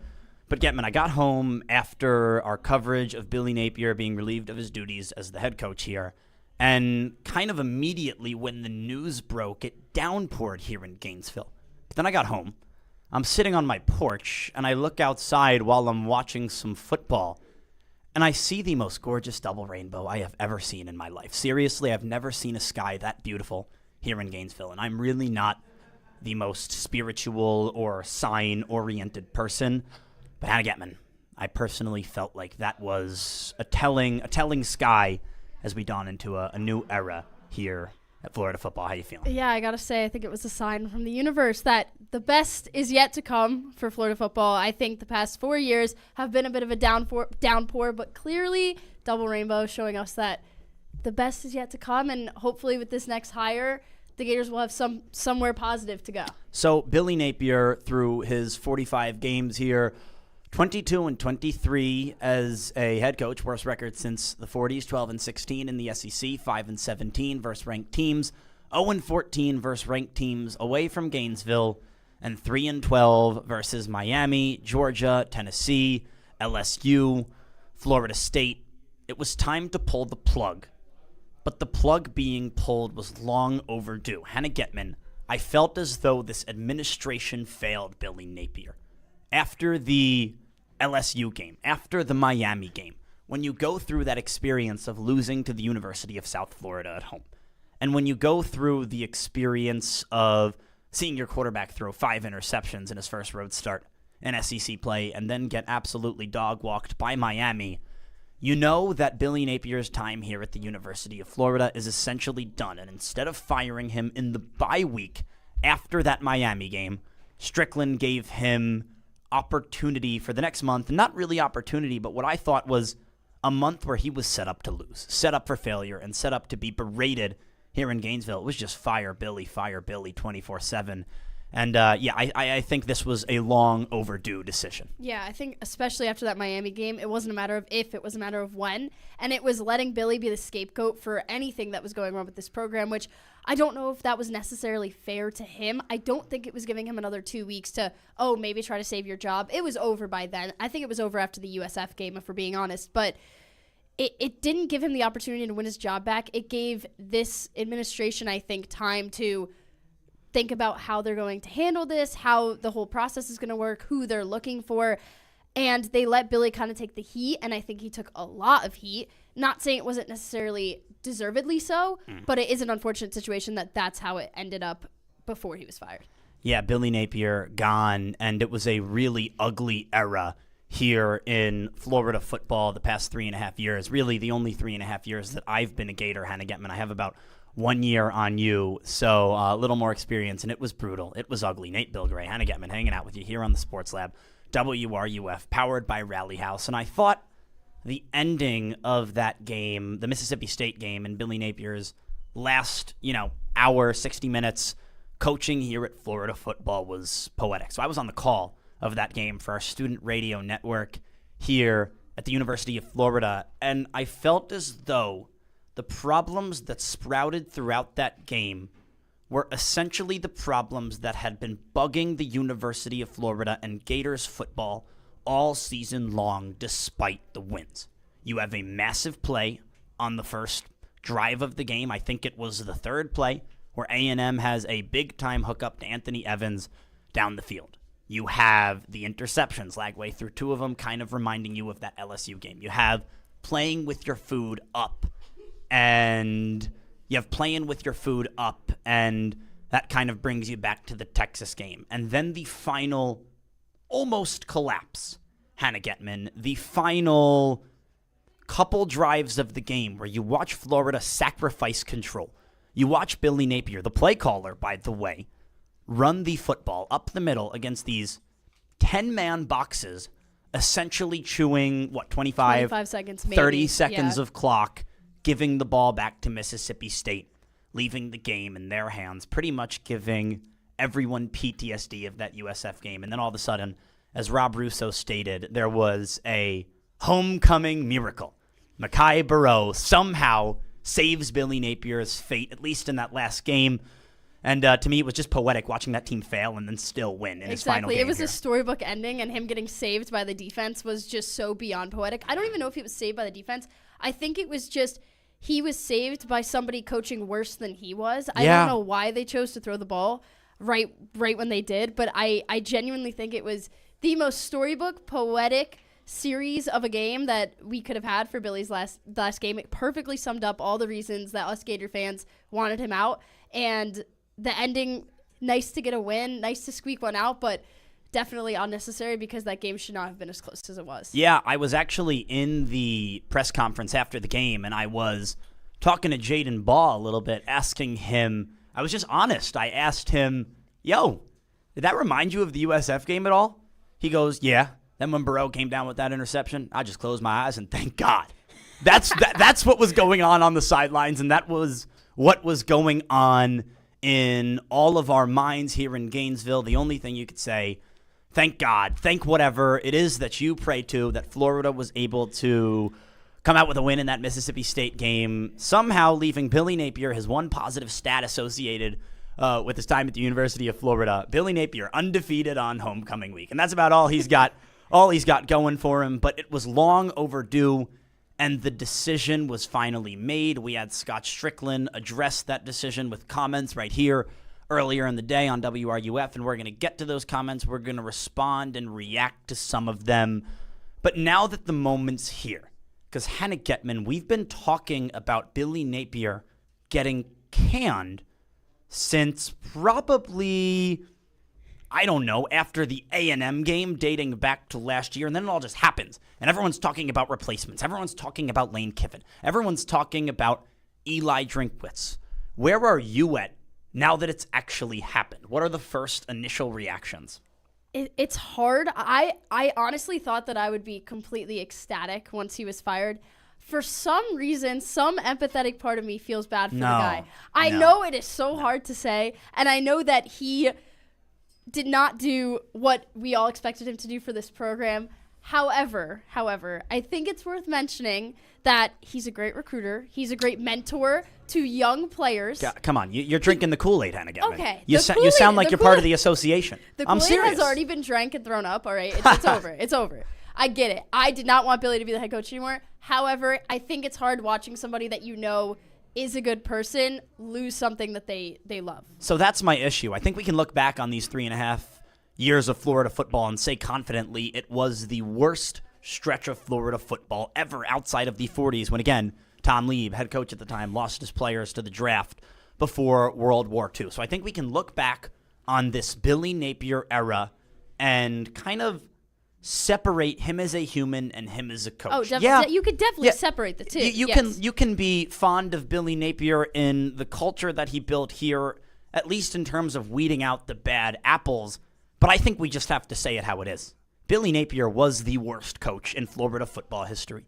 Billy Napier took this program and ran it to the ground. Billy Napier took a job that is marquee in college football, that is top 10, that gives you a chance to ascend to a legendary status in the sport, Hannah Getman, and he pooped all over it. Yeah. He pooped all over it and essentially was the worst. He did everything he could have possibly done wrong over the course of 3.5 years. You go back to all these decisions he made that make you question Billy Napier. Even last year, when you think about that Tennessee game, you have the ball, 4th and 1. I think it was at about the 30-yard line with DJ Lagway in the game, your big, powerful quarterback who can move, and this was pre-injury bug, kind of. Instead of running a QB sneak up the middle, jet sweep, Trey Wilson to the outside, stopped on a crucial 4th down. So these third down play calling grievances that everyone's had have existed since last year. It's not like any of this is anything new. And then guess what he did on 4th and goal from the 1? Ran the QB sneak with Bram Mertz, who ended up fumbling the football. So I think Billy Napier, as a decision maker, truly was horrid. He was one of the worst decision makers we've ever seen in our time here at the University of Florida. But I'm not going to sit here and poo-poo on him as a person because I know what he stands for. I know who he is. Yeah, I think it's two different things. Again, that Tennessee game, also going back to last year, not going for 2 when you have all the momentum and going into overtime against a top 10 team. I have never been more disappointed with a decision in my life, especially being at that game, being the only Gator fan in the entire section, chirping at Tennessee fans the entire game, and Billy doesn't go for 2, and then we end up losing. Not the most fun I've ever had in my life witnessing that. But I will say, I think it's the other unfortunate part of this is that I think it all could have been avoided if Billy had given up play calling. I think if he had, thrown away his pride and said, you know what, let me bring in an OC. Let me see what happens. And if it ends up not being the play calling, maybe it's not the play calling. Maybe he was never the problem in the first place. But proving that, I think, is something that this could have changed this entire situation. And that is on him. Yes. That falls on no one's shoulders outside of Billy Napier. Scott Stricklin did address in the press conference, we're going to get to that later in the show, the offensive coordinator rumors, and he kind of danced around it, but there are rumors out there that Billy Napier went to hire a offensive coordinator in the offseason. He talked to Ole Miss. He talked to Liberty, I believe, was another school that was in the mix. And as the negotiations were coming down to their final moments, Billy Napier could not take his ego and stuff it in his back pocket and said, no, I'm calling plays. He was going to die on that hill, and he did die on that hill. He's no longer the head coach here at the University of Florida, and you're talking about that Tennessee game. Brings us back to the statistic that is a fireable offense on its own. 3-12 against Miami, Georgia, Tennessee, LSU, and FSU. You are taking the pride of being Gator and shredding it in half. Nate Bilgeray, Hannah Getman, hanging out with you here on the Sports Lab, powered by Rally House, WRUF. We're taking your calls today, and we're going to squeeze one in before the break. We've got our guy Paul, who's been on the line for 30 minutes. Paul, I really respect the dedication. You, sir, are on the air. Hi. Hey, Paul, how's it going? Hi. My name's Liam, actually. I'm a student at the University of Florida. And Hi, Liam. First off, Liam, I'm sorry. We can't really hear you, man. If you want to call back later on in the show, please go somewhere where you have better connectivity and cell service because you're a little cracky over here. Liam, I appreciate the call. Can you hear me now? Thank you so much, man. Now? Oh, yeah. Can you hear me? Yep, I got you. What do you got? Sorry about that. First off, I'm Liam, I'm sorry. It's not much better, man. We're going to have to let you go. Call back if you're interested. Liam, appreciate you for your time here on the Sports Lab, powered by Rally House, WRUF, Nate Bilgeray, Hannah Getman, hanging out with you. We're taking your calls, 392-8255, 392-8255. I know this is a therapy session for all of us. And today is almost like an exorcism, Hannah Getman. It seems like we do this every Monday. We have our little therapy sessions. I know, but this is it, isn't it? This is it. This might be the end. We might be done with therapy for now on. Now, I'm not necessarily confident that we are done with therapy because I feel as though this program's been left directionless. And until you make the right hire following Billy Napier, until you bring in the guy that is actually the guy, until you bring in someone who's a Power 4 football coach with true experience, I'm not confident. I'm not pleased. I'm not satisfied. And we're going to talk about that more coming up next right here on the Sports Lab, powered by Rally House, WRUF 98.1 FM, 850 AM. WRUF Sports Center. Nice. I'm Addison Boatwright. Florida football is headed in a new direction. Billy Napier was relieved of his duties Sunday morning, and wide receiver coach Billy Gonzalez was named as the interim. Gonzalez expressed his faith in the players despite the coaching change.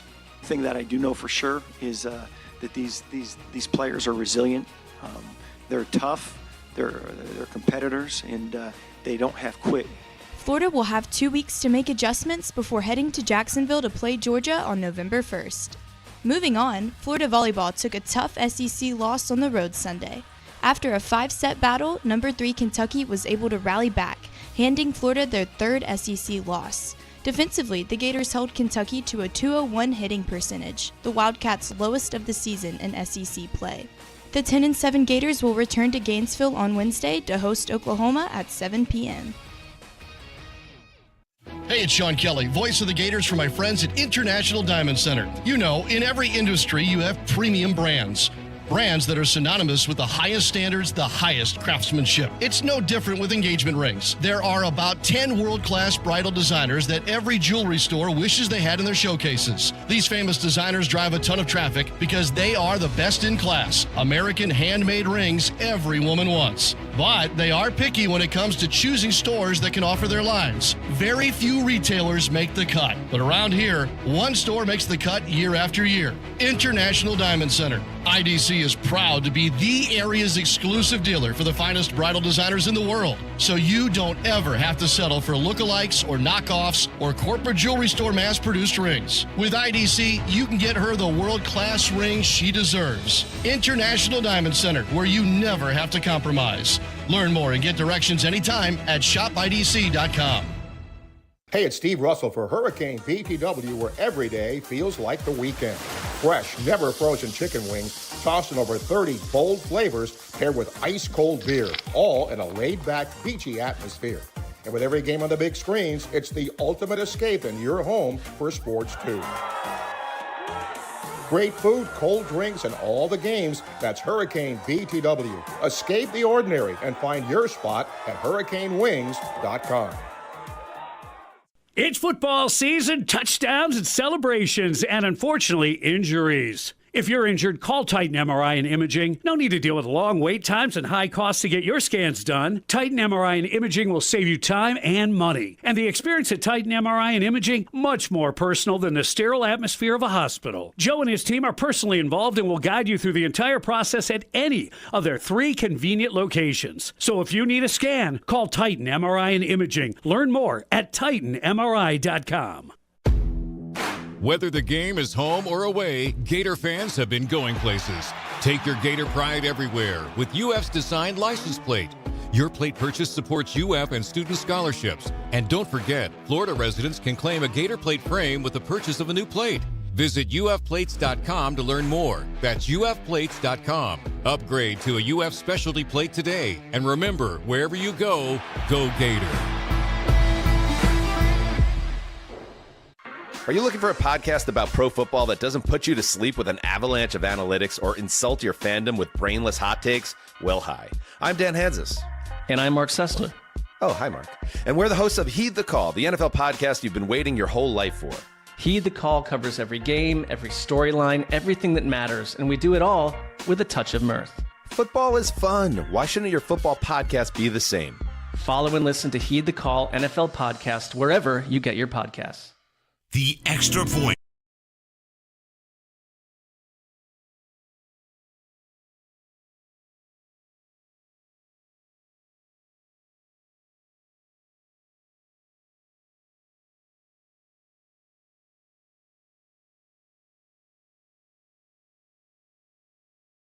Napier, and as you would expect, he handled it as graciously as anybody could. None of us will find a finer individual. His integrity, his character, the way he's led this place, the investment that he's made into this football program will always be appreciated, and I think we will benefit from it for a long, long time. I'm incredibly appreciative of Billy, and I think we're all sad and disappointed it didn't work out from a result standpoint the way we wanted, but just feel so strongly about who he is as a person, and he's leaving this place in a much better position than when he found it. That was Florida AD Scott Stricklin talking about Billy Napier leaving the program better than he found it. This is Sports Lab on WRUF 98.1 FM, 8:50 a.m. presented by Rally House. I'm Hannah Getman. Nate Bilgray. Nate, left the program better than he found it. Okay. What thoughts? So it's an interesting thing to say because when you think about it statistically and in theory, he kind of left the program better than he found it. You want to go back to the Dan Mullen era. Dan Mullen, in his last year coaching here at the University of Florida, I know a lot of people like to reminisce on the Dan Mullen days, Hannah Mack, our producer, being one of them. Dan Mullen had a great couple of years here, but in his last year, he gave up. He was done. He was checked out before the season even started. And I forget if he lost 3 or 4 games to unranked opponents, but the only draft pick that UF had from Dan Mullen's last class was a Billy Napier recruit. 60% of Mullen's 2019 class and 70% of his 2020 class both transferred. So Dan Mullen essentially gave up and waved the white flag in his last year here at the University of Florida. So yes, Billy Napier, by not giving up, in theory, left the program better than Dan Mullen did. But if we're comparing apples to oranges here and bad to even worse, then the program has fallen to a place where the standard is not the standard anymore. And that's a huge issue in itself. Yeah, if this is better than he found it, obviously it's concerning what he found it as. It's concerning what it is now. What is the bar for better? Is it just better than before? Is it better than it ever was? Because clearly that's not what Billy is reaching. And that is what makes this statement from AD Scott Stricklin so tone deaf and so out of tune with Gator Nation. He went in that press conference with the intention of not sharing too much and defending Billy Napier as a human being, which is fine. I totally get it.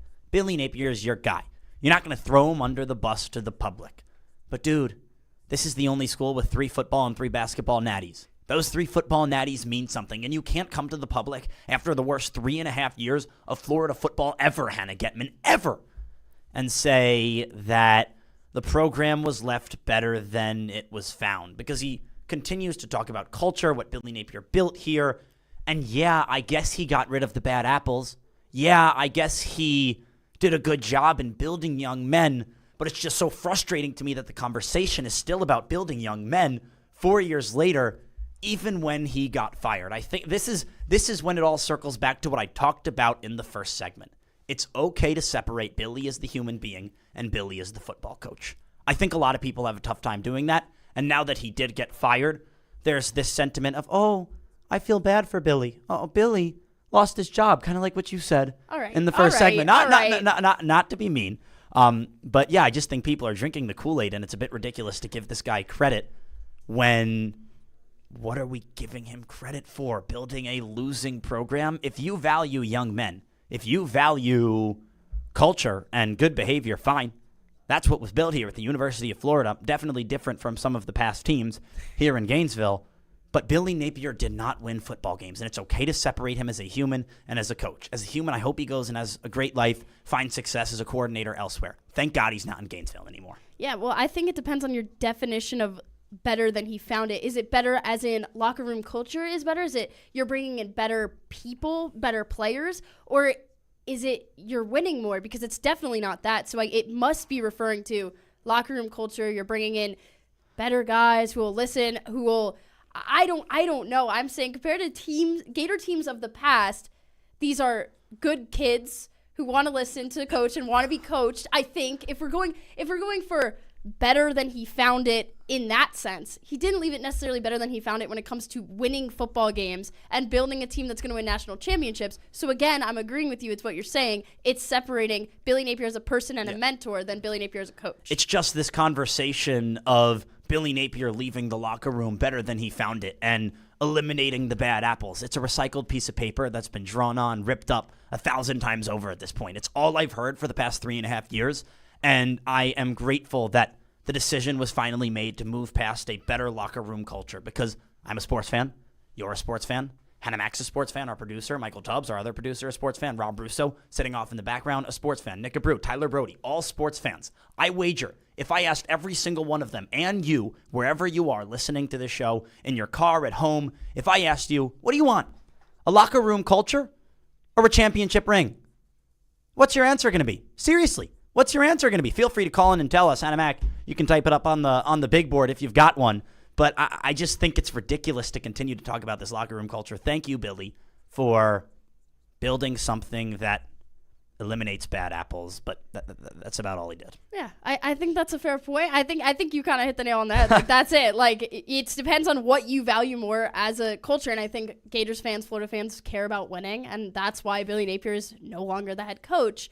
I, again, just don't think it takes away from the fact that he did build this kind of culture, even if it didn't necessarily translate to winning. I'm not a Billy Napier. I don't want to be a Billy Napier defender. I feel like this is what I'm feeling like. So I'm definitely not one. But I do think, again, this is Stricklin giving him credit, but definitely in a tone-deaf way that maybe he just shouldn't have said that. Just saying left the program better than he found it, I think that's just a tone-deaf kind of thing to say that brings up hate. And that's basically the end of it. No, I hear you. I'm just kind of, like I said, recycled piece of paper. I don't want to talk about it anymore. Like, it's over now. You know, Billy Napier's gone, and it's time to talk about replacements. It's time to talk about what's next. And like I said at the end of the first segment, right now this program's directionless. There's no rest for the wicked. You got to go out there and find the right guy. Yeah. Well, we'll move on then to callers. 392-8255. Call in. Let us know what you think about Billy Napier, about Gators football. We got Mike on the line. Mike, are always calling in. How are you today? Well, I hope that's okay. Oh, it's okay, Mike. We love to hear from you. In. This is I'm Mike, so you're excited one of our today, favorites, Mike. man. I appreciate that. And I like listening to you guys, too. I'll have to say something about Billy, because related to Mullen, there was absolutely no discipline on this team when Mullen left. It was, and the defense was one of the worst in the history of Florida football. And so there's been some improvements, and the grade point average has been the highest of all time. But his inability to change when he saw something wasn't working, he's very stubborn. But he's a happy $21 million richer, stubborn guy. I want to say something because I've heard this mentioned a couple of times, that this would knock Kiffin out because he actually had his shirt off in a hot tub. Oh, my gosh. He should have had a shirt on in the hot tub. Mike, I don't wear shirts in the hot tub. I know. I'm saying that people, but that he's been criticized and said he doesn't fit in with the University of Florida morals by being in a hot tub. And this is the same UAA that wants to put Urban Meyer in the Ring of Honor, a guy who had a lap dance from a 22-year-old, kicked a player, got fired, Mike. protected, and so I don't Mike, think morals have anything here. to do with it. That's what happened. I know. I hear you, Mike. You're right. Yeah. You're right. Yeah, Thank you for your call, Mike. We appreciate you, Mike. Yeah, Mike brought up some good points. I think it is like, it is a moral type thing that what is the culture of Florida football? If Billy Napier doesn't fit the culture, then is the culture necessarily, questionable? The culture is Lane Kiffin. I think Lane Kiffin has Gator orange and blue written all over him. You want to talk about a guy who's essentially been named as the second coming of Steve Spurrier? I mean, Lane Kiffin has essentially been chosen by Gainesville as the savior. He's been designated as the guy who's going to come in here, wear a visor, make snide remarks at other coaches like he did leading up to that Georgia game, talking a lot of mess to Kirby Smart. I would say he is the most reminiscent of Steve Spurrier, and maybe he doesn't fit in with what Stricklin ideally wants to be the head coach here, but I would say outside of Stricklin and the outside noise, everyone else wants Lane Kiffin. And if the answer isn't Lane Kiffin, there are some candidates we're going to talk about. It could be Drinkwitz. It could be, it could be Franklin. There are guys. But I do think that if this university ends up hiring a group of 5 coach instead of Lane Kiffin, I would beg everyone to do exactly what the Texas A&M fan base did when the Aggies tried to hire Mark Stoops. They revolted. The boosters got word, and they sent Stoops packing because he wasn't ready for that job. Lane Kiffin is more ready for this job than anybody. He's a genius offensive mind, and he's going to come in here and, as Steve Spurrier said, your floor is going to be 9 wins. You're going to win national championship in your first 4. Yeah, I think that was our worry when we were talking about this earlier, is we don't need another group of 5 coach. I don't care if they've proved themselves as a group of 5 coach. It's not what Florida fans want, and this hire, as we've talked about, might be the most important hire in Gators football history. You can't get it wrong, and I think a big name is the way to not get it wrong. I don't think you need to hire an up-and-comer who has maybe proven themselves as a group of 5 coach. You need somebody that is already established, is a big name, will get Florida fans excited, because we haven't had very much to be excited about in the past 4 years. I think the lesson that we learned from Billy Napier and his 3.5 years here is that this job and the stakes are too great to give it to someone small. You can't take the University of Florida job and give it to somebody who is not proven, because there is a monumental amount of pressure that comes with being the head coach here in Gainesville. And that pressure includes a fan base that lives or dies by wins. And you heard when Billy Napier didn't win in the swamp, fire Billy. Fire Billy. Fire Billy incessantly over and over and over again until it finally happened and he was relieved of his duties mid-season. So Hannah Getman, we learned that the pressure of this job is just too big to give it to someone from a conference that we consider small. Yeah, we need to stop the tumble of Florida football. I think Florida football has such a great reputation in the SEC and in the country, and it's slowly fallen. And the last thing that Gator fans want, that anybody here associated with the University of Florida wants, is to lose all the clout maybe that Florida has built up in the past 20 years, 30 years. Why would we want a program that's not going to live up to the standards of its name? And that's something that I think is what we're all worried about with this next hire. Yeah, it's got to be a home run hire. Bottom of the 9th, 3-2 count, 2 outs. You better hit the grand slam. Exactly. We're going to squeeze in one more caller. We got Liam back on the line again. 392-8255. We're taking your calls. Liam, hopefully this works this time. Can you guys hear me now? Yep. Yes, we can. Okay, so first off, obviously that guy earlier was out of line. You guys do a heck of a job. I'm going to censor myself. First off, you guys do a great job. I'm an alumni of the College of Journalism, and I was there when Sports Lab first started. And like I said, you guys don't deserve the slack that you guys get. Like, you guys don't deserve the comments that you guys get. You know, I didn't know we were getting the comments, but I appreciate you, Liam. I appreciate you for standing up for us. So I'm a legacy, and I've seen Florida when it was prominent. Florida under Mullen. When I was admitted to the University of Florida, Mullen was our coach. Why do you guys? So it's a couple questions. So this is where I'm going to go. Obviously, we saw Mississippi State. We saw them throw the ball when they were in field goal range. It was the second mistake that a team made within 24 hours. Beck did the same thing, and Beck threw a pick when Miami had that game won. What do you think about the play calling in those games, and what do you guys think about our club sports? Do you think those are what's relevant right now? Because those are winning national championships left and right. No, I don't think the club sports will ever be more relevant than Gators football here. Liam, I appreciate you calling in, though. Yeah, I appreciate the thoughts, the effort, but at the University of Florida, I don't think that club sports will ever live up to the same hype as our varsity sports. Thank you for putting it nicely. And Yeah. That's all. But coming up, we're going to talk about potential replacements and DJ Lagway, close with Billy Napier. What does that future hold? We'll find out coming up next on the Sports Lab, WRUF, presented by Rally House. No one brings you the NFL like we do. WRUF. When the Billy Napier news broke, you heard it here first on WRUF. Billy Napier is out as the head coach of the Florida Gators. The timing is right. We've seen this before with other coaches here. Bye week, a chance to get the staff, get their workloads, what they're going to do, let the kids adjust. Not surprising. This has been building for not just several days, but you could make the case that dating back to last year, Billy Napier was, in a sense, on borrowed time. Right here on WRUF, 98.1 FM, 850 AM.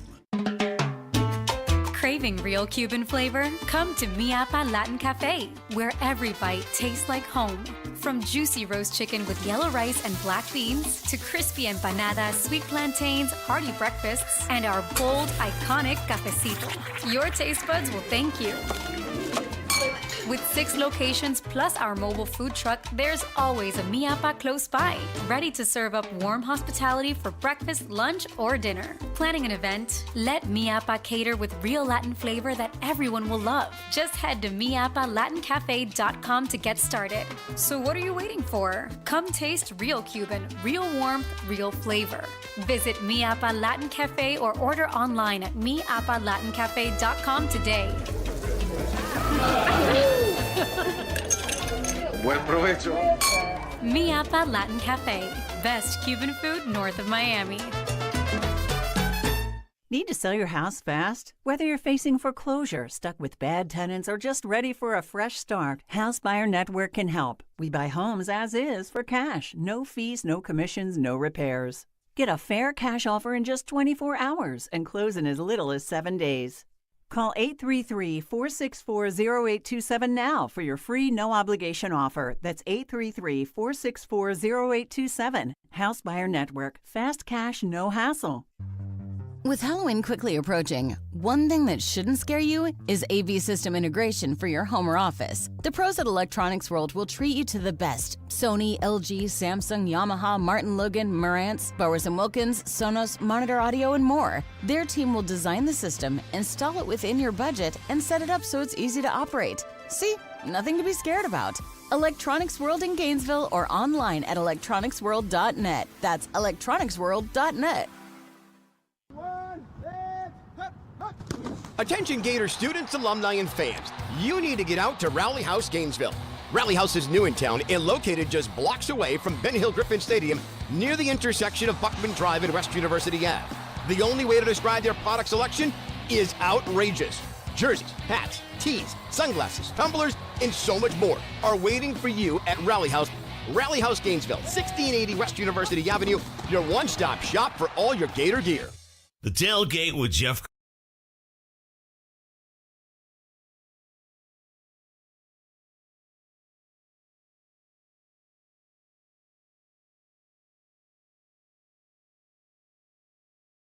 Hanging out with you here on this fine Monday afternoon Sports Lab on WRUF, presented by Rally House. And I see some people in our comment section, WRUF, home of the Gators. Go on there, leave some comments. Let us know how you're feeling about the Billy Napier firing. Talking about That was one of the most confusing calls I've ever heard. Where do these callers come from? Need to do a better job screening calls. And guys, I get you. The topic was a little funky, but I actually do know Liam Hoyo, the kid who called in. The shirt I'm wearing right here was given to me by former two-time All-SEC linebacker and national champion James Bates here in 1996. And Hoyo was one of his students back in the day. And James Bates has only ever said kind things about Liam Hoyo. So let's cut him some slack. Good guy. I wonder what James Bates thinks about the program right now and where he is at, because I saw him post on Instagram wishing Billy Napier the best, but that's a guy who won a national championship, and I'd have to assume him and most other former players were ready to move on from the Billy Napier era. Yeah, I would guess they had their heyday. They know what it's like to win a national championship here at Florida. Florida, as much as now we claim we're becoming a basketball school, at its roots, we're a football school. We want to win national championships, and Billy was not the guy to do that. I'm sure they're all ready to move on. Billy was not the guy to do that, and you know what? He wasn't the guy to do that because of this certain ego and pride that he couldn't put aside when talking about play calling and an OC. We're going to talk about that soon, but first, we got one caller to get to. Matty Ice, as they call him. How we doing, baby? Sup, fellas, doing well. But yeah, I think you both hit the nail on the head. I think the last couple of segments. I mean, it's kind of funny. Yesterday I was working, so for whatever reason, my phone didn't notify me about the firing. It wasn't until my dad actually called me and actually told me about that. So yeah, it was a bit delayed. I do kind of wish, as I told you, that it was in the morning because, you know, based on what I do for work, you know, big fan of that. So it would have been kind of funny to do that. But yeah, I think overall it was, I think it was the wrong timing in the sense of I think they should have done it last year. But in terms of like, you know, the context of this season, it was the right time to do it, you know, during the bye week. Because, you know, for being honest, you know, this team currently as it sits, you know, the offense probably has gotten worse, if I'm being honest, over the past few years, at least in my perspective. You know, being there for the last, you know, 3 years when Billy was coaching. But yeah, I think overall it's sad that, you know, had to end this way, but ultimately, you know, Billy just couldn't get out of, you know, his stubbornness with play calling, and that's what ultimately cost him. Agreed, Matty Ice. Hey, man, appreciate you. Thank you so much for your call. Don't want to let him go without giving him a quick shout-out. Former member of the Sports Lab and a graduate here at the University of Florida, so thanks for calling in.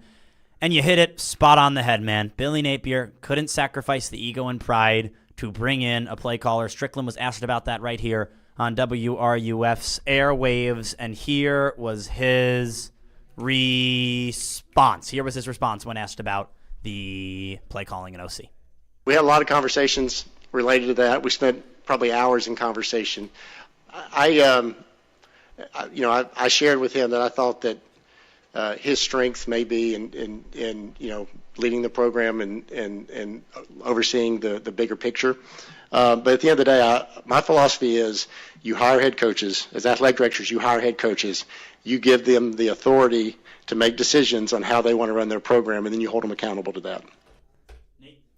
Nate Bilgeray, Hannah Getman hanging out with you here on Sports Lab, WRUF, powered by Rally House. That was Florida Athletic Director Scott Stricklin in his first media availability right here on WRUF exclusively following the firing of Billy Napier, talking about how he trusts his head coaches to make decisions when it comes to the team, and he's willing to give them the authority surrounding Florida football. Hannah Getman, we have a comment on the YouTube stream, WRUF, home of the Gators, and the person, the YouTuber, is Lane Kiffin's personality, and the comment is, I hope Lane Kiffin calls in and says no. Well, guess what, buddy? Stricklin just went on his presser and said he's willing to sacrifice control for the next head coach. You don't think Scott Stricklin knows who the fan base here wants to be the next head coach? What do you think that means in terms of Lane Kiffin and the future here in Gainesville, Hannah Getman? I've always been very convinced that we are all hyping up this Lane Kiffin train way too much. I do. Wow. I personally never thought that Lane Kiffin would come to Florida. I just didn't see the vision why he would leave Ole Miss to come here. However, after listening to Stricklin today, if Lane Kiffin could come here, have total control of his program and what goes on within it, for more money, for a bigger name program necessarily, now I'm a little bit more convinced that it's possible for him to come here. However, I was very much so thinking, why would you leave Ole Miss when you have a winning team that's going to make the playoff this year that you already have full control over if you weren't going to get that at Florida? But after what Stricklin's saying, he's clearly giving into a little bit of what the fans want and making it clear that he would be okay with Kiffin coming here and running the program the way he wants to run it. Yeah, I know that Stricklin has not made it clear, but there have been rumors that Lane Kiffin is not necessarily his number one option, but he's put himself in a sticky situation because now that he has openly declared that he was willing to delegate responsibility and play calling to Billy Napier because he believes in the head coaches that he hires, well, when Lane Kiffin comes to town and wants to bring in a general manager of football, when Lane Kiffin wants to bring in his cronies and bring in his guys that will be over Scott Stricklin, that will be, I don't want to say over, but that will be who Lane Kiffin reports to. You are setting the scene with an opportunity for Kiffin to come in here and run the football program exactly how he wants to run it. I think Scott is a pretty smart guy. He's got a pretty cool job that you don't get to unless you're a smart guy. And he wouldn't say those things publicly, Hannah Getman, if he wasn't necessarily willing to sacrifice this program as a whole for Lane Kiffin. Is Stricklin willing to do what Billy Napier wasn't? Set aside his ego and pride for the glory and the W's. That's the question we're all asking. Is he willing to do it? I would guess, based on what he's saying, yes. But again, I also think he knows this is his third hire. This is his third football hire. And most of the time you don't get 3 hires. That's not something that happens. So if he doesn't get this one right, I wouldn't be surprised if he's the next one with his job on the line. And I think he knows that this hire is the most important that he has had and that maybe Florida football has had. And you know what? That brings up a great question. Nate Bilgray, Hannah Getman hanging out with you here on the Sports Lab, WRUF, presented by Rally House. He's already hired 2. It didn't work. So do you really trust him to hire a third? We'll answer that question coming up next, right here on Sports Lab, WRUF. WRUF Sports Center. I'm Jackson Robb. Wide receivers coach Billy Gonzalez has been named as the interim football coach in place of Billy Napier. Gonzalez has been with the Gators for 12 seasons across 3 stints, with his current stint starting in 2023. Gonzalez has seen 30 players from his units head to the NFL, and he is a 2-time national champion. Coach Gonzalez talked about his expectations for the rest of the season. For us moving forward, we need to get back to work. The results so far this season have not been up to the Gators standard. I have full trust not only in our student athletes, but in this staff to make the most of the season. We have a responsibility to do that, not only for this program, but for our fans. The Gators will return to the field after a bye week against Georgia on November 1st. Looking forward, early favorites to be the next head coach for the Gators include Ole Miss's Lane Kiffin, USF's Alex Golish, Missouri's Eli Drinkwitz, former Penn State head coach James Franklin, and Washington's Jed Fish. Billy Napier's successor will be the 31st head coach in Florida history. Hi, this is Dr. Art Mowry of Exceptional Dentistry. Listen to what our clients have to say about their experience at Exceptional Dentistry. Well, we discussed dentures and implants, and I could not afford the implants, but I was still treated like an implant person that was going to put out buku bucks, even though I didn't have it. And I thought, well, if I don't go with implants, they're going to put me on the back burner, sort of, and shun me away, but they didn't. They did not. I have 4 dentures, top and bottom. Top and bottom dentures? Right. IV sedation they did, and I don't remember a thing. It was wonderful. Yeah, go there because they care. This is Dr. Kim Mowry, and if you think you have dental problems that are too big to overcome, we're here for you. Please visit us at exceptionaldentistry.com. That's exceptionaldentistry.com. Hey, Joe, what are you and Mary doing for the Gators game? Want to come by my place and watch it? No offense, Mick, but your place is more humid than Ben Hill Griffin Stadium, and that place is nicknamed The Swamp. Why don't you guys come over to our place instead? We'll have some snacks, hamburgers, hot dogs, cold drinks, and cold air. That sounds good, Joe. I don't know who to call about the AC. There are so many companies out there. How do you know who to call? That's easy, Mick. Call the company we always call. Charles Berg Enterprises. When your home comfort is on the line, trust the name Gainesville has counted on since 1967. Charles Berg Enterprises. Charles Berg Enterprises is still family owned and still guided by the values Charles Berg believed in: integrity, reliability, and exceptional customer care. And they use the best equipment on the market. Train. It's hard to stop a train. So if you don't want your home feeling like the swamp and you don't want to get swamped with high electric bills, call Charles Berg Enterprises today and experience comfort you can count on. Visit charlesbergenterprises.com or call now to schedule your next service. Charles Berg. Charles Berg. Charles Berg. Mako has paint services on sale now, starting at $4.99. And your car's been trying to tell you something. Look at your hood, your bumper, that door ding you've been ignoring since spring. You don't need a new car, just a fresh start. Mako makes it easy with fast service, honest pricing, and work backed by a national warranty. So stop pretending not to see it. Invest in you. Visit Mako in Gainesville today. Hit the reset button with limited time paint sales starting at just $4.99. Hurry to Mako now. This football season, make Hurricane BTW your game day getaway. Catch every play with an ice-cold Bud Light. Bud Light specials are here all season. Visit hurricanewings.com to find a location near you. From the UF Weather Center, here is your WRUF weather update. As we make our way through our Monday afternoon, it's really nice, a mix of sun and clouds. Temperatures really not bad this time of year, 82 degrees. Clear skies, 62 tonight, sort of comfy. Little warmer for Tuesday, mostly sunny, 84. Wednesday, 85. We'll have a reinforcing shot of cooler air coming our way by Thursday and Friday. That'll be nice. From the WFT Weather Center, I'm Chief Meteorologist Tim Miller. It's always a good time.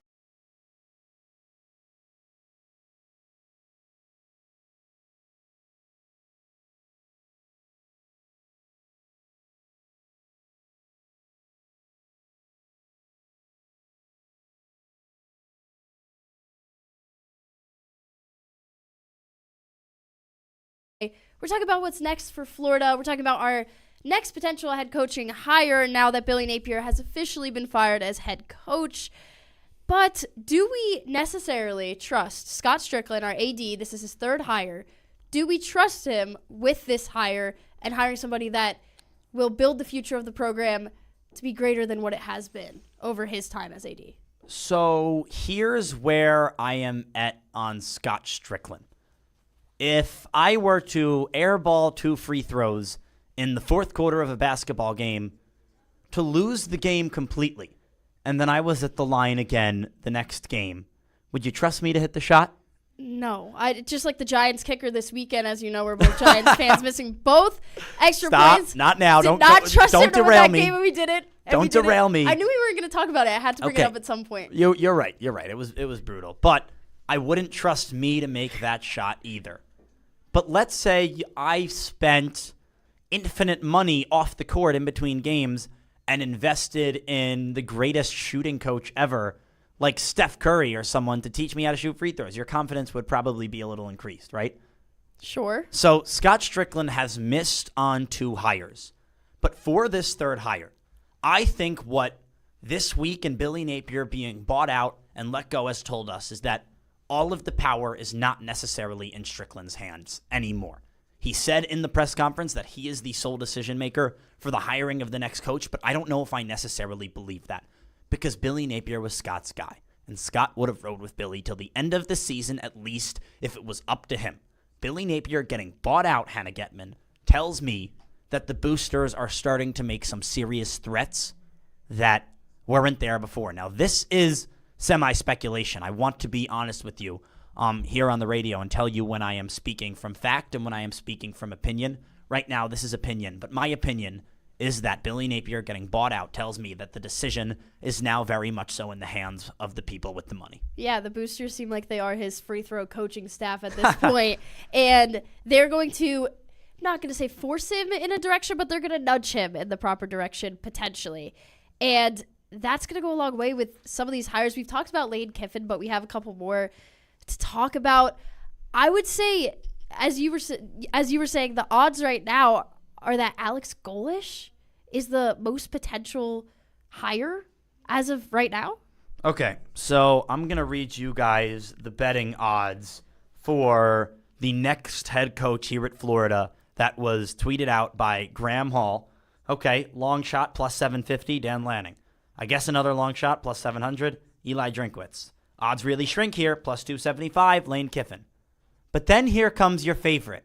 Here comes the favorite to be the next head coach here at the University of Florida, one of the most prestigious programs in the country. Plus 225, Alex Golesh, head coach, University of South Florida. I beg. I got on my hands and knees and plead with this administration, please do not hire Alex Golesh. Please do not hire Alex Golesh. Please do not hire John Summerall. Please do not hire any coach that is not a proven winner in a power conference level. Don't bring in a guy who can't handle the pressure of being the coach at the University of Florida. You know what? If Golesh goes elsewhere, let's say Virginia Tech, and has a killer 4 years, and things aren't going well here at UF, okay, yeah, maybe then you can consider him for the job. But this hire, Hannah Getman, this hire is the most instrumental hire in the history of Florida football. As you move further and further and further away from success, you fall out of the depths of glory and into this land of irrelevancy.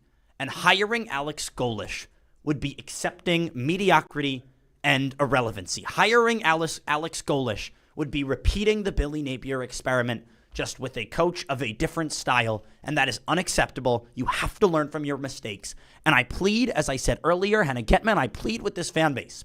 If Alex Golesh is hired, pull a Texas A&M, get loud enough, and run him out of town. Yeah, I think the question becomes, if you are Scott Stricklin, is Alex Golesh the guy that you want to hang your hat on? Is that who you want to risk everything for? Hiring Alex Golesh, who is really just a Billy 2.0, other than the fact that he's coaching at a state school in Florida.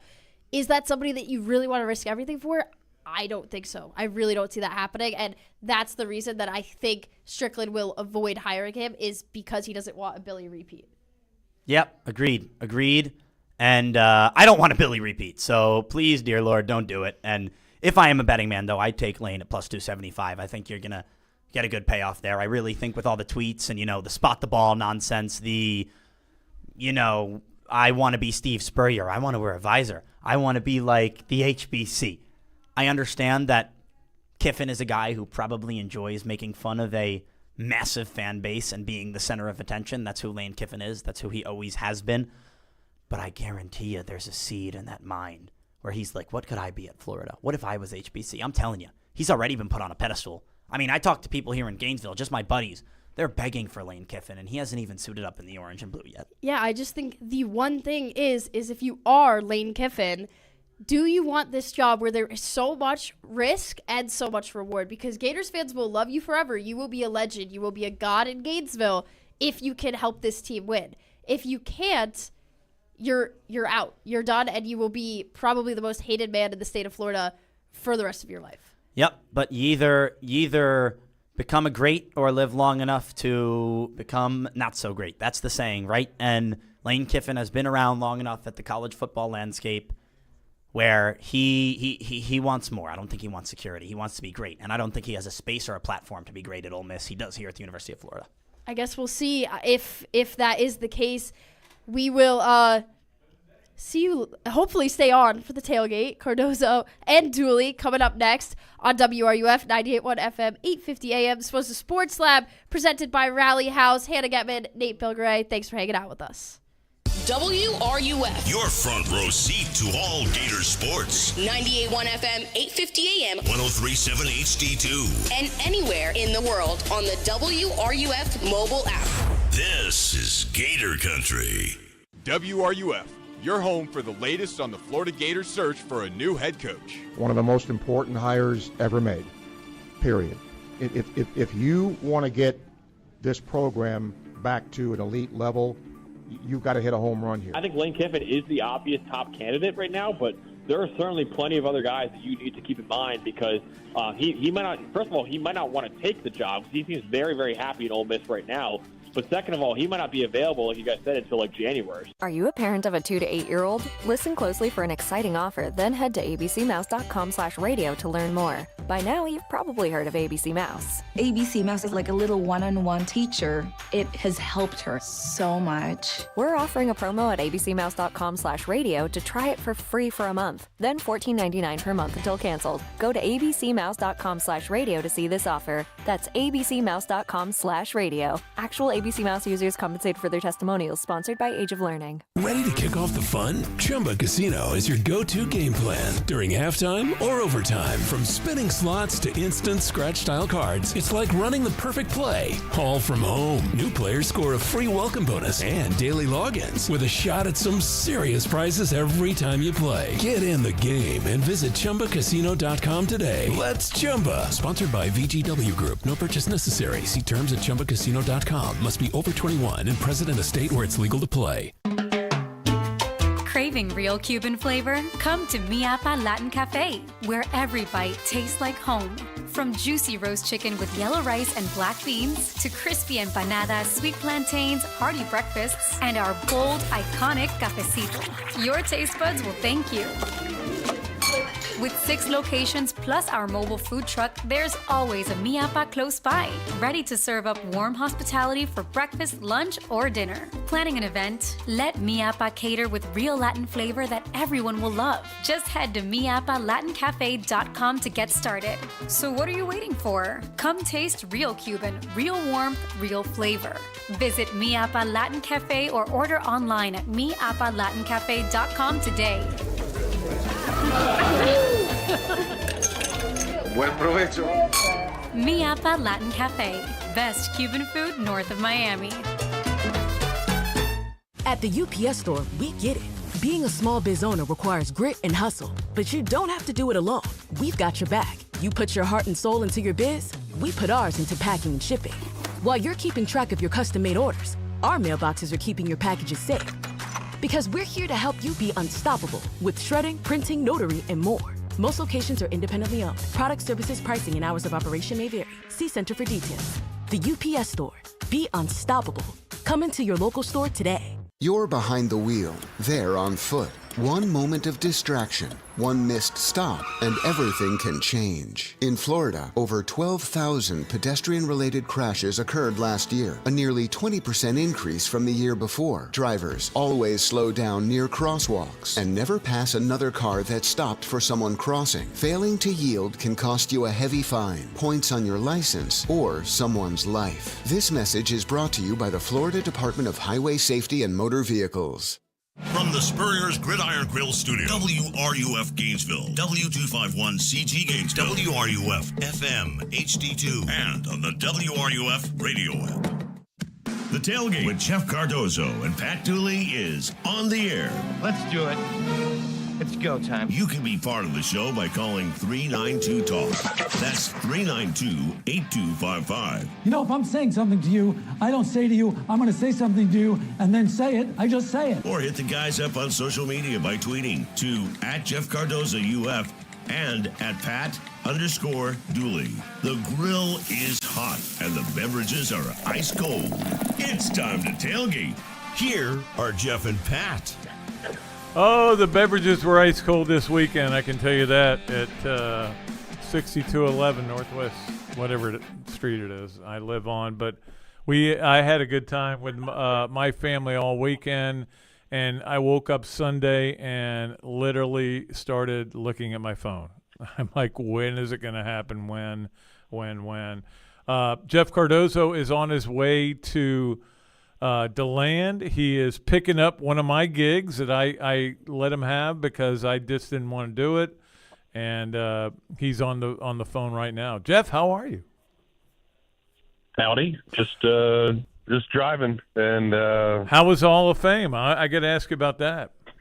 Yeah, it was great. It's always I think one of the coolest events of the year. Even you have one football guy, but so many other great athletes, and Lauren Hager gets inducted, and Marquise Dendy, and I think just the whole night it's special. I think it just really shows you how much people love the University of Florida, their time here, and Even Kitty Cullen, she's the first lacrosse girl to ever get in, and there was 2 tables worth of lacrosse teammates that came back. So it's always a great night to put them all in and have a good time. Yeah, I thought I watched a little bit of the highlights of that, and it certainly was good. And I thought Lauren Hager did a great Mr. Two Bits or Miss. What would it be? It's not Ms. Two Bits. They call it honorary Two Bits. Yeah, honorary Two Bits. It's yes, Ms. Two Bits. She was great. I tried to actually during her, when I was interviewing on Friday for the Hall of Fame, I tried to say, hey, you want to practice for tomorrow? And she made a good line. She's like, no, I don't have enough beers in me yet. So I'll be liquoring up tomorrow to make sure it's good. So, do I love me some Lauren Hager, man. She is the best. Yeah, so I know, and I did run into her at the tailgate about before we even went on the air for the pregame show, and she was already going. So, yeah, she performed very well. It was awesome. Good for her. Appreciate it. Obviously, the big story is Billy Napier getting fired. Nobody is surprised by that. And you were telling me earlier today that you kind of sensed that he knew that this was going to happen. He was taking pictures with his kids out in the field, and I don't know if I would not want pictures of of myself on the field where I got fired. But I think for him, just like it was cool. I wish I would have had. Tate just bought those Ray-Ban sunglasses that take like video, like the Meta things. So he actually was wearing those, and I almost wish that I had them on, because just to see Billy smile and walk out with a win, because it did really feel that way. And of course, I'm not going to ask him, hey, are you getting fired, like before the interview, knowing, but I think I kind of had in the back of my mind that this was going to be the last time I'd ever talk to him on the air like that. And you want to try to make it a moment where he can at least reflect on some of the things that were going. And he still never made it about him. It was all about the players how happy he was for them to, get that kind of moment. And, when, he just lit up when Michael Burrow was brought up, or Mekhi Burrow, and just, the hard work and the different things and the call. And so it was cool. Obviously sad because, again, you form relationships with these guys and all the different things. But, again, it goes back to Muschamp, knowing he was gone and talking to him and the comment he made to me. So it's just like, hey, these guys will be fine. Inevitably, they're football coaches. They know that it's part of the gig. And, it might be the only job in the world where you get hired and you're probably going to get fired. You probably know at some point you're going to get fired. And you're still going to make a lot of money when you get fired. Yeah. Sure. So it was good to at least see that, and because remember last year there was a moment last year. It was after the A&M game where his wife Allie was down on the field, and they embraced, and she was in tears, like she was crying. It's almost like they were like, man, we don't want it to end now, but I think there was at least a piece, probably knowing that it was happening, and they were smiling and taking the pictures and. At least go out on a happy moment, which I felt good for him. But I think we all know, and everybody that's called in, like it was time. It needed to be done. He did everything right except for the wins, and I think that's what inevitably is what you're judged by. You gotta. Whoop! Did we lose Jeff? Can he come back?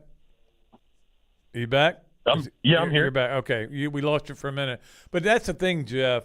Is I did like him very much. I liked every time I talked to him and everything. But at some point, you're judged by, as we all know, your record. And he always said it was a performance-driven job. You had to win games, and he didn't win enough games. Even that game, though, Jeff, that game was Billy Napier 2.0. That was it. That was the game where you sat there and go, this is why this guy's fired. They should have lost the game, as you know. Yeah, it's crazy to think that, the first game that he won there in the Swamp, that Utah game, remember, an interception ended it right there in the end zone, and now an interception ends it on this one too. Yeah, I think everybody's going to go back and question the 3rd and 1 call, and why don't you give it to Jaden Ball? But, it's so strange, Pat, because how many times over the last several years have we said, we wish he was more risky? We wish he would do this on a play call. Yes. And then all of a sudden he doesn't be boring and hand it off the ball and get the yard. And now we're mad again. Yeah, now you're mad again. But and I get his point. Like he told me, because I asked him the question. I said, what was the thought process of it? And he said, well, the ends were really crashing down. We felt that they were going to do that, and once they did that, Lagway would be able to use his feet, get outside, and then you had two options. If somebody's open, you throw him the ball, which he did earlier to Aiden Mizell on that same play call, and he was wide open, or he at least runs for the first down because you only need a yard. And, of course, Mississippi State did a really good job. They made the play. They covered everything up. But at least DJ made the right decision, and he got sacked and didn't throw the ball away because that forced them to use their last time out at least. But that goes back to the Tennessee game, where he, last year, where on 4th and 1 he runs a jet sweep with Trey Wilson, which is probably a pretty good call, and some guy makes a great play. And sometimes that happens in this league. But you've got to be good enough to overcome all those things, and not everybody is. Look, everybody's winning, everybody's losing on a Saturday in the South. You know that. No matter what happens, somebody's going to win a game and somebody's going to lose a game. And the bottom line is I appreciate Billy Napier. I appreciate him as a person. I appreciate what he's done. And like somebody was saying earlier today, I can't remember who it was, but what did he leave the program better off than it was when he got here? Well, he did. A lot of it had to do with Scott Stricklin building, and everybody and the UF building that facility. But the program is way better off than it was when he got here. I have no question about that. However, they've got to learn how to win again. And that's the biggest thing I have to for the next coach, he's got to teach them how to win. Well, and they have every resource imaginable to be able to win. And that certainly wasn't the case when he got here. But anybody that has ever been around Billy Napier and met him, and if you're listening right now and you have that opportunity at a Gator Club or an event or something, and you talk to Billy Napier, I'm sure you left that meeting like, this dude's awesome. Like we wish the best for him. We hope he can win. We want him to be the guy. And then obviously there's a lot of people that never got that opportunity, and they saw the wins and losses, and they saw some of the play calls, and you question it, and you're never really on his side. But I think we all know, even as Gator fans as we are, like for the better of the program, you had to make this decision. And I think Billy would tell you he even knew that he should have done a little bit better. And it was interesting to listen to even Scott Stricklin talk earlier today when somebody asked him, hey, did you basically, give him the ultimatum of, hey, you got to hire a play caller? And Scott never really answered the question, but he did answer the like question in a way. Yeah, he did answer it.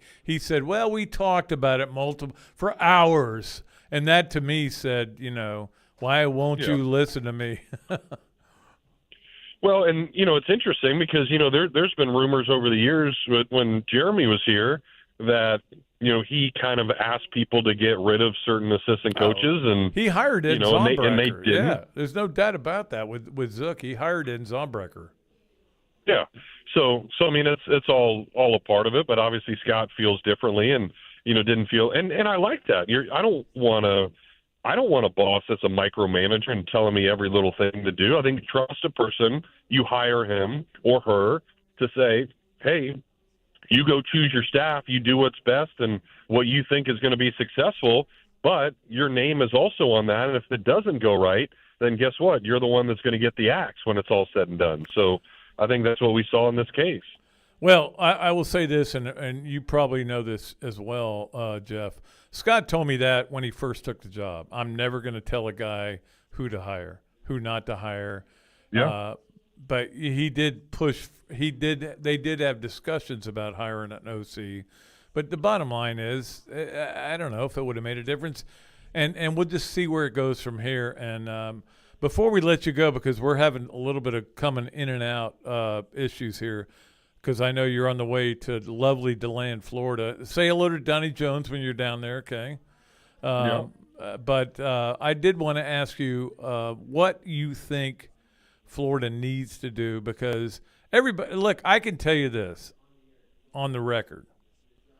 They have talked to Lane Kiffin. They have sent the flyers out there. You know what I mean? It doesn't mean they've spoken directly to him, but Lane Kiffin knows they want him to be their next coach, and they want to put a lot of money up. I don't know that that's the answer either. He's 0-3 against Florida lifetime. He's never won a conference championship other than the Conference USA. But I don't know that there's anybody that I think anybody but Lane Kiffin's going to be considered a failure for Florida. Yeah, because I think that, and it's Spurrier's fault, and maybe Urban's fault too, but Florida is known as a place that puts up a lot of points, and it's got this certain type of offense. So you have this stereotype, and the guy that can provide that, you would think, is Lane Kiffin, and also be boisterous and what he does in the media. I mean, I thought it was great. I don't know if you saw it, but remember he was doing hot yoga. Yeah, and did see it. He posted a picture with, 2 hot chicks from his class that he's like, hey, great workout this morning. And I think people love that. I think that personality is going to be affectionate to a lot of people in Gainesville. So certainly that's the name you probably go after. But, I mean, even Lane, though, would probably understand too. But I also think he knows, like the comments, listening to post game after the Georgia loss again, where they had this big lead and they couldn't do it in the fourth quarter, similar to a couple of years ago. I think he realizes he can't win it all at Ole Miss. So as much as everything in his life is good, and he's reconnected with his daughter, and Layla's back there, and his son is high school there, and do all these, they can move down here. You got room for him down here. Yeah. So he can come here. You have, this recruiting just mecca within a couple of hours of you. You don't have to do as much. And then you, of course, and even in Scott Stricklin's statement out to everybody that he put out there, not the one that he said today, was it's almost like we're willing to give every resource imaginable now to football. Yeah. And we've never been in a better situation to be able to make this happen. Absolutely. So if it's all of a sudden, when the highest guys are making 10, 11, 12 million, it's almost like, okay, here's 15 or 16, Lane, but just make sure keep Florida's defensive coordinator because he's doing really well and your guy sucks. Something like that, just to say, hey, we can put this all together and we can make it happen. Yeah, I mean, I know they've talked to him, and I know that they have the boosters have ponied up a lot of money for NIL, and they're trying to do that, and go to him with a big fastball offer. And I don't look. I can't think of the second best coach they could hire, and I don't know the answer to that question. Maybe you do, Jeff. Who would like? I'm worried that if Florida doesn't get Lane Kiffin, everybody's going to go, well, whoever they get's going to be. That's a failure right there. Yeah. I don't know. I'm in love with Jeff Brom all of a sudden because he beat the stupid Hurricanes. I would hire him tomorrow for that reason. Look at all, or maybe all the big. Maybe Frank Reich. Let's get Frank Reich too because he beat FSU. Yeah. It's unbelievable. Jeff, think about this.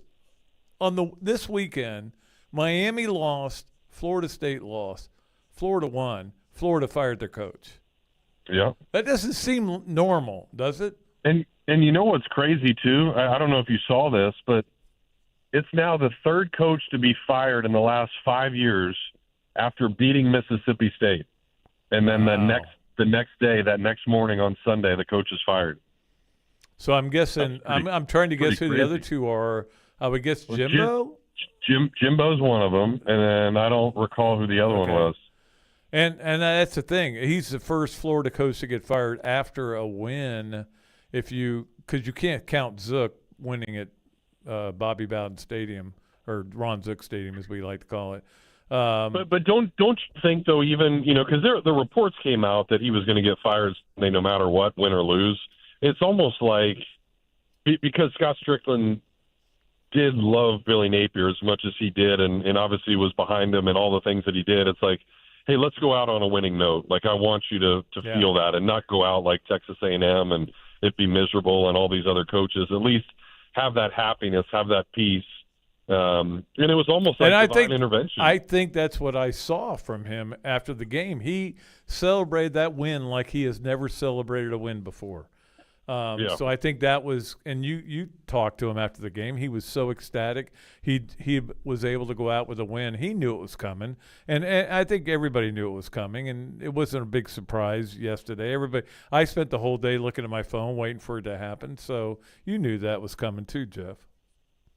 Yep, I mean you did, and so everybody kind of got what they wanted. And now, obviously, this next hire is really, really important. And yeah, we'll it is important, but I will say this. I know that our friend Steve Russell said it was the most important hire ever at Florida in football. And I'm like, I think the hire after Spurrier was kind of important. And I think the hire after Urban was kind of important. The thing is, it's the most important hire now. Today. Yeah, correct. Today, it's the most important hire they can make. And they better get it right. But they had important hires before, so it's not like this is the first one. All right, we'll let you go. Get back on the road, and appreciate you taking the time to come on. And tell the people down in DeLand that I'm sorry I couldn't be there, and I miss them. And I know they love me, and they're going to have to settle for you. Sounds good. Thanks, buddy.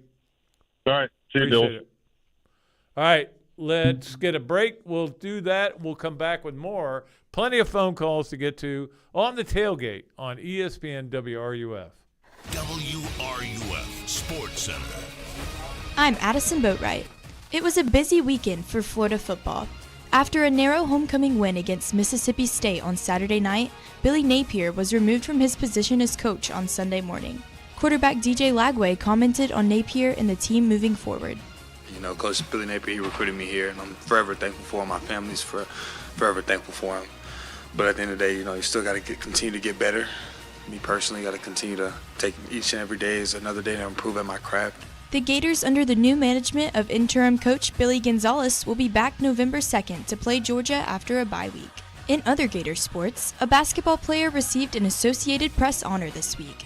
Junior Alex Condon was voted onto the preseason AP All-American team. Condon is the first Florida player to be given this honor since Joakim Noah in 2006. Gator basketball will return on November 3rd in Las Vegas against number 13 Arizona. You spoke, we listened. You wanted the easiest car buying experience ever. So we're giving you the easiest car buying experience ever. Your schedule doesn't have time for 5 hours in a car dealership. Work, kids, soccer practice, grocery runs, jury duty. Really? That again? Gatorland Toyota puts your convenience at the top of the list. With Express Shopping, you can browse our incredible selection and buy your vehicle entirely from the comfort of your home. Financing, paperwork, trade appraisal, even the pricing can be done remotely. No need to come to the dealership. Gatorland Toyota delivers your new car to you. And what if that car was fully customized? With our pre-order program, it's easier than ever to get the exact vehicle you want from headlights to trunk. Have a vehicle to trade or sell? Even if you don't buy from us, we'd love to take it off your hands and give you a top dollar offer that you're sure to love. Come experience how Gatto's got it at Gatorland Toyota today. Visit GatorlandToyota.com for the easiest car buying experience ever. It's a hard reality to know you're getting older. Believe me, I sit next to Pat every single day, but we all have to go through it, and with it comes some aches and pains with every single step. But the good part is the pains are fixable, and one quick stop into Titan MRI will get you going in the right direction. There's lots of us out there that think we can just handle pain or it'll just eventually go away, but what you may not realize, you could be ruining yourself for many years to come. I'm telling you, go see Joe and the crew at Titan MRI. Their entire mindset is finding out what you need to feel better and getting it to someone that can fix it. With an average scan time of just 10 to 15 minutes, you'll be back on your way, carrying on your day in no time. Titan MRI is the only locally owned and operated MRI center in Gainesville, and their staff has more than 20 years of experience in the community. And they've been so good that Lake City came calling. They've got a place that is perfect up in Columbia County as well. Even your own doctors are bringing their families to Titan MRI. So get in front of those aches and pains and tell your doctor to refer you to Titan MRI. Whether it happens on the pickleball court, the soccer field, or when stretching the limits of your yoga flexibility, injuries aren't convenient, but UF Health OrthoCare is. Now with locations in Gainesville and Ocala, our board-certified specialists provide the expertise you need to get moving again. Don't let a sprain, strain, or minor fracture keep you or your kids sidelined. Turn to UF Health OrthoCare. Visit ufhealth.org/orthocare locations for addresses and hours. Walk-ins welcome. It's always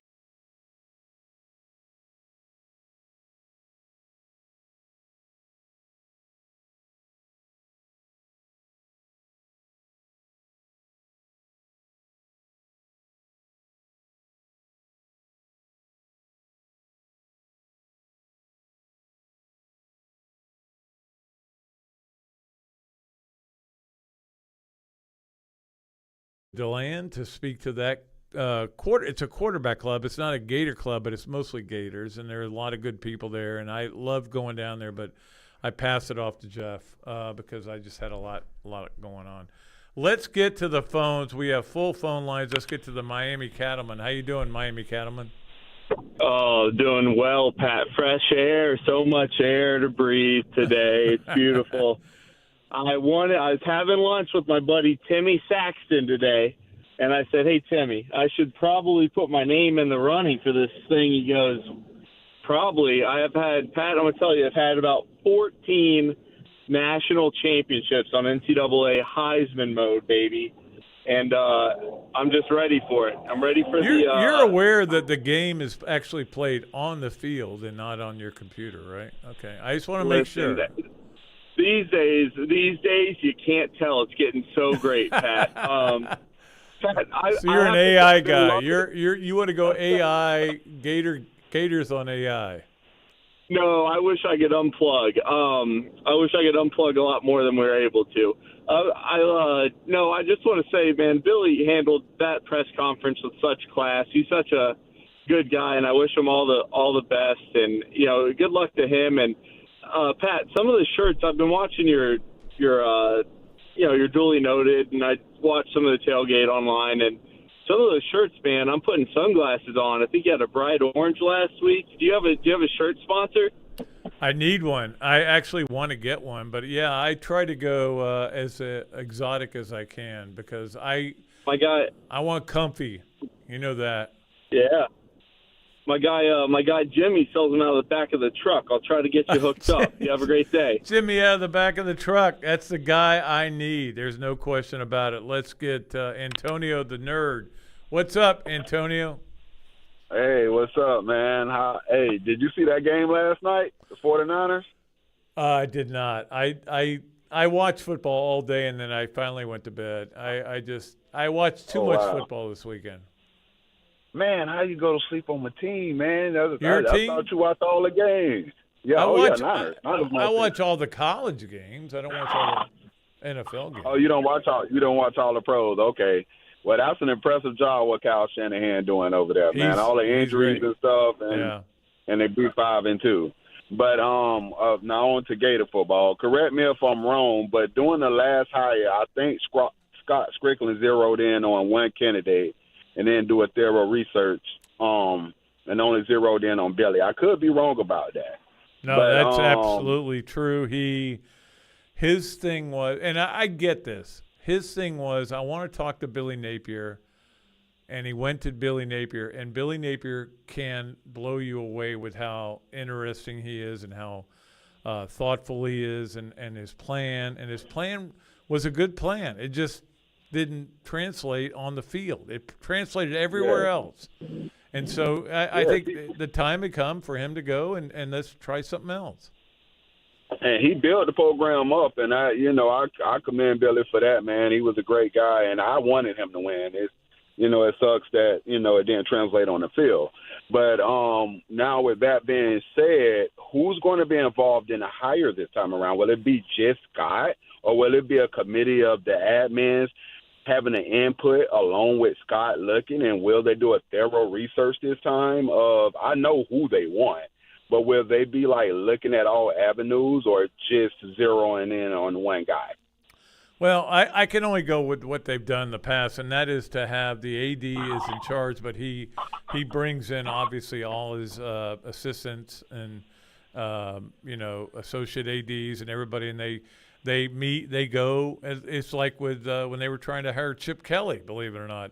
They all went up there. They took a plane up there. They brought their they thought they were going to get him. So they brought their Linda Teeler at the time was the person who was involved in the contract negotiations. So she went up there and Steve McLean and everybody, and they went up there, and he said, I don't know. And then he ended up turning them down.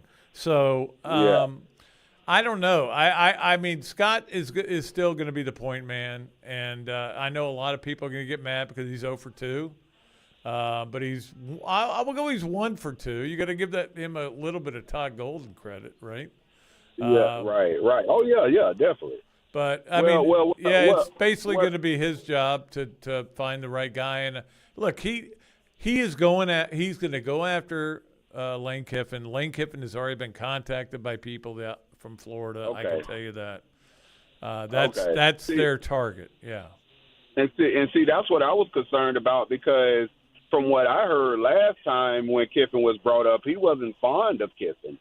I could be wrong about that. I think I've heard that story before. I've never had that conversation with Scott, but I will say this: if you were a Florida guy and the FSU coach came up, you may not be as fond of him as like if Jimbo Fisher's name came up, you may not, and you're a longtime Florida person, you may not be fond of him. You know, I think he got over that, and I think everything I've heard is that's not an issue at all, and it may have been an issue 4 or 5 years ago. Yes, I agree with you on that.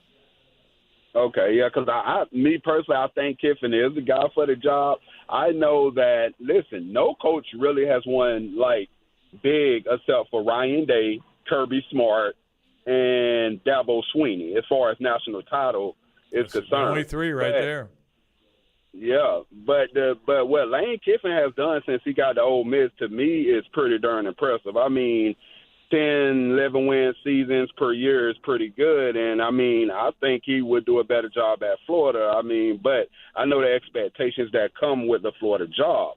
But unlike the coaches before Billy, the administrator has shown that they are willing to give the coach everything he asks for and then some. And it looks like they're going to do that this time around. Let me ask you this. If you're Lane Kiffin, do you want to go to a place where they chanted "Fire Billy" as you walked off the field after a win over Mississippi State? That is the thing that I don't know whether Lane is like, that's fine, I don't care about all that crap, or whether he goes, hey, look, what is the point of coming to a place where you get 3 years? That's all you get.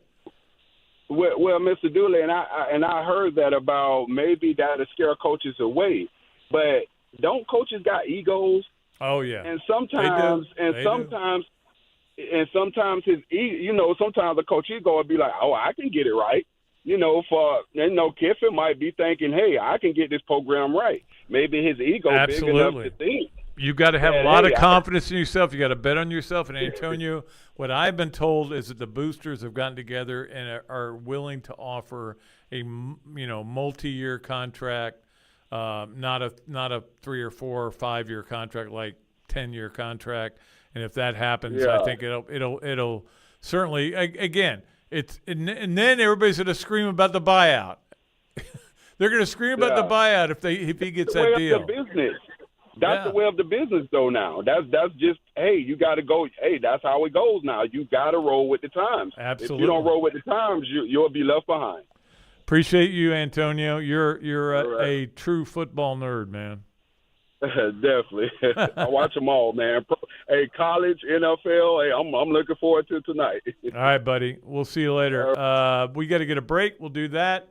Full lines are up on here, so we'll get to all those calls after we take this break here on WRUF.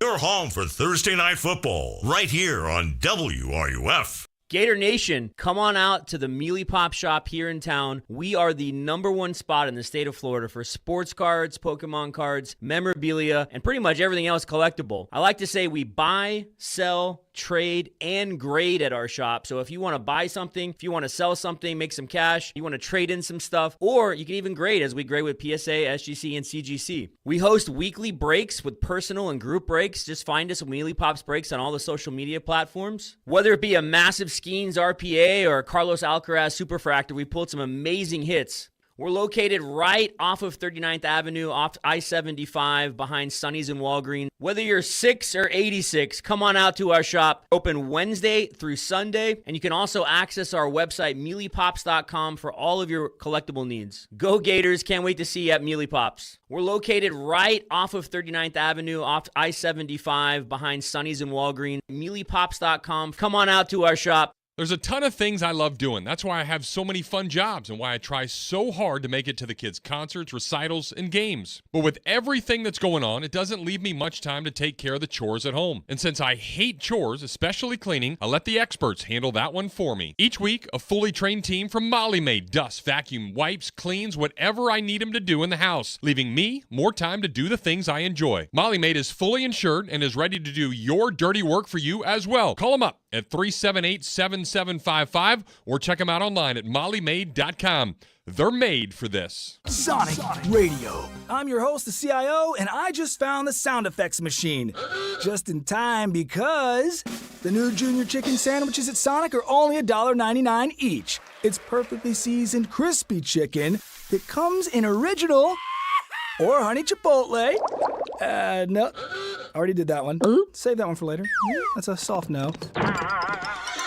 Find junior chicken sandwiches on the Sonic Fun 99 menu. Live free, eat Sonic. Tax not included. See menu for details. When the unexpected happens, you need a legal team that's ready to fight for you, just like the Florida Gators. At Meldon Law, we're proud to partner with the Florida Gators to deliver winning results for those who have been injured at no fault of their own. With a strong record of success and a team that won't back down, Meldon Law is your trusted partner in tough times. Call Meldon Law at 352-373-8000 or visit us at meldonlaw.com. You see the more than 70 bright green trucks all over town making sure our neighborhoods go from cluttered to clean. But what you may not know is there are more than 130 employees at GFL whose hard work and dedication deliver quality services to each and every one of you throughout the year. Rain or shine, regardless of the elements, GFL employees pride themselves on knowing what they do is crucial in our community, and they are looking to add fine folks to their ever-growing team. So if you want to be a part of the fourth largest provider of environmental solutions in North America, look into joining the Green Team here in Gainesville by checking out the career section at gflenv.com.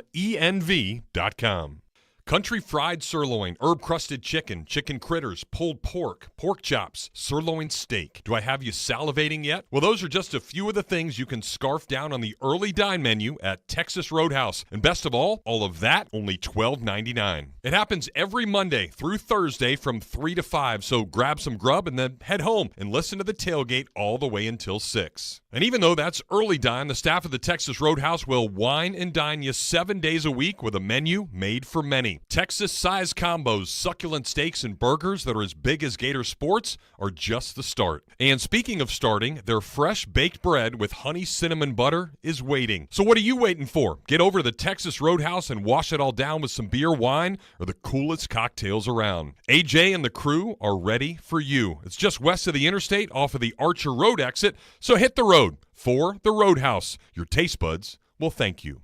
You're listening to The Tailgate with Jeff Cardozo and Pat Dooley, right here on WRUF, 98.1 FM, 850 AM, and anywhere in the world on the WRUF mobile app.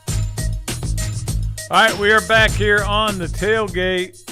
Full phone line, so we'll get to them. I did want to mention that on Wednesday, the Gators is going on out at Spurrier's Gridiron Grill.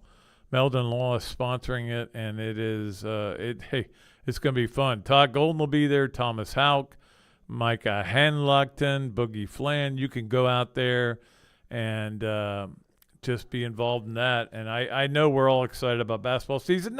It's not like we're a basketball school. We're an everything school, right?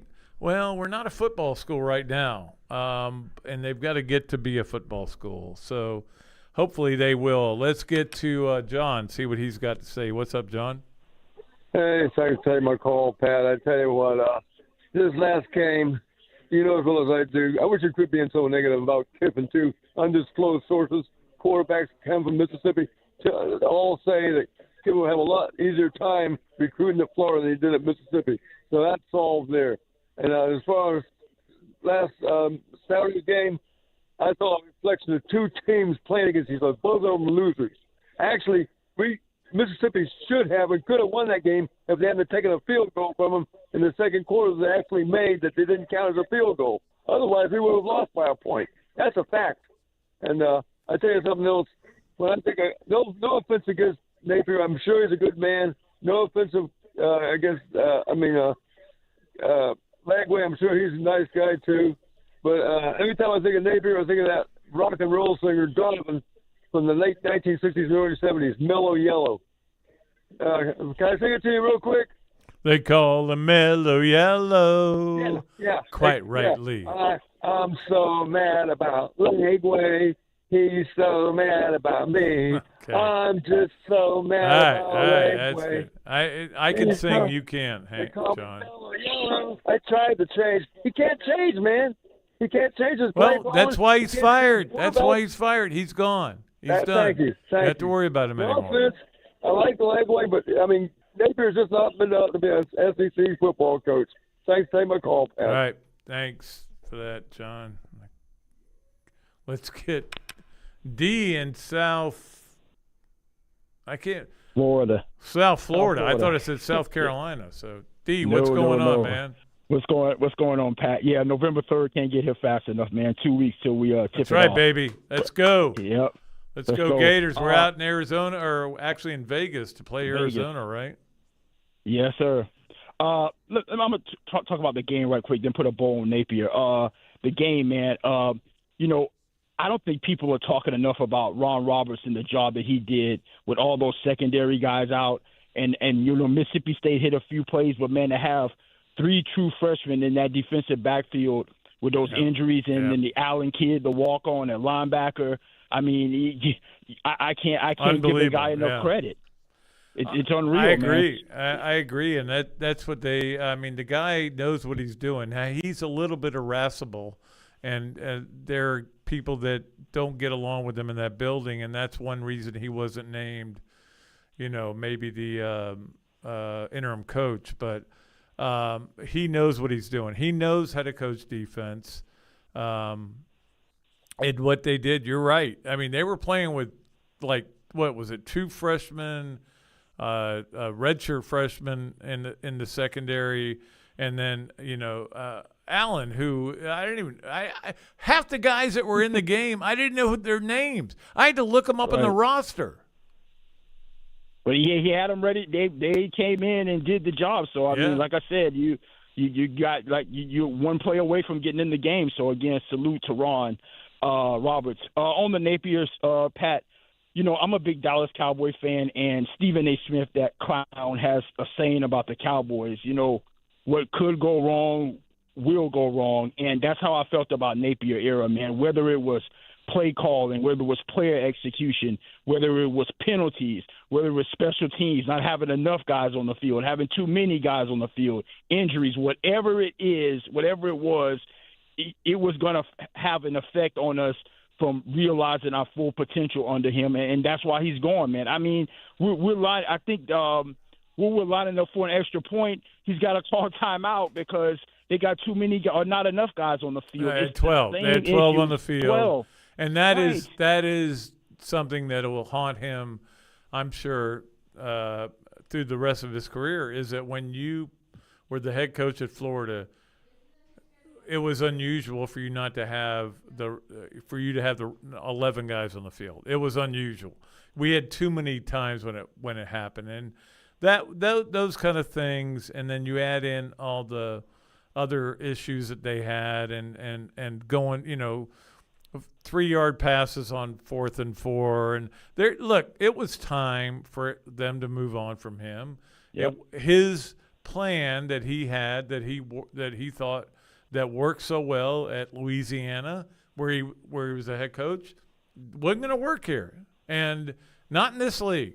I'm sorry. It's just not going to work here.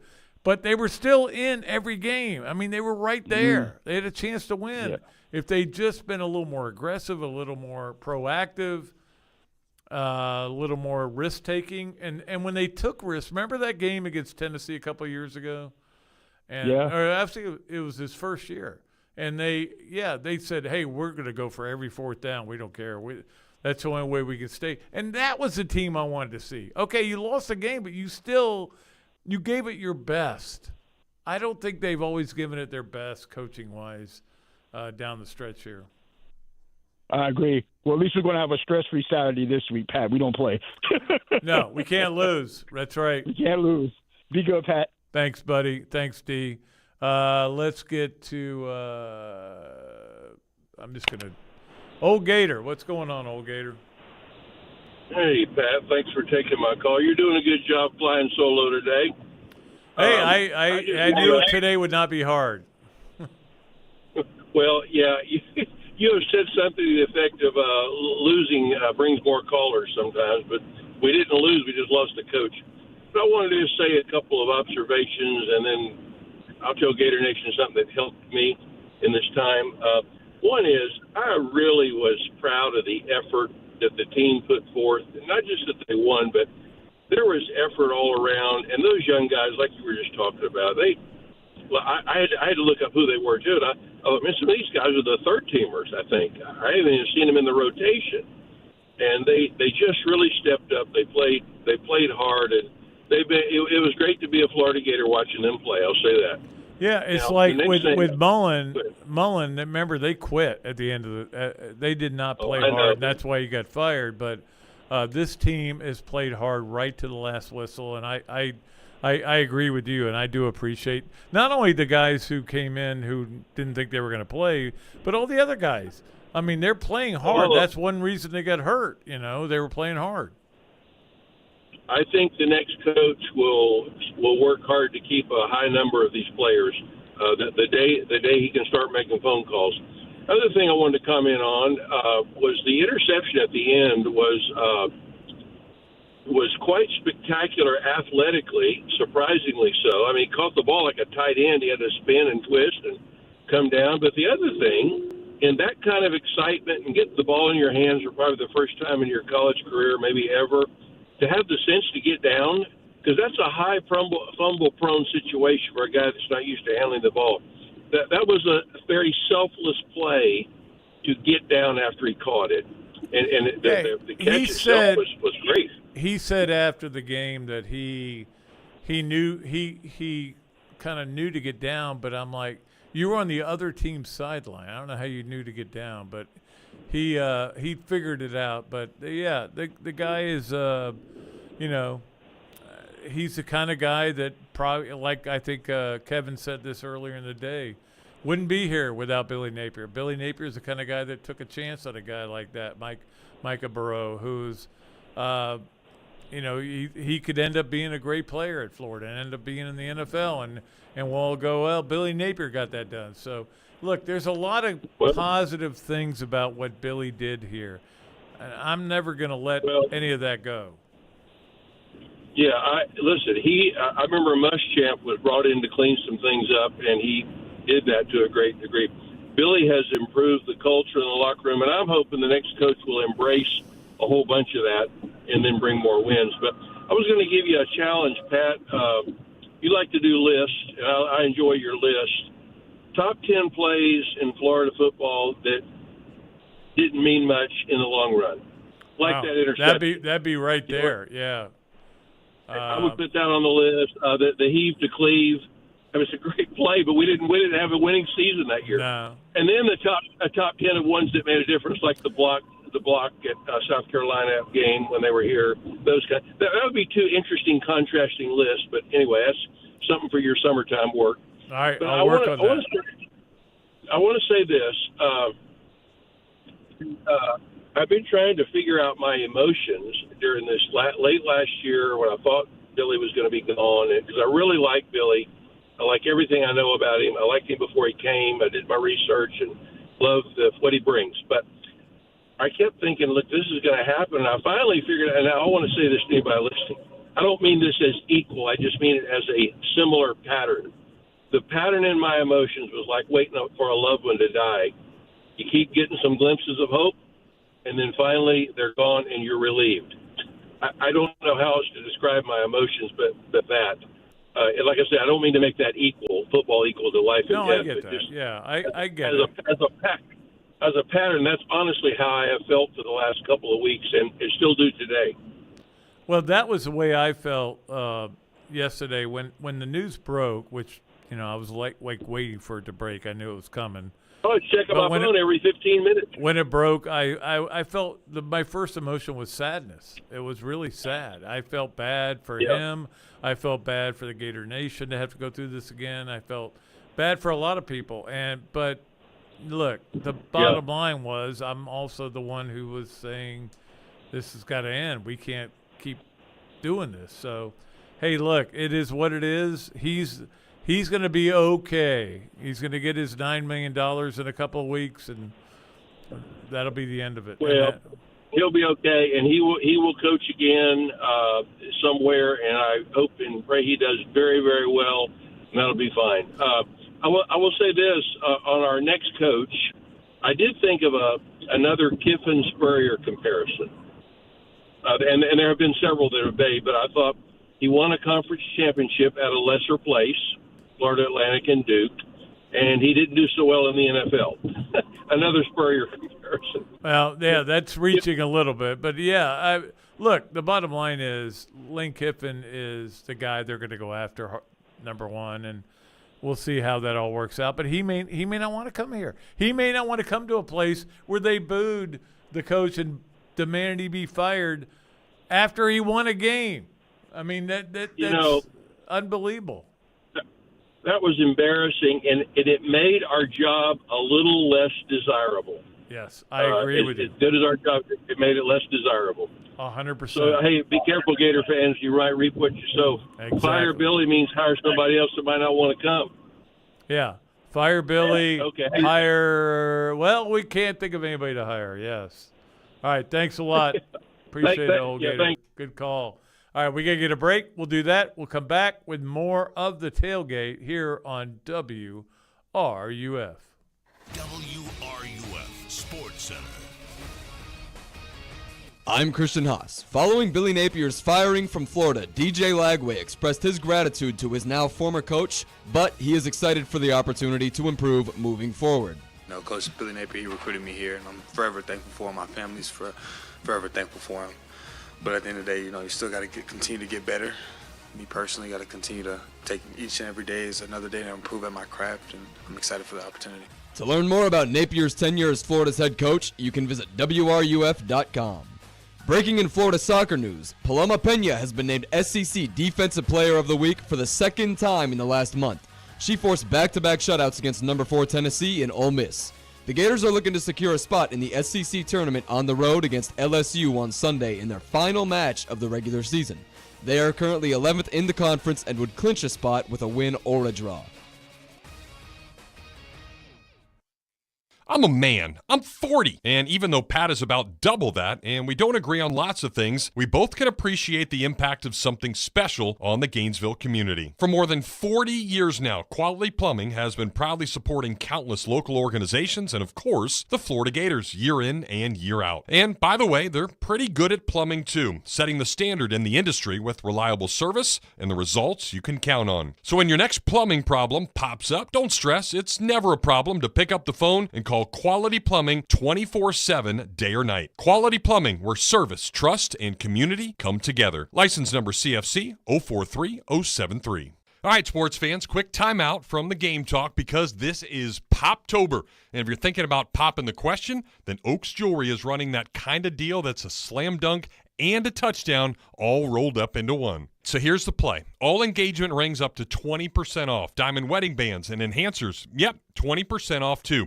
And if you grab that engagement ring, they'll even throw in a free bottle of champagne, because every big win deserves, of course, a post-game celebration. I'm telling you, Oaks Jewelry is going to coach you through building the perfect ring, customizing the setting she's searching for, and make sure you score big when you get down on one knee. No Hail Marys here. This is a guaranteed score. So don't get flagged for delay a game. Run the 2-minute drill the way you're supposed to, and head over to Oaks Jewelry this Poptober and lock in the biggest W of your life. While your favorite teams are chasing trophies, chase a little sparkle of your own. Oaks Jewelry, locally owned, always the MVP, and Gainesville's go-to for championship bling. Hey, it's Adam with Adam's Rib Company. 20 years ago, my wife Michelle and I sought out to offer the best barbecue at a fair price to you, our loyal customers. We feel like we've been doing that, and to continue the great brand that we started many years ago, we've expanded to offer our new mobile kitchen, the Little Rib. Give us a check out on Facebook to see where you can find it at next. In addition, we can provide any barbecue catering needs. Dine in with us at our main location or give us a call at 352-373-8882 or visit us online at adamsribco.com. So many of us have been looking for Waldo ever since we were kids, and when we finally found that red and white sweater, we were ecstatic. So many of us now are looking for a great deal on a vehicle, and guess what? When you find Waldo this time, you'll find a used car lot full of deals. Right Price Auto is right in the heart of Waldo, and they've got pretty much anything you'll be looking for in a used vehicle. Cars, trucks, SUVs, and even RVs. And you'll get the lowest fees, a lot less than those big dealers around. In business for more than a decade, they've got quick and easy financing, a simple process of buying with no waiting around. Just find what you want and drive away that day. It's a quick and easy drive, too. Just 10 minutes from the Gainesville Airport, right off of 301. Check them out online at Right Price Auto FL, and then stop by and tell them the tailgate sent you for a no-hassle way that'll surely make your day. All right, athletes, weekend warriors, anybody else battling pain, time to listen up. If you're looking for some cutting-edge stem cell therapy, you don't need a passport to travel overseas or chase gimmicks. Just head to PRP Regeneration Specialists. It's right here in Gainesville. Stem cell treatment can deliver faster pain relief, quicker recovery, and minimal downtime, all while being safe, effective, and anti-inflammatory. So whether it's just that annoying everyday pain, some arthritis, some lingering COVID symptoms, or even some severe burns, they've got your back to get you on track. It's safe, effective, and trusted by athletes and active adults alike. Call 352-260-4061 and get back in the game with PRP Regeneration Specialists. You work hard, you play hard. Now it's time to heal smart. Again, that's 352-260-4061, PRP Regeneration Specialists. From the UF Weather Center, here is your WRUF weather update. Well, we've enjoyed ourselves a pretty nice day today with a mix of sunshine and clouds. Topped out about 82 degrees, pretty much where we're at right about now. Plans for this evening looks to be really fine. I don't see any problems at all. Temperatures overnight will drop down to about 62. Mostly sunny for Tuesday, 84. And a little warmer for Wednesday, 85, before another reinforcing shot of cooler air comes by Thursday and Friday. From the WUFT Weather Center, I'm Chief Meteorologist Tim Miller. Stream all of our shows on YouTube. WRUF.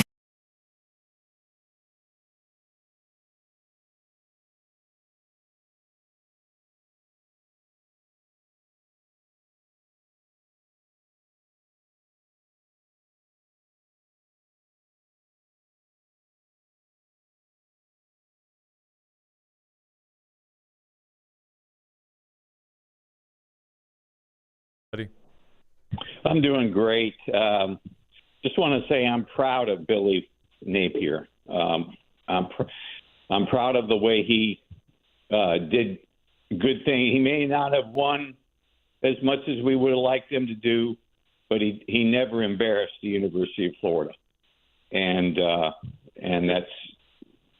it's a shame that we couldn't keep him in some respect as an employee of the University of Florida. Well, it's a shame you couldn't win more games. I mean, that's the bottom line. I mean, it's a like he said a million times, it's a result-based job. Yeah. So he just I mean, you're one game under 500 right now, so just hasn't gone well. I understand that.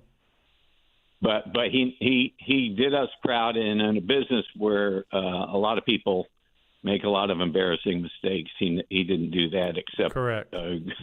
Maybe not going running Jaden Ball on 3rd and 1 and doing well, things and he like still that. somehow won that game, which is again, I think that was, to me, that was the typical Billy Napier game, except he found out a way to win because a guy threw a dumb pass that should have never been called. Why they were throwing the ball anyway there, I have no idea. Just kick it and win the game. Instead, they throw a dumb pass, and they threw it right to the guy. Right. Well, the question is, I mean, I couldn't believe when Sean Kelly said he drops back to throw, and I'm like, what are you doing? Like, kick the ball and go home. Yeah. And then when he said intercepted, I'm like, what? I can't believe it. I mean, it was as monumental as a play as when Marco Wilson threw the shoe. I mean, who it was called right up that there. play? Yeah. Who called that well, play? I mean, did Jeff Byro, Levy did. did Jeff Byro- Levy. Jeff Levy is the offensive coordinator and the play caller, and you could see him calling every play during that game.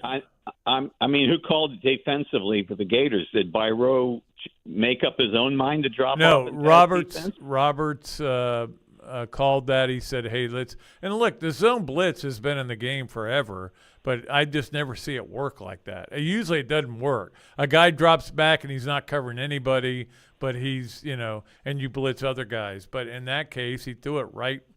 Again, over his head, but he made an unbelievable athletic play, and that tells you about a guy that is 235, 240 pounds, whatever or 340 pounds, I should say.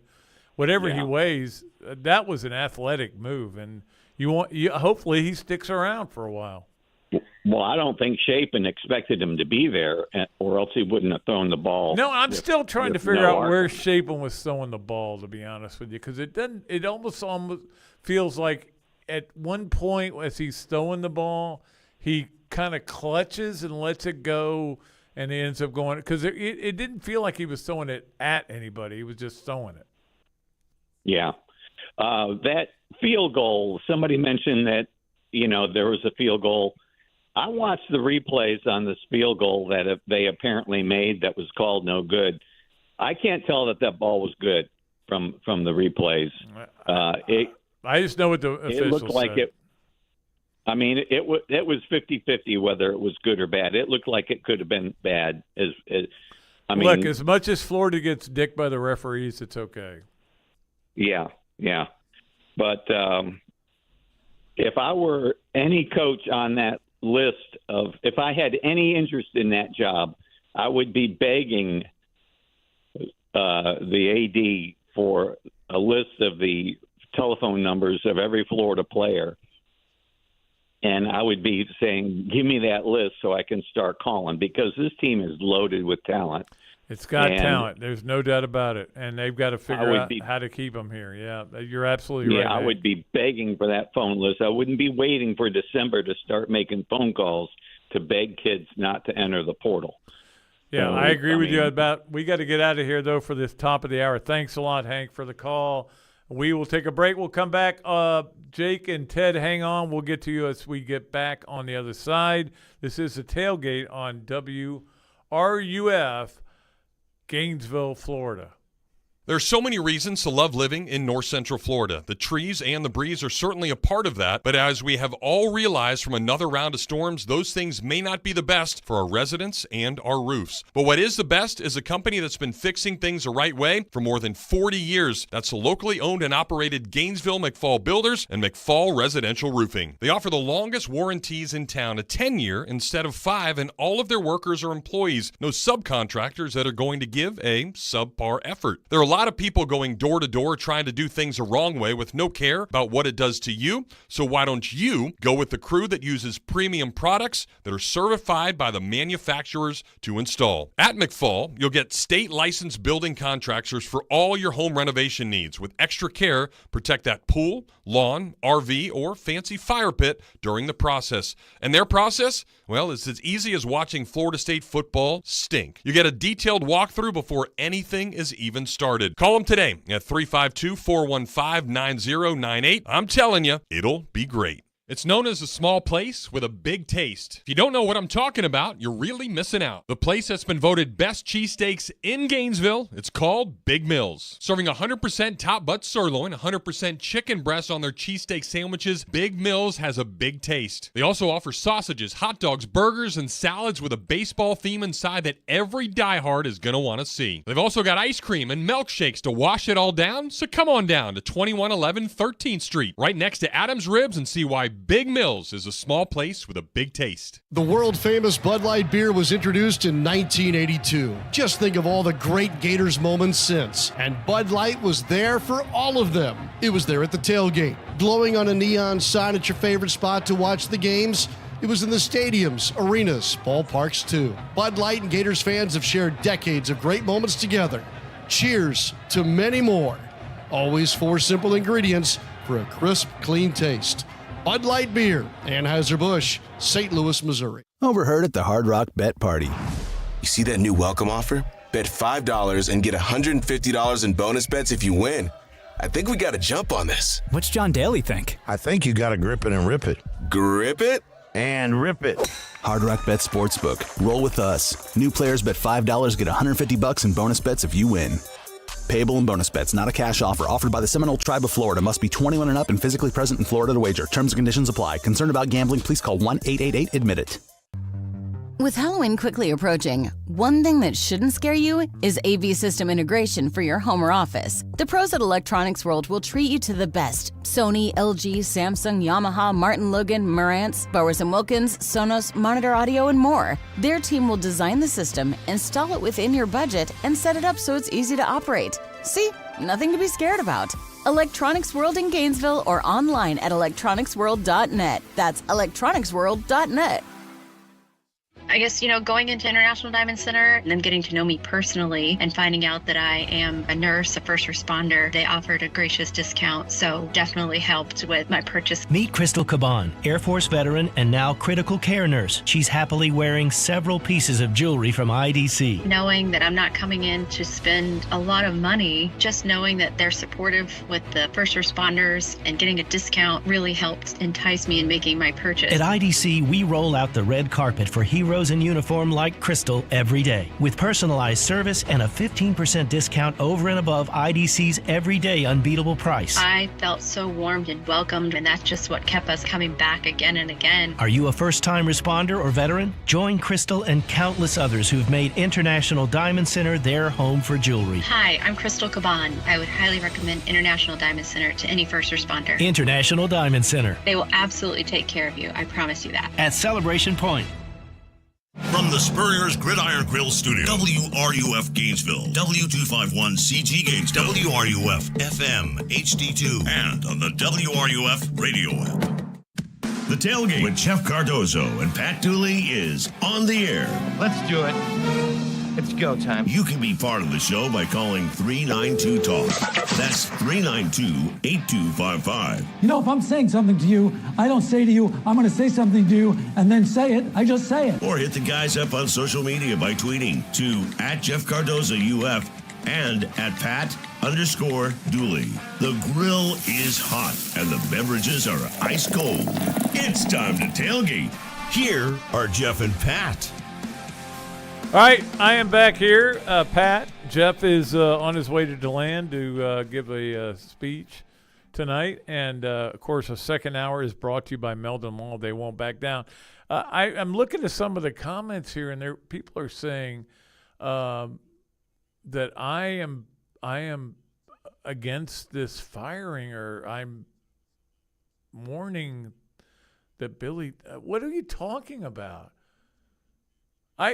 Billy needed to go. It was time for him to go. I agree. That's what I've said all along. He's a good dude. He has some good ideas, but the bottom line was it wasn't working. I said this for years. Or not years, weeks, I guess would be a better way. I also know that now you've done this 4 times in the last, 12 years, 13 years, or whatever it is. And that's not the way to be successful. At the same time, this wasn't going to be successful.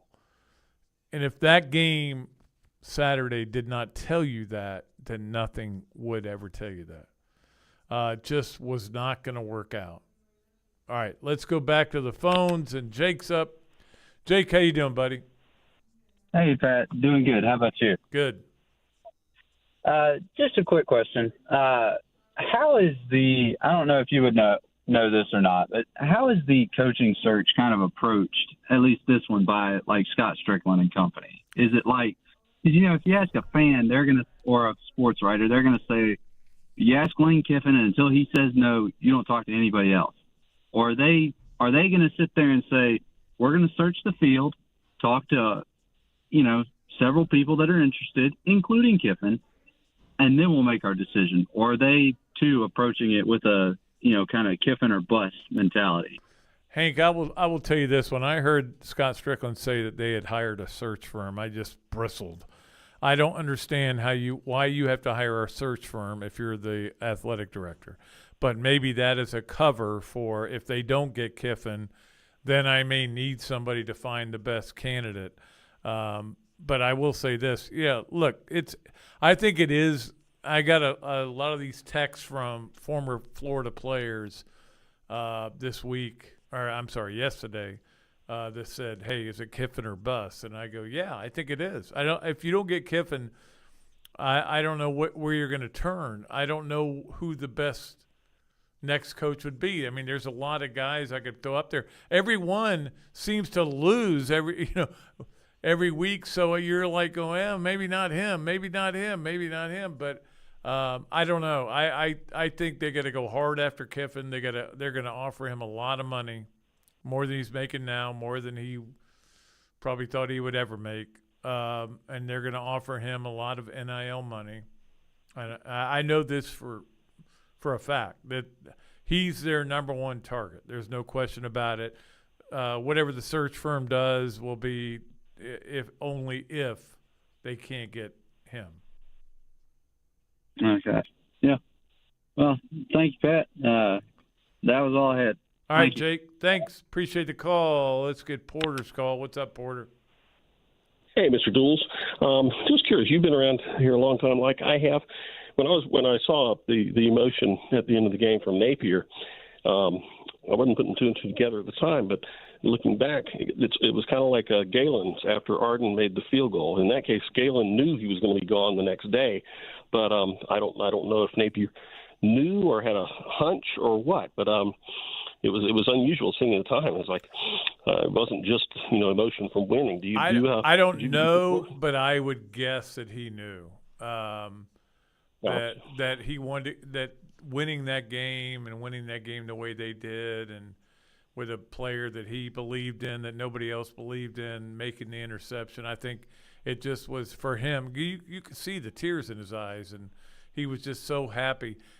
He shouldn't look. The reaction I got was, you shouldn't be this happy after almost blowing a game against a team that hadn't won an SEC game in 2 years. But when I saw that, I went, oh, he may be gone. So yeah, I didn't think that right at the time. I should have. In my mind, it was like it was relief, and he said, "Man, I might have done enough to stick around." But thinking about it longer, it did kind of. I wonder if because Galen, for those who don't know, he knew he was gone. We actually went to his house. That I think Wednesday, our reporters went to his house and goes, and Galen answered the door. It's typically Galen with no shirt on, and he goes, "What are you guys doing?" He goes, "Oh, we hear you're going to get fired after this game," and he goes, "I'll talk to you about it Sunday." And so that was the way it got. They left it there, and they probably should have gone, no, that's not good enough. But they didn't go hard enough. I mean, they probably felt bad for the guy. Galen's a good man. And again, so is Billy Napier. There's only a couple of coaches that have ever been through here that I didn't say, that guy was a good man. And certainly Billy Napier is one of them. He's he's a really good dude. He just couldn't coach football at the University of Florida. That's all. That's all. That if that's the only thing on your resume that's negative, that's a good life, right? Yep, but comparing to Galen did have 9-1-1, 84 and 85. I mean, a little bit different, but yeah, but he inherited a way better team. That's true. Yeah, that's true. That's true. Statistics can be, led to point out whatever you want, good or bad. Napier was undefeated against teams from 40 of the states. Now, 34 of them, of course, we didn't play, but he was undefeated against teams from South Carolina, North Carolina, Alabama, Mississippi, Washington, and New York. Now, of course, Washington's East Washington, and New York was Long Island. But if you hear that, of course, the Alabama was Samford. You're reaching really way too hard, on that. Yeah. Well, the point is that was the good, but who knows? He's 1-1 against Utah, 1-1 against Missouri, and then LSU, because we had the benefit of playing Tulane and somebody else, I forget. But anyway, two of the lower level teams.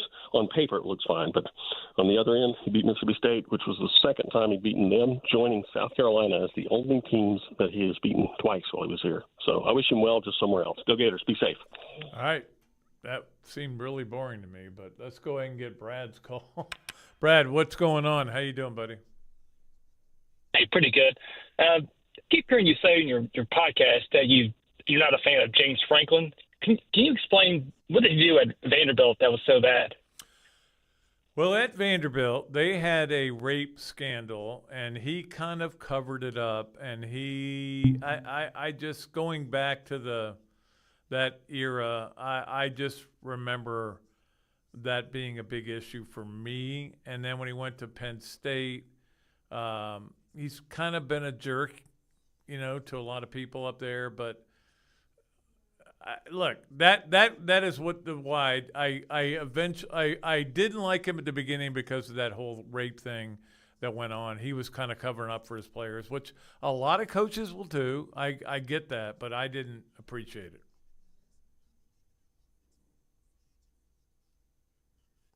Oh, he left. Okay, that's the reason I'm not a big fan of his. Let's go to Rit. What's up, Rit? How you doing? Good. Hey, Pat. I'm not explaining any more rape scandals the rest of the day, okay? Well, take it easy, pal. Just a quick exercise real quick. Teams, I'm just going to mention some teams from this season. Texas A&M, Tennessee, Ole Miss, Vanderbilt, Missouri, Alabama. When people have been talking the last 2 weeks, well, what's the Gator standard? We're not Alabama. We're expected too much. We've been spoiled.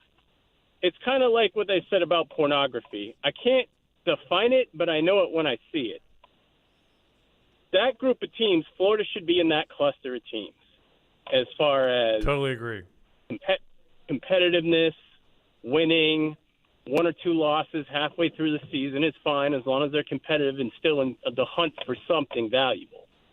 So, the whole argument of, well, we've been spoiled, they only come around every so often. No. Because there's, over half a dozen teams right now that are clearly in the playoff picture, and any one of them could win the national championship, and they're all in our conference. So I just wanted to hear your thoughts on that. No, that is part of the problem, is that the SEC has gotten even better. In my mind, than it was even before, because before it was the Alabama-Georgia show, and before that it was the Florida-Alabama show, and then it was LSU was involved. But now it feels like almost anybody can win a championship. I'm trying to remember which Supreme Court justice said, I know it when I see it, the porn argument, but I can't remember. Was it Thurgood Marshall? Or anyway, it's a good point. I know it when I see it too. I know, but look, the bottom line is, and I'll say this 100 times, and people may want to argue with me. Everybody in this league now has really good players. Florida has really good players. Florida's one of those teams that has really good players. There are 15 other teams, maybe 14, but 14 to 15 other teams that have really good players in this league. And meanwhile, you got to deal with Miami, which has really good players. You got to have an edge. And I've talked about this before. You have to have an edge. Your coach has to win games on his own. It's not just about the players. It's about your coach. Can he win a game for you by outthinking somebody? Can he win a game for you by out-scheming somebody? Can he win a game for you by thinking somebody? We haven't seen that. And I'm not saying there's a lot of coaches out there that can do that, to be honest with you. I know one that could back in the olden days. His name was Steve Spurrier. Yes, he would think he would do the best job. I don't know. All right, we got to get a break. Let's do that. We'll come back. I was about to make a good point, and then I totally lost it. So I'll do that and come back. Here on the Tailgate, WRUF. WRUF Sports Center. I'm Jackson Robb. Team leaders Jake Slaughter, DJ Lagway, and Miles Graham spoke to the media today following the firing of head coach Billy Napier. All three players expressed their gratitude for Coach Napier and echoed the importance of staying focused and finishing the season strong. Miles Graham shut down any transfer rumors surrounding himself. No, man, I'm a Gator, and I'm just focused on rallying these guys for these last 5 games and just keep rolling. The Gators will return to the field to play Georgia after a bye week. The game against Georgia will kick off at 3:30 on ABC. This is the 23rd consecutive season where the game is played at 3:30 between the two rivals. This year also marks the final game in Jacksonville until 2028 due to stadium renovations that will force the next 2 contests to be played in Atlanta and Tampa. The game will also be the first at the helm for new interim head coach Billy Gonzalez for Florida after the firing of Billy Napier. You spoke, we listened. You wanted the easiest car buying experience ever. So we're giving you the easiest car buying experience ever. Your schedule doesn't have time for 5 hours in a car dealership. Work, kids, soccer practice, grocery runs, jury duty. Really? That again? Gatorland Toyota puts your convenience at the top of the list. With Express Shopping, you can browse our incredible selection and buy your vehicle entirely from the comfort of your home. Financing, paperwork, trade appraisal, even the pricing can be done remotely. No need to come to the dealership. Gatorland Toyota delivers your new car to you. And what if that car was fully customized? With our pre-order program, it's easier than ever to get the exact vehicle you want from headlights to trunk. Have a vehicle to trade or sell? Even if you don't buy from us, we'd love to take it off your hands and give you a top dollar offer that you're sure to love. Come experience how Gatto's got it at Gatorland Toyota today. Visit GatorlandToyota.com for the easiest car buying experience ever. When the unexpected happens, you need a legal team that's ready to fight for you, just like the Florida Gators. At Meldon Law, we're proud to partner with the Florida Gators to deliver winning results for those who have been injured at no fault of their own. With a strong record of success and a team that won't back down, Meldon Law is your trusted partner in tough times. Call Meldon Law at 352-373-8000 or visit us at meldonlaw.com.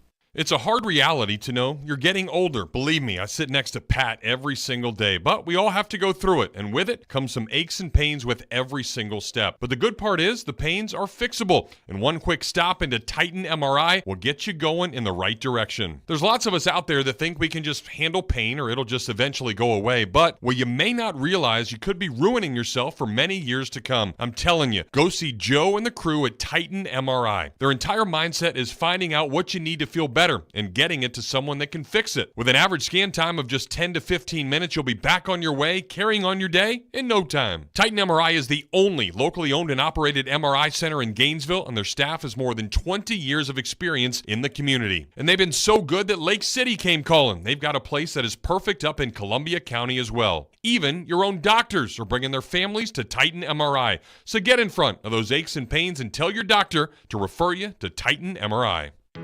Whether it happens on the pickleball court, the soccer field, or when stretching the limits of your yoga flexibility, injuries aren't convenient. But UF Health OrthoCare is. Now with locations in Gainesville and Ocala, our board-certified specialists provide the expertise you need to get moving again. Don't let a sprain, strain, or minor fracture keep you or your kids sidelined. Turn to UF Health OrthoCare. Visit ufhealth.org/orthocare locations for addresses and hours. Walk-ins welcome. The biggest names in Gator Nation appear here. WRUF.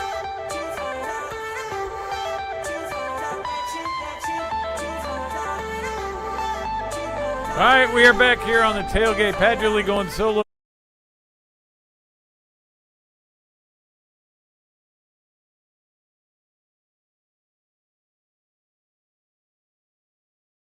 I know that Florida's going after Lane Kiffin. That's the word I've gotten.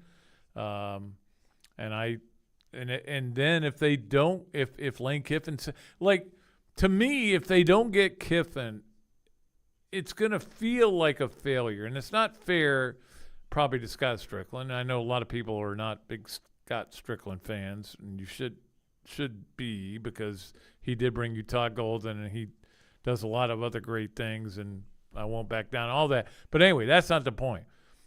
If he doesn't get Lane Kiffin, if they can't put the deal together to get him, people are going to freak out. They're going to go, oh, my God.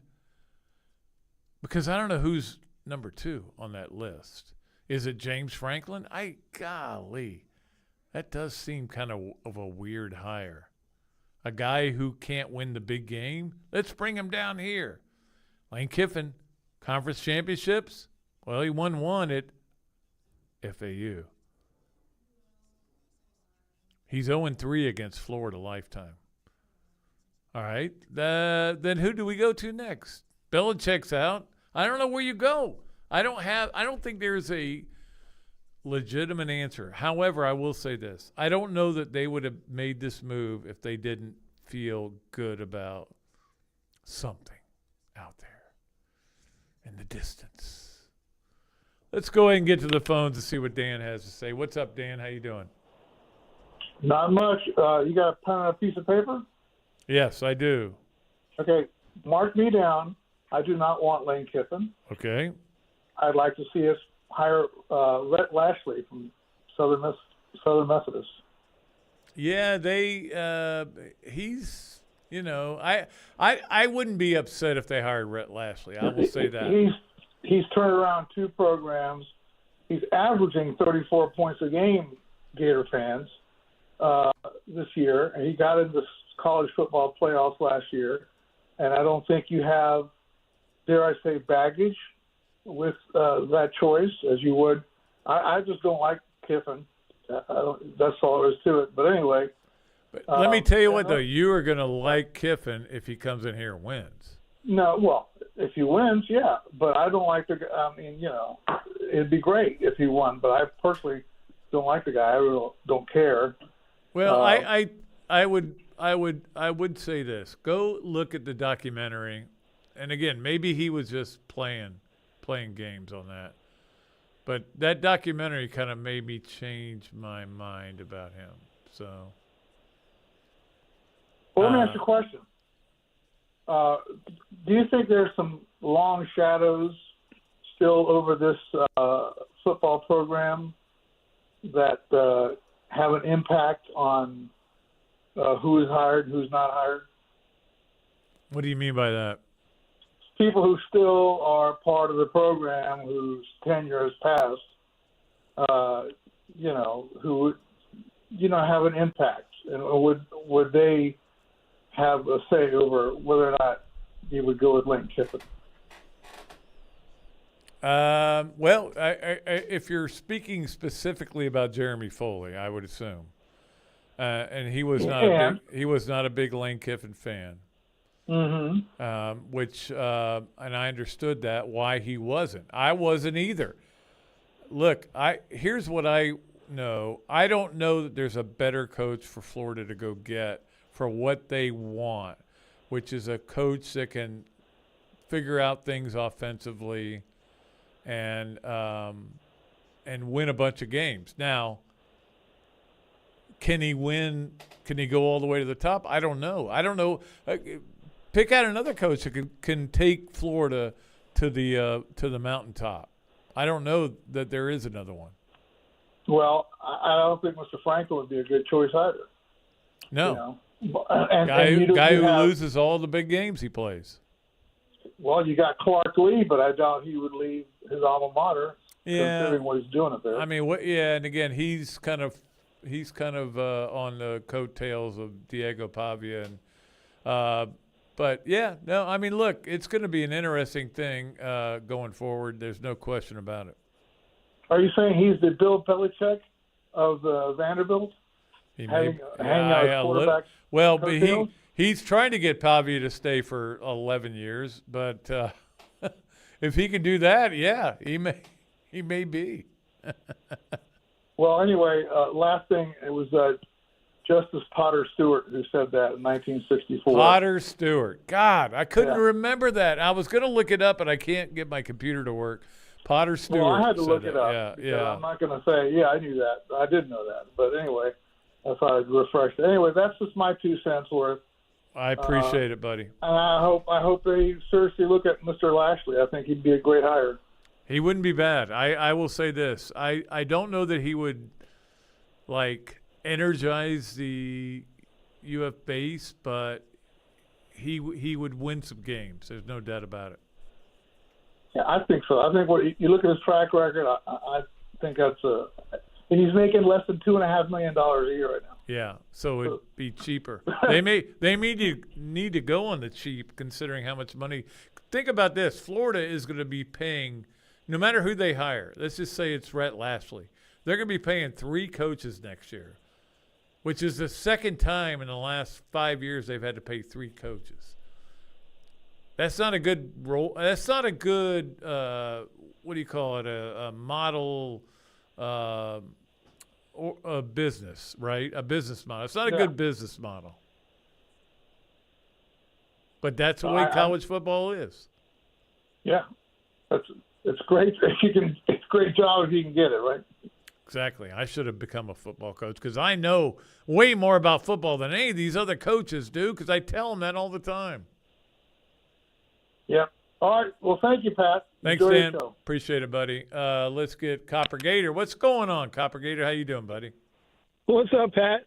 Well, and if you think about it, our 3 coaches are still cheaper than Penn State's 1. So, I mean, there's some good business model there, right? That's true. Yes, that is true. Or Florida State's or whoever else is going to be cut. Maybe not our next coach's number, but yeah, I don't know if crazy numbers. I still can't see FSU taking that $55 million hit. No, they're not. But he can't win an ACC game, Pat. That's not what I'm calling. I didn't want to talk about FSU. 0-9. Yeah. I apologize. Are you relieved or are you more stressed now that Billy's gone? Because nobody's going to be able to keep pointing the finger at somebody who they want to get rid of or blaming people. What is your feeling on it? I am sad that he couldn't figure it out because I think he's a good person. I think he's a good coach. He just couldn't come to grips with the offensive part, much like Will Muschamp, who I still am close to.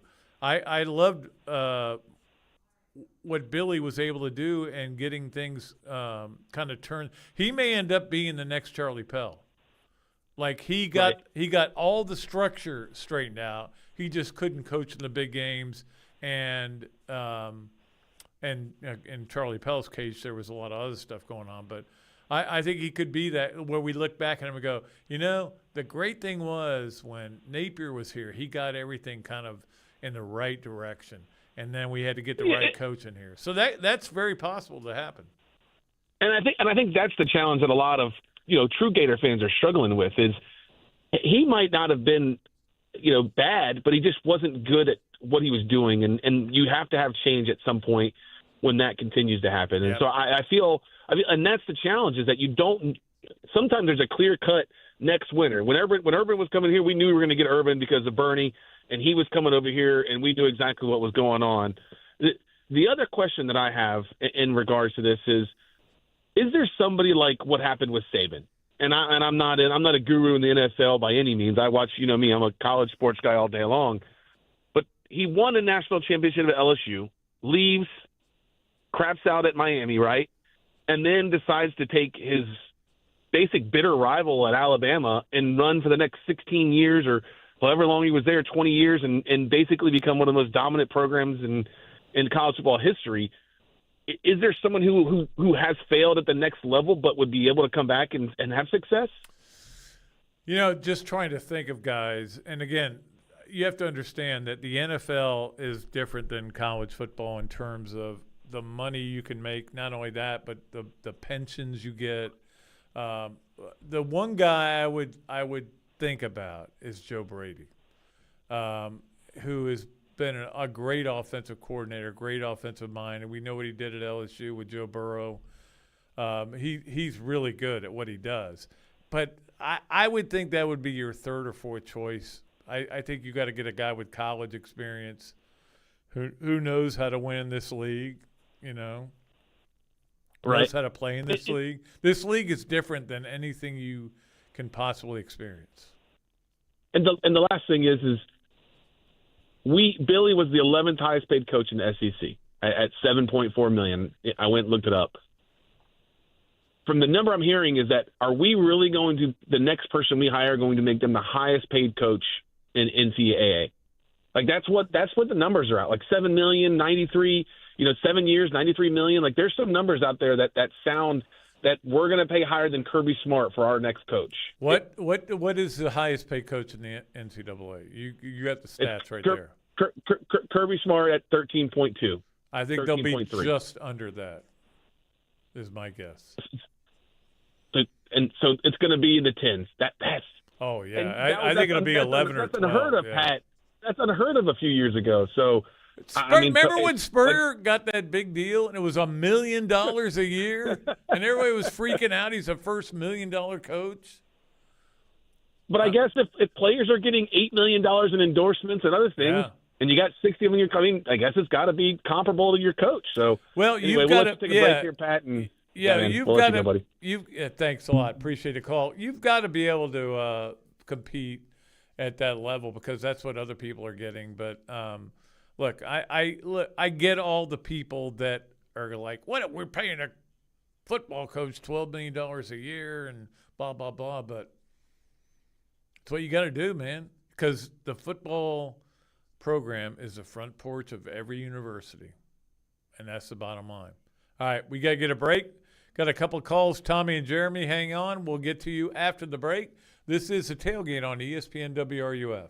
Your home for Tampa Bay Buccaneers football, WRUF. All right, Gainesville, here's the deal. When I was renovating my place, I quickly learned rewiring your entire house isn't exactly a DIY weekend project. That's when I called Vintage Electric. The guys showed up ready to tackle the job way better than what we normally see on Saturdays. And trust me, they didn't miss a single play. Vintage Electric has been lighting up homes and businesses for more than 20 years, handling more than 2,000 calls a year. So whether it's a full rewire, a quick fix, or keeping those Friday night lights ablazing, these guys bring the power, literally. Plus, they drive those slick green vans around town. I mean, if you see one, you know help is on the way at all hours of the day. Vintage Electric does business the old-fashioned way, using years of experience to provide quality electrical work to this community that we all love so much. So don't wait for a power outage to bench your plans. Call Vintage Electric at 352-371-8021 or check them out online at vintageelectric.net. License number EC13007542. Vintage Electric, keeping Gainesville powered one play at a time.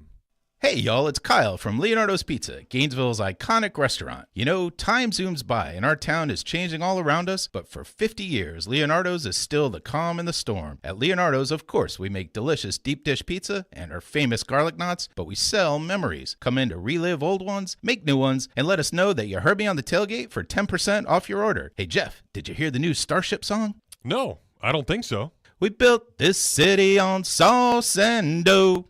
All right, sports fans, quick timeout from the game talk because this is Poptober. And if you're thinking about popping the question, then Oaks Jewelry is running that kind of deal that's a slam dunk and a touchdown all rolled up into one. So here's the play. All engagement rings up to 20% off. Diamond wedding bands and enhancers, yep, 20% off too. And if you grab that engagement ring, they'll even throw in a free bottle of champagne, because every big win deserves, of course, a post-game celebration. I'm telling you, Oaks Jewelry is going to coach you through building the perfect ring, customizing the setting she's searching for, and make sure you score big when you get down on one knee. No Hail Marys here. This is a guaranteed score. So don't get flagged for delay a game. Run the 2-minute drill the way you're supposed to, and head over to Oaks Jewelry this Poptober and lock in the biggest W of your life. While your favorite teams are chasing trophies, chase a little sparkle of your own. Oaks Jewelry, locally owned, always the MVP, and Gainesville's go-to for championship bling. When the unexpected happens, you need a legal team that's ready to fight for you, just like the Florida Gators. At Meldon Law, we're proud to partner with the Florida Gators to deliver winning results for those who have been injured at no fault of their own. With a strong record of success and a team that won't back down, Meldon Law is your trusted partner in tough times. Call Meldon Law at 352-373-8000 or visit us at meldonlaw.com. The Tailgate with Jeff Cardozo and Pat Dooley, right here on WRUF.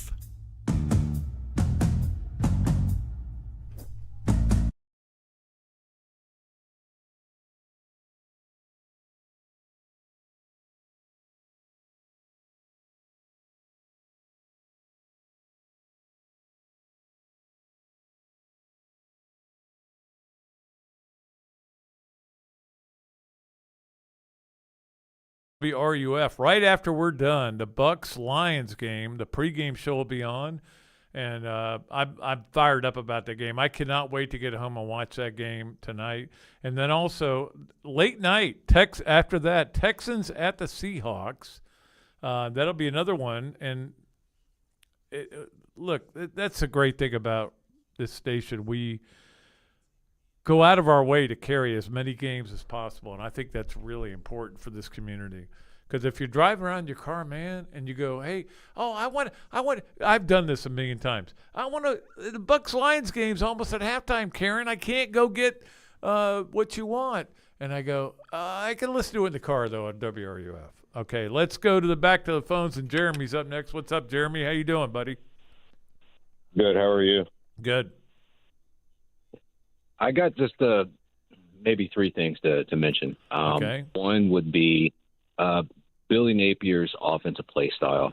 I strongly feel that when the defense sees Florida offense line up, if the defense knows 50% of the time what the play is going to be because it looks like a run or it looks like a pass, they're going to cover it. Yeah. And so I think his play style was never convincing or was never confusing for the defense.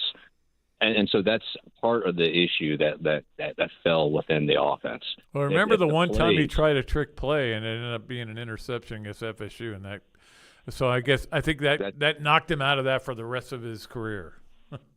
That's not his strong field. That's something he should take away with him, study up on, and get better at.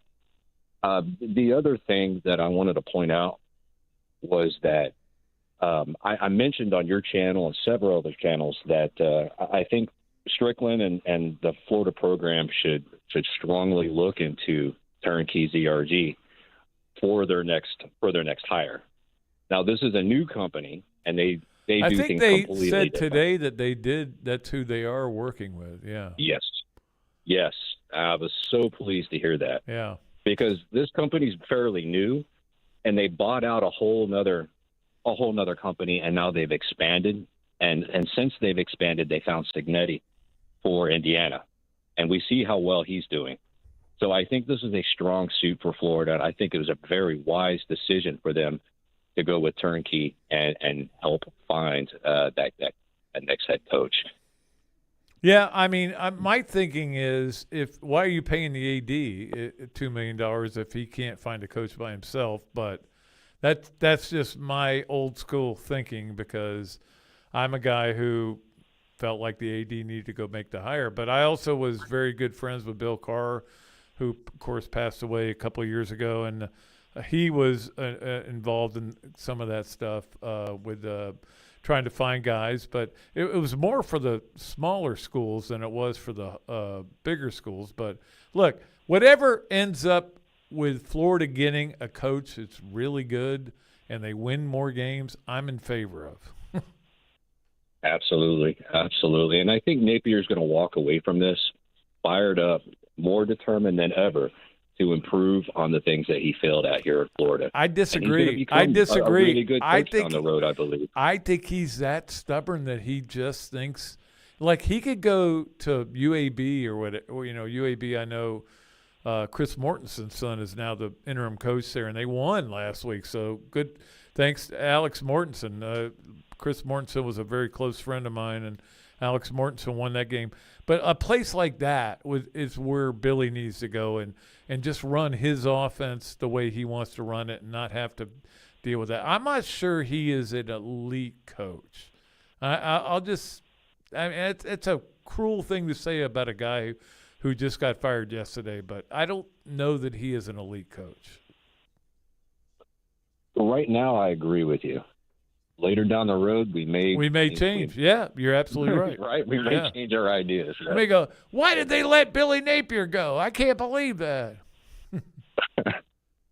Very true. I hope the best for him, though. Yeah, I do too. I do hope the best for him, and I'm going to root for him wherever he is.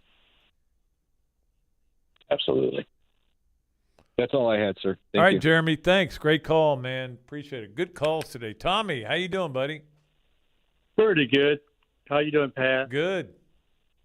Listen, I was wondering about the way the fans express their, desire to change coaches or hire a coach or whatever it is that they're trying to express to the administration. And I was wondering, this would be a good time to talk about that and figure out what is a good time to talk about how we might express ourselves other than the way we have. Chant, let's fire Billy. I mean, the obvious look, that is not a good look for the University of Florida. And not only that, he was going to get fired before the game anyway, and he knew that, and other people knew that. He was gone. That's not but the point is, if you do that, it's not a good look for your the recruits that are there, and it's not a good look for other fans that have come there and they're going, what do you mean? However, the best way to show your lack of support is not to give money or not to show up for the game or not to buy tickets. That's what I was thinking. That would be a good idea. I think Gator fans want to be at games. They love going to football games. This is why they live. A lot of them live in Gainesville. A lot of them come into Gainesville. They want to tailgate. They want to do all the fun things that we associate with the University of Florida football games, which is still, in my mind, one of the best tailgate scenes. It's underrated as a tailgate scene. It really is. Yes, but the bottom line is, if you don't win, they're gonna get mad. And you could almost understand that some way. Sure. I was at the game Saturday, and when I heard that "Let's fire Billy" or "Fire Billy" chant that the stands, the fans take and do, and I just thought, man, that's some cold people there. Well, they were probably drunk too, but that's not the point. Yeah, they could be. That's true. But I don't know. Maybe just don't even go to the game that day if you feel like you got to say something bad like that. What do you think? Yeah, no, I just think the bottom line is Gator fans need to get a grip in a lot of ways. You had a program that had never really done anything, and then Spurrier came along, and it was unbelievable, and we all loved it. And Meyer came along, and you guys went through this whole thing about winning football and basketball at the same time. And there's only one school with 3 football and 3 basketball national championships, and all that is great. But the bottom line is, it's not going to be that every year, and you need to kind of understand that. You need to come to grips with that, even though you don't want it to be that way. I get it. Yeah. Nobody wanted this to be a 3-4 season. We thought it was going to be special. We got hoodwinked in a way, but the bottom line is, You can't turn on your school. If you turn on your school, you're turning on everything. Oh, absolutely, yeah, because they were I think that's what they were doing, basically saying that we got a terrible coach and we want a new one. They're basically saying, we know better than you do. Exactly, yeah. All right, Pat, I appreciate it. Thanks, Tommy. Great call, man. Let's get one more before we go to the last break. John, how you doing, buddy? Yeah, good afternoon, Pat. I'll make this real quick. Listening to Billy Gonzalez today, kind of hear some kind of like just under the surface deals he was talking about. Like he had mentioned Billy Latsko. I think I don't know if it was him. Somebody had mentioned 5 wide. Let me ask you your opinion. You think we might see the fullback come up in the next 5 games? I mean, I don't know how difficult. Well, my question would be who would play fullback? I don't know if there is a fullback on the team. Yeah. Yeah, that would be the problem. I don't know. I mean, you don't have a prototype type of guy like Billy Latsko. I'm not saying that, but no. And then when they went to 5 wide against LSU, that was a mistake, and they went back to 3 wide and put a tight end. They did what Napier has been doing, which was play more tight ends and not go to as many, because they didn't have 5 receivers. They were putting Kenneth Tukes and who was the other guy, the walk-on was out there? I can't remember his name. But anyway, yeah, so I don't know. I mean, they may try. I hope they're going to try something different. Look, this is and this is probably a part of why they made this move now. Why not go out there and show Georgia something they've never seen? Now, Georgia will adjust, as we know. They're as the game goes very well coached. Yeah. And they're all of a sudden become a great offense and can't play defense, which I never thought I'd see happen there. But we'll see. We'll see what happens. But I'm not worried about it this week. I'm just trying to get through the week because it's not. I'm excited for Billy Gonzalez. He's not going to be he'll be the interim. I'm not sure what goes past that for him. But Billy's a good dude. If he's retained, he's a good dude, and I hope the next 5 games. Hey, bowl, get bowl eligible. This would be, something to grasp for. Anyway, thanks for taking my call, Pat. Talk to you later. Thanks, John. Yeah, that is true. If this is going to be interesting to see what Billy can do in these last 5 games. Don't forget who they're playing in these last 5 games. They're playing Georgia, Ole Miss, obviously FSU, although FSU's fallen off. Tennessee's still got a really good team. It's not like these are going to be softballs thrown up for Billy Gonzalez. We got to get a break. We'll get our last break, and then we'll come back with more of the tailgate. We'll wrap it up here on WRUF. WRUF Sports Center. I'm Christian Haas. Following Florida's firing of Billy Napier, interim coach Billy Gonzalez announced that quarterbacks coach Ryan O'Hara will take over offensive play calling, citing his chemistry with DJ Lagway. And allowing our quarterback to be in a position to do the things that he does best. And I think, that's the ultimate goal as our offensive staff. Again, Coach Callaway does an amazing job, and he's going to continue to keep us together as an offensive staff. O'Hara helped Lagway earn freshman All-American honors from PFF and ESPN last season. In Florida men's basketball news, the number 3 Gators will open their season against number 13 Arizona on November 3rd. The Wildcats' season was cut short when they lost to Duke in the Sweet 16. They have a very different roster going into the new season and have the second best recruiting class in the nation, according to 24/7 Sports. You can read more about the Gators season opener on WRUF.com.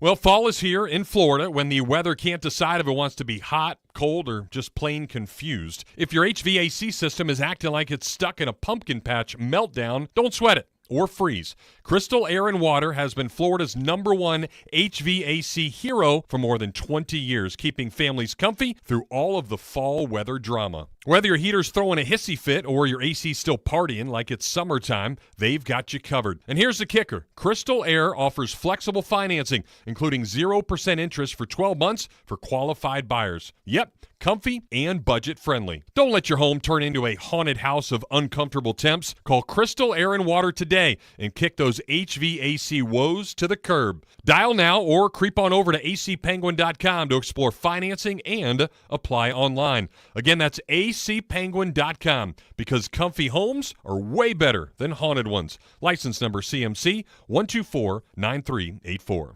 We are right in the heart of the fall sports. Football, soccer, volleyball, or even that one guy trying to run a marathon after pumpkin spice season. But hey, rough tackles, tough plays, and weekend warrior moves can leave your back feeling more fumbled than your fantasy football lineup. That's where Dr. Paul Gardner steps in, your spinal MVP. With general chiropractic adjustments and a full playbook of therapeutic moves, he's got a way better game plan than what you're used to seeing on Saturdays. With the ability to order MRIs, CT scans, and so much more, you'll know what's wrong and be able to do something about it. Now, Dr. Paul Gardner isn't just any chiropractor. He's an athlete, a coach, and a father who knows what it takes to stay active and healthy all season long. So whether you're running the field, coaching the sidelines, or just trying to survive family game night, he's got your back. No reason to get benched this fall. Give a call to Dr. Paul Gardner and tackle your spinal health with a dedication and care that only a true pro can provide. Gardner Chiropractic, the playbook that'll keep you running up and down the field all season long.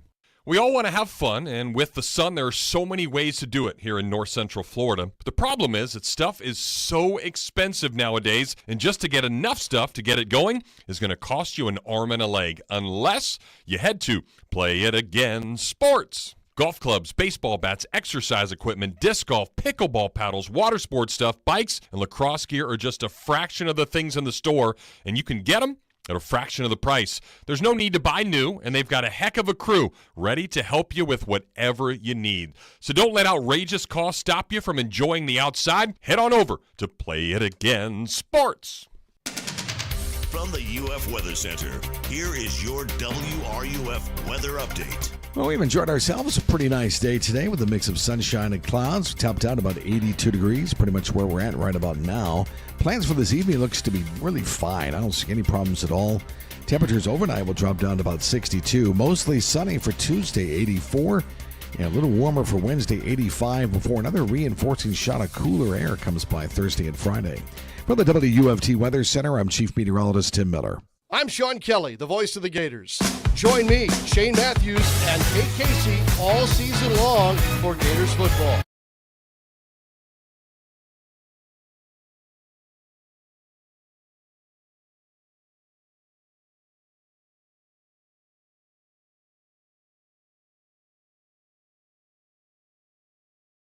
How you doing, buddy? Hey, how's it going? Listening to Search Firm Stricklin earlier today. I don't really think he's making the decision. I think the search firm found Golden, and I think the search firm's going to find the next guy. What do you think? I think he already knows who the next guy he wants the next guy to be. That's what I think. Right. So when Lane comes, is he going to have a celebration party for himself, or what? How do you think that's going to go? I don't know. I don't think he will. I mean, I look. He's got him. He made the total call on Billy Napier, and he's going to make. I think he's going to make the call here, and he's going to. But the question I have, and that everybody has, is what if Lane goes deep into the postseason? Yeah, that's what we're in a pickle there. That's a problem. Well, just wanted to get your thoughts. Thanks, Pat. Take care. All right, appreciate it. Let's get Brian real quick. Brian, you have 1.5 minutes. Yeah. All right, I got two things to touch on. Last year we used the fullback. Jack Pyburn was the fullback, and also I remember hating Lane Kiffin when Urban Meyer was here. Oh man, I hated him. Oh, we all did. Yes. Yes. People don't remember that, but yeah, we hated him. Oh my gosh. Remember that game when they came down and they were gonna shock Florida yes. And Florida was up 10 points and Tebow fumbled on the 2-yard line and ended up only being a 10-point win. They called it a win, and we're like, you lost by 10 points. You called it a win. Yeah. So, hey, look. But we'll, it's funny. We'll have to funny how get you used see to that- them. It's funny how you see the plays that work that never come back around with Napier. I know. Once it works, Yeah. it's all.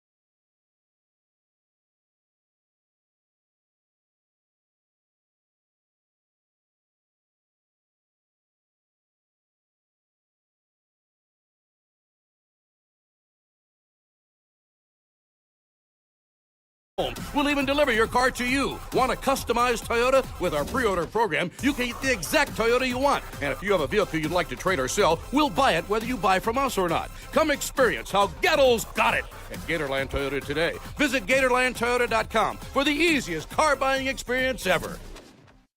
Hi, this is Dr. Art Mowry of Exceptional Dentistry. Listen to what our clients have to say about their experience at Exceptional Dentistry. I'm a courier for Campus Credit Union, so I listen to the radio while I'm driving, and I had some missing teeth, and I kept putting it off, and then I kept hearing those commercials and hearing the people talk about how great everyone was here. So I made the move and called, and everything they said is true. There's one lady that talks about how wonderful everybody was, and she got implants and how easy they are to clean and take in and out. And there's one guy that says he's 70-something years old and he can eat anything he wants. And just good positive stuff. This is Dr. Kim Mowry, and if you think you have